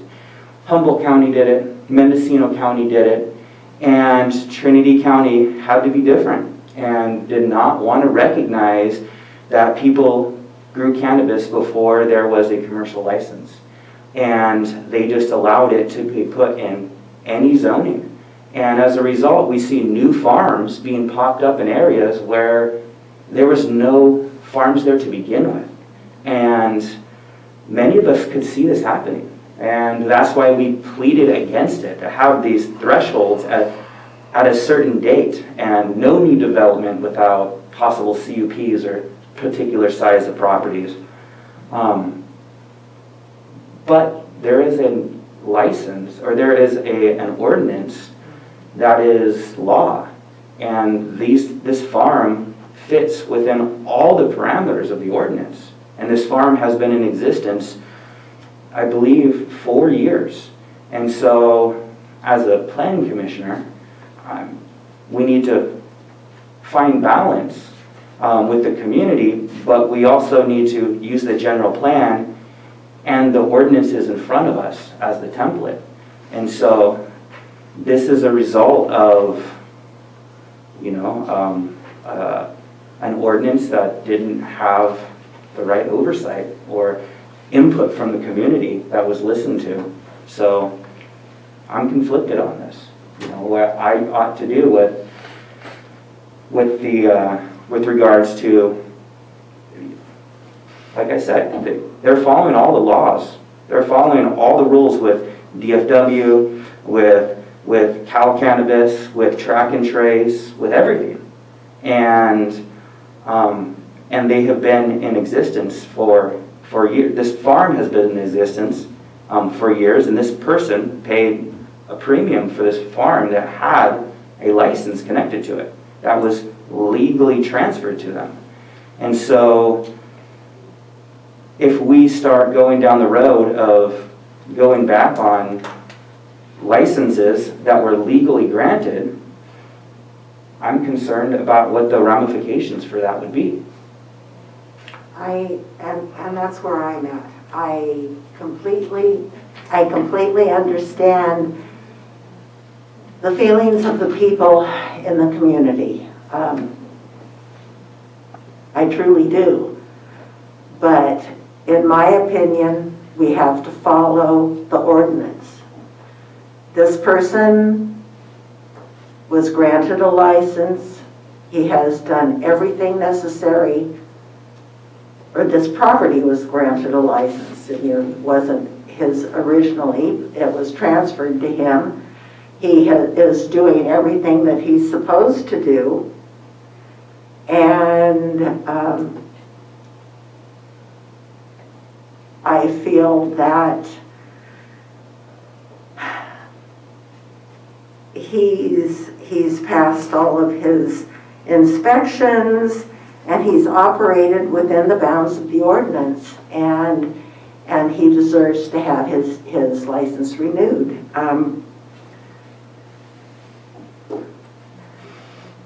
So that's where I'm at. But in any case, we need a motion one way or the other, or we need competing motions. I have some questions before a motion, if that's all right. I keep hearing about the categorical exemption and CEQA, and maybe this is a question for county council. I mean, is this property, does it have a categorical exemption? I'm sorry, I'm not sure if I'm using the right terminology, but is it in compliance? Has there been new development done? I'm assuming that Jeff Dickey and the inspectors have come out and looked and inspected this property. Yes. Is this property in compliance, or is there some egregious issues that need to be addressed? they wouldn't. Let me follow up on your question, if I might. Please. I don't believe the issues that I'm seeing here have anything to do with the mechanical following of the ordinance.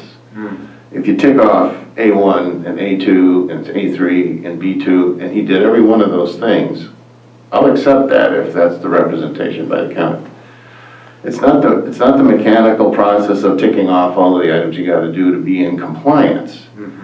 It's where you were going with your question on CEQA, and focus on that. At some point, the county was issuing categorical exemptions and then decided that was not a good idea. And I think that the failure in this is not in his ability or his track record, the new owner's track record with this license. I believe the failure is in the CEQA analysis that perhaps should have studied the impact on the neighborhood in the first place. And we haven't had a chance to look at this license before, right? So this is now coming before us with a legitimate appeal, not the one that was tossed. And so now I'm saying, okay, the analysis on this was shortchanged.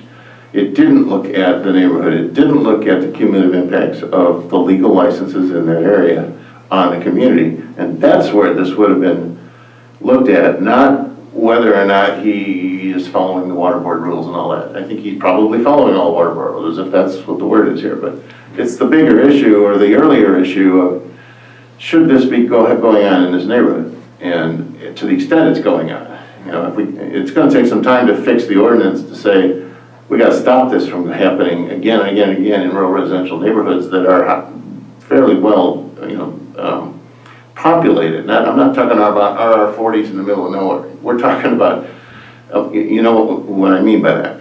So I think that's where I think the issue is here. And so were I to make a motion, if you're ready for one, I would be focusing on the finding. I would focus the findings on the CEQA, not on his compliance and you know, his track record on the license items being ticked off. Yeah.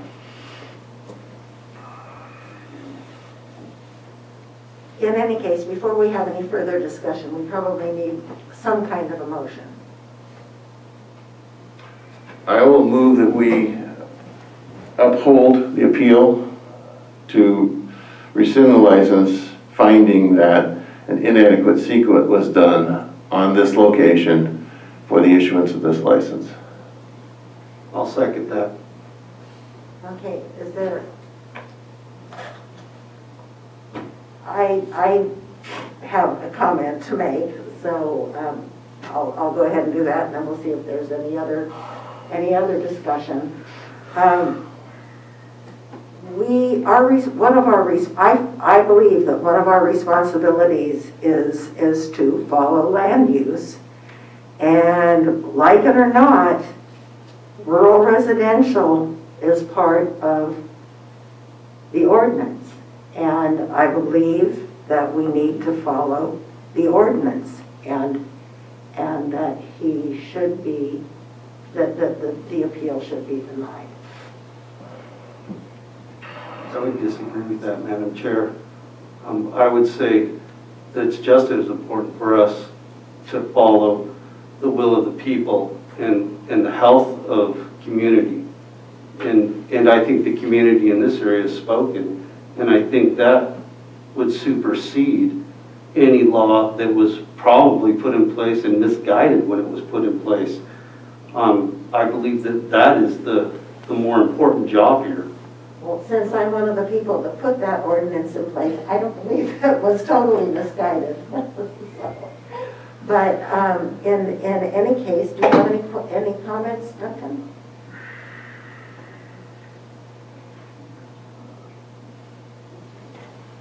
Yeah, this is a hard decision. You know, I feel for all the people speaking, and you know, I felt for the neighbor up in Trinity Center who has a house built right next to him and has a patio that's possibly going to be built next to him that's going to destroy his Shangri-La. But that property has rights, and it's a really delicate balance. You know, these comments really should have come forth when we were writing the ordinance. You know, I mean, I spoke I would over and over again. offer that some of them did, Some of them did. having made some of these comments myself That's right. at the podium, as you said. And actually, but all of this is beside the point. True. Some of my comments, I mean, I don't disagree with you. Yeah. But we have what we have, and until it gets changed, I feel like we need to deal with what we have. But are there any other comments that anybody feels compelled to make? And then let's call for a vote. And this is not a resolution, I don't believe. So It's a hearing, I think it's a roll call. I'm sorry? Because it's an appeal hearing. I would request a roll call on this, simply because of the fact we do have a lot of people appearing via Zoom. Okay. Even though you're all present, I would do it by roll call. Okay, very good. Thank you, Margaret. And that's Margaret Long. Right. Commissioner Sharp, how do you vote? To approve the denial. The appeal, to approve the appeal. To approve the appeal. So the motion is to grant the appeal. That is correct. So you're voting aye? Yes. Yes. Okay. Yes, sorry. Commissioner McHugh, Aye. Chair Stewart, Nay. Commissioner McIntosh. Nay. We have a split decision. The motion fails. Yes. That means the appeal is denied.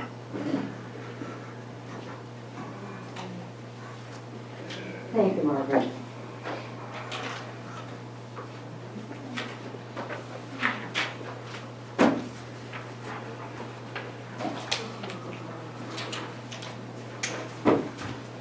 I actually advocated Yes, I'm still here. for the rural residential that. So am I. About to get my pillow out and start that. We should be talking about it.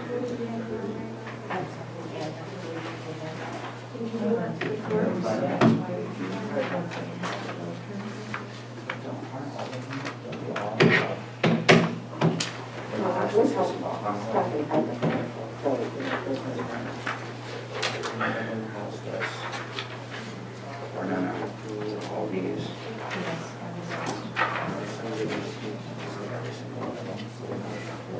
They still have 12 people on screen. Okay, so let's move on to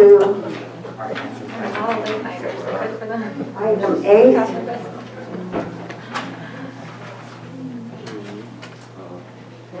Appeal of de facto decision P-20-32.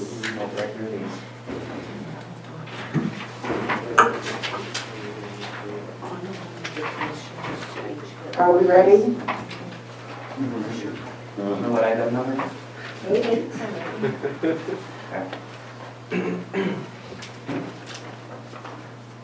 A de facto denial appeal of commercial cannabis license renewal and transfer application thank you. CCL-358 for 505, excuse me, I need to put my glasses on.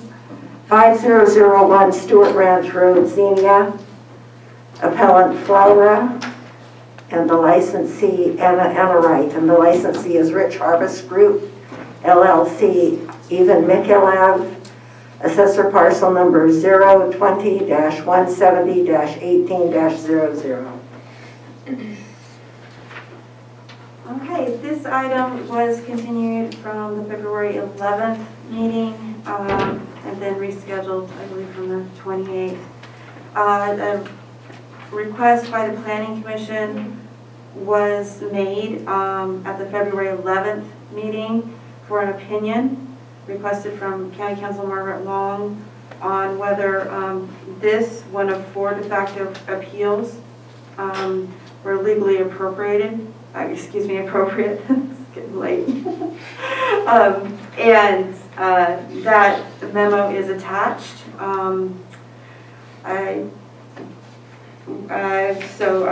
Madam Chair, at your direction, would you rather discuss that or have me go through the staff report?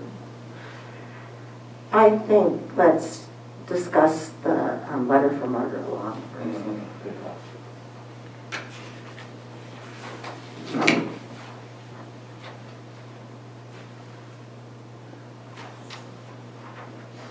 Director Hunter, would you like me to jump in? Yes, please. Okay. Good evening, Margaret Long, County Council. I prepared for you a memorandum reviewing the proposal regarding having these be denials based on de facto denials. Having these be appeals based on a de facto denial. I was given the opportunity to review our code section. I did note in the memo that there are some cleanups that could be done to the code section, but that's irrelevant for the position we have here today. Because if we read the plain language reading of that section, it merely states that after a period of time, the application is deemed complete.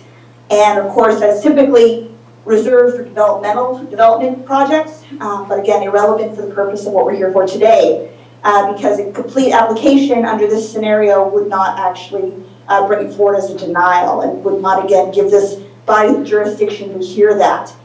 In addition to that, because we have a CEQA requirement for this type of license, the Permitting Streamlining Act, which is what our code section is made off of, and the plain language of our code would not mean that we would deny or grant it. We'd still be required to go through a formalized CEQA process, which was not done here. So again, at this point, we still have an application pending. There can be an argument about whether the application is deemed complete or not, but regardless of that, it has not been denied at this point, either in actuality or in de facto status. So as a result, this body doesn't have jurisdiction to hear an appeal on it. That's the plain language reading of our ordinance, combined with, again, looking at the statutory authority and case law based on this type of action. Again, my recommendation as County Council is, again, that this is not an appropriate appeal, as there's been no denial in actuality or in de facto status. Happy to answer questions. Given that, what is the action that we should be taking?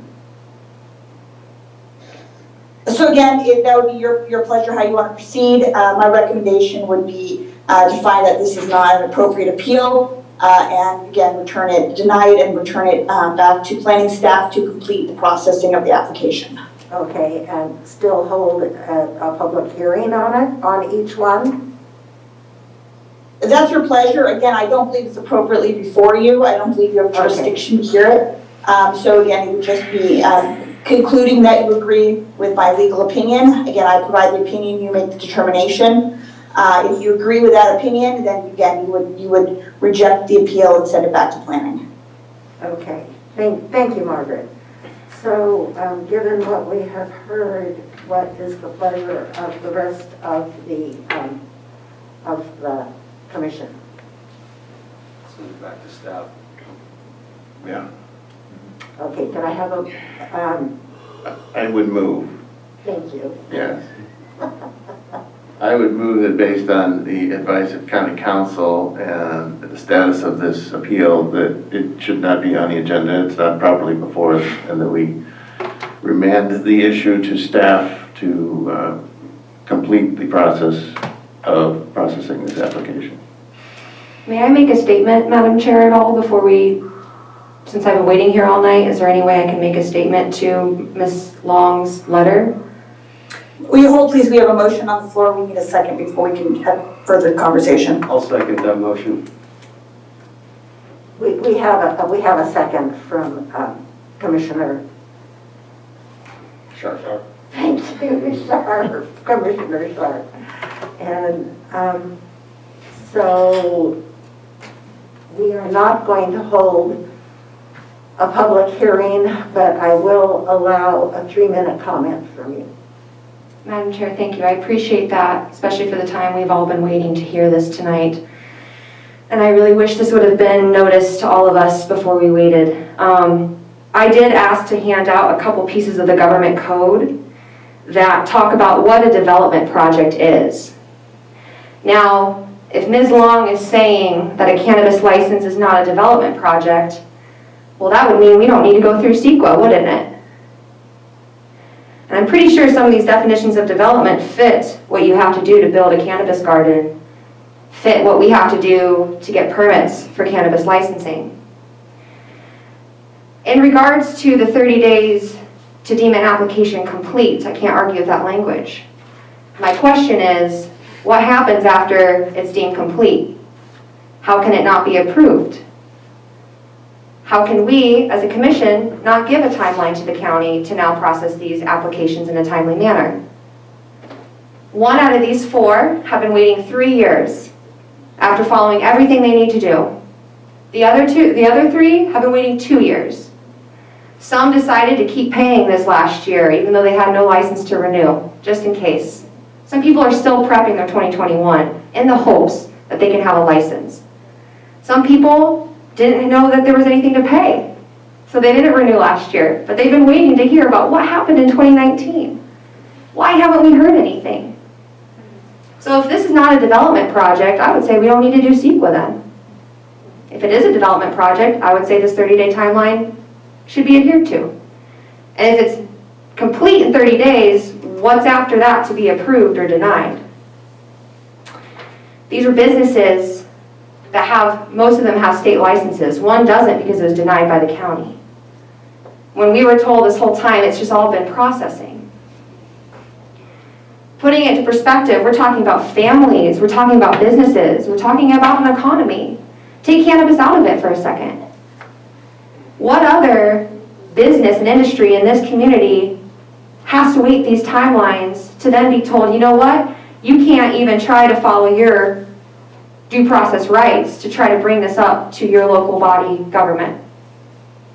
It's not appealable because they haven't made a decision. Can you please ask staff to make a timely decision so that we can come back here if we have to in a timely manner? 2 to 3 years for, at that time, was a ministerial project. In 2019, there was no CEQA, there was no EIR.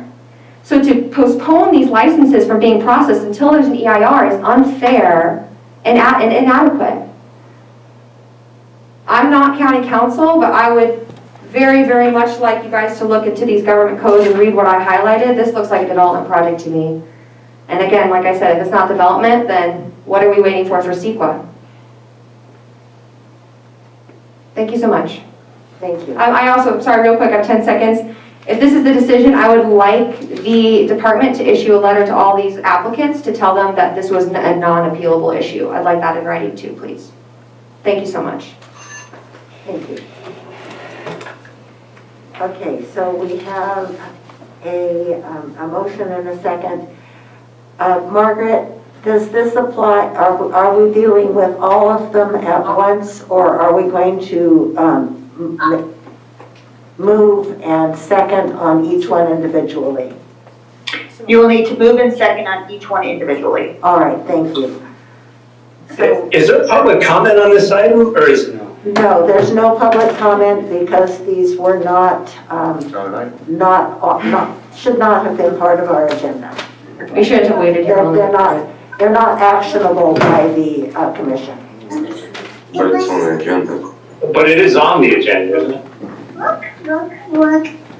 It is on the agenda, but they should not have been. They are not actionable per county council. They are not actionable by the commission. So we have a motion and a second for item 8. Is there any discussion?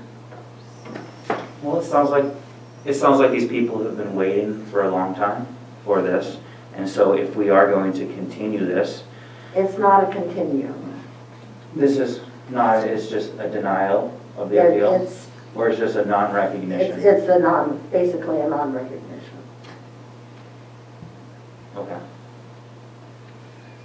Well, I guess we could suggest to staff to bring it back, or no, wait, never. No, actually, there's never nothing mind. to bring back. Nothing to bring back. Okay. What county council is saying is there has been no denial, and therefore there's nothing for us to do. Okay. Can we, So, yes. Kim, can you make any statement on what the future of these four might be. Thank you. Good question.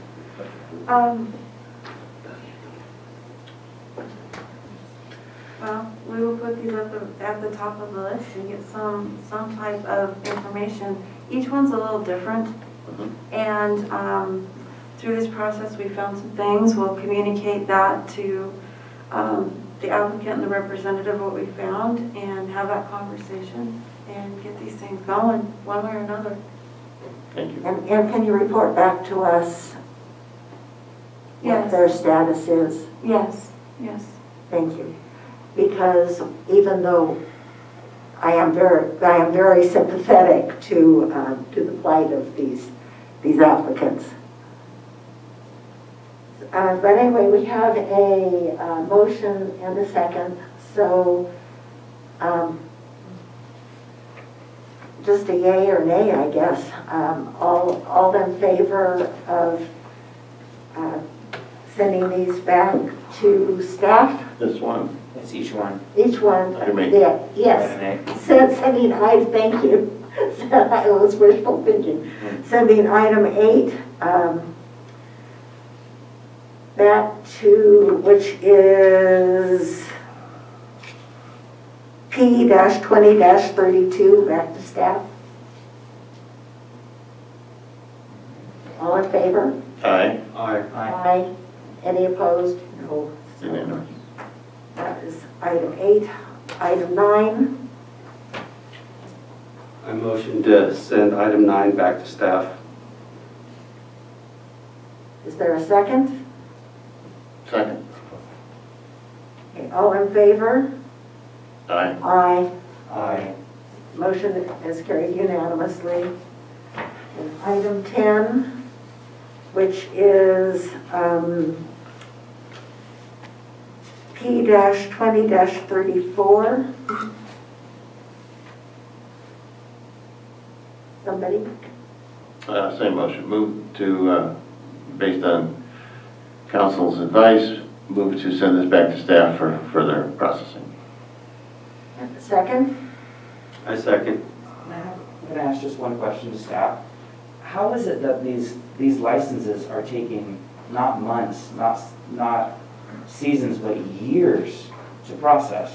Licenses that were licensed in the past. I mean, how is it that it's taken 3 years to receive, to process this? That is a fantastic question, and I asked that myself. And I took over the program after Leslie left. I'm a trained planner. I did not understand the cannabis program, and I asked the same question. It's overwhelming. Our program's understaffed. The ordinance, I think you've heard, I don't think it's any secret, it's very problematic. And the staff does the best job they can, but we did not have folks that were trained in CEQA or file management. In some cases, there were some individuals, but we had 3 admin coordinators when I came on, and 1 deputy director. But nothing in the middle to review these files and keep these going. Terribly understaffed. And it's a no-win situation. Yeah. And you've seen that. You've seen appeals of my approvals, appeals of my denials. It's just it's a very complicated web. So do I have a straight answer? No. But that's what I offer you. And it is overwhelming for us all being here and hearing this. And I wish I had better solutions. I wish I, could make better choices, but it's just almost impossible. Yes, my understanding that Humboldt County, when they're processing their ordinance, I think they hired a dozen planners, if yes. not, huh? Eight different 8 or planners. 9. you know, so. But that's just planners, that's in addition to environmental health people, you know, I mean, environmental compliance specialists, environmental health people, additional, because it affects building, environmental health, planning, and the cannabis division, it's all, and many other, you know, Yeah. obviously businesses and folks, so it's not just the planner, but yeah, the planners were, of course, in my opinion, you know, trained in CEQA, more file management, and it's just been, a moving target with staff, and it's a hard program to work for our staff. It's constantly shifting, just as you hear that, you know, the consultants and the applicants say it's constantly shifting. We think we're actually going in the right direction, and it was a huge step to get the EIR certified, but that creates another transition plan and emergency ordinance, and where are we going? And we're still very understaffed. We're working on that, but these got lost. I don't know. You know, some of them I hadn't even looked at until the de facto appeals came in, but you know, there's hundreds of licenses. Right. And I can't know each of them, which is very obvious with my answers tonight, probably. It's a lot of work. It's overwhelming for everybody. Has any of this been addressed with your supervisors, and has there been any kind of plan made to address all these concerns you're stating? Yes. What does that look like? That looks like new allocations, looking at creative solutions, collaborations, maybe with local entities, more consultants. And so there are allocations coming forth at next week's board meeting with planners and environmental compliance specialists and those folks. But then those are allocations, they're not necessarily funded or hired. So that's still months out, but yes, very much the board is aware, and the administration is trying, but it's slow going, and we will do the best we can. We're urgently seeking solutions, but yeah, in the meantime, there's these files, and there's more, you know, not just the ones you see, sadly. It's just overwhelming for the staff and our resources. Right, and so I think it was over 2 years ago, the public asked for a cost assessment for this program to see where the monies for this program are going and how much this program costs. And I'm not sure if there is a time limit on answering that question, or if it's the county needs to answer that question, but the public has been waiting for many years for that. And I mean, if maybe there isn't enough funding to hire staff, more staff, maybe there's plenty of funding, but we need to have that. And do you have any timeline on that cost assessment, or has that something that your staff or you know of anybody who's even working on that?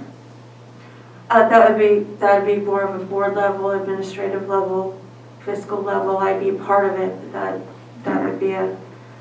I don't know if that was I'm not aware. I know we're working towards solutions, but it's hard for me to answer that question. I know there's intent, but as far as the cost assessment, not heard that in that terms. It may exist. I know we've been waiting for it, and we haven't seen it, but that seems like that would be the solution, part of the solution, to see if there is funds available. There's a fee assessment in our ordinance, just to throw that out there. There should have been one in 2019. Thank you, Lisa. Anna. Sorry. Okay. She has white hair now, I have brown. That's how we do it. Okay, item 10, we have Motion on the table. on the table and a second. And so all in favor? Aye. Aye. It passes unanimously. And item 11, which is appeal of de facto decision P-20-35. Need a motion? Based on advice from County Council, I move we send this back to staff for further processing. I second. All in favor? Aye. Aye. That passes unanimously. The last item is just a discussion item, and it is for the Planning Commission meeting time.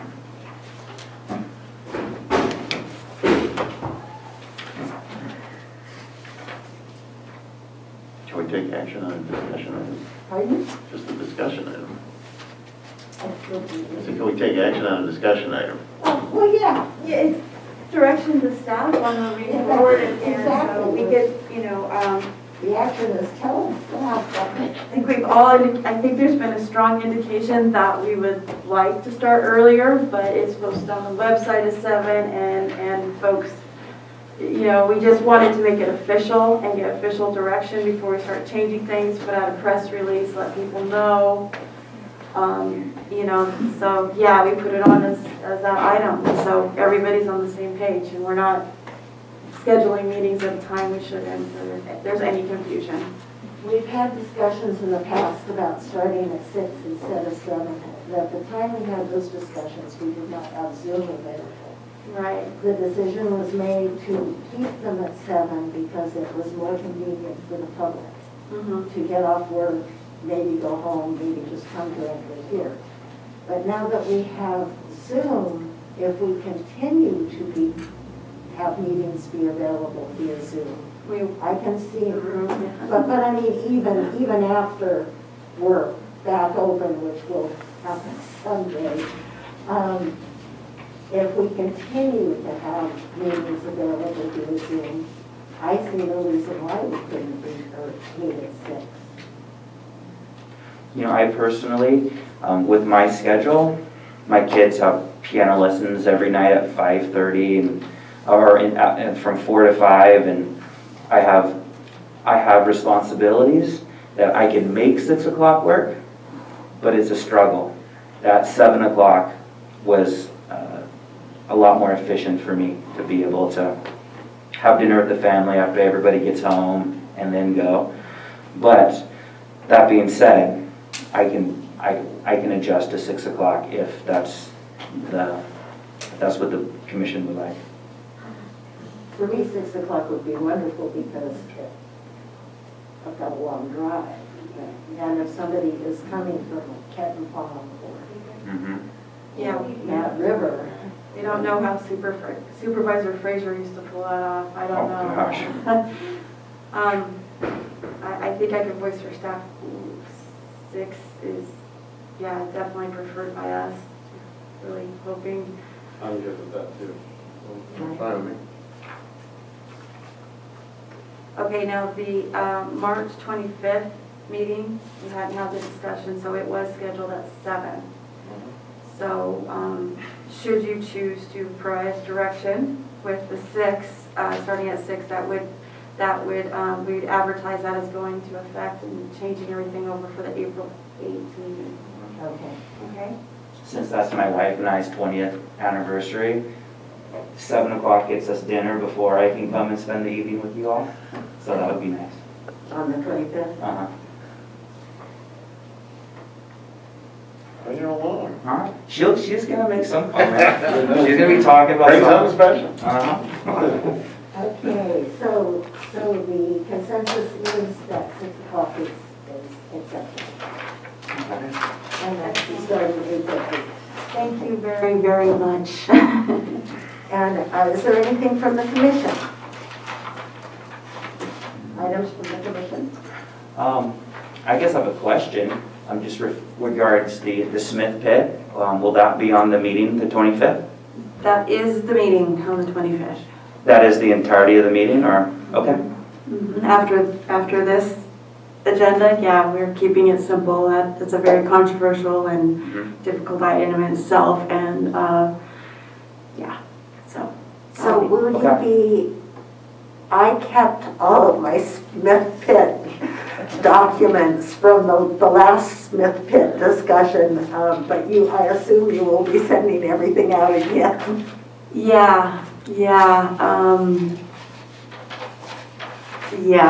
will. There's been so many comments received on that. We'll have to tackle that. Okay. Figure out how to what to do there, or else we might have 4-inch staff packets.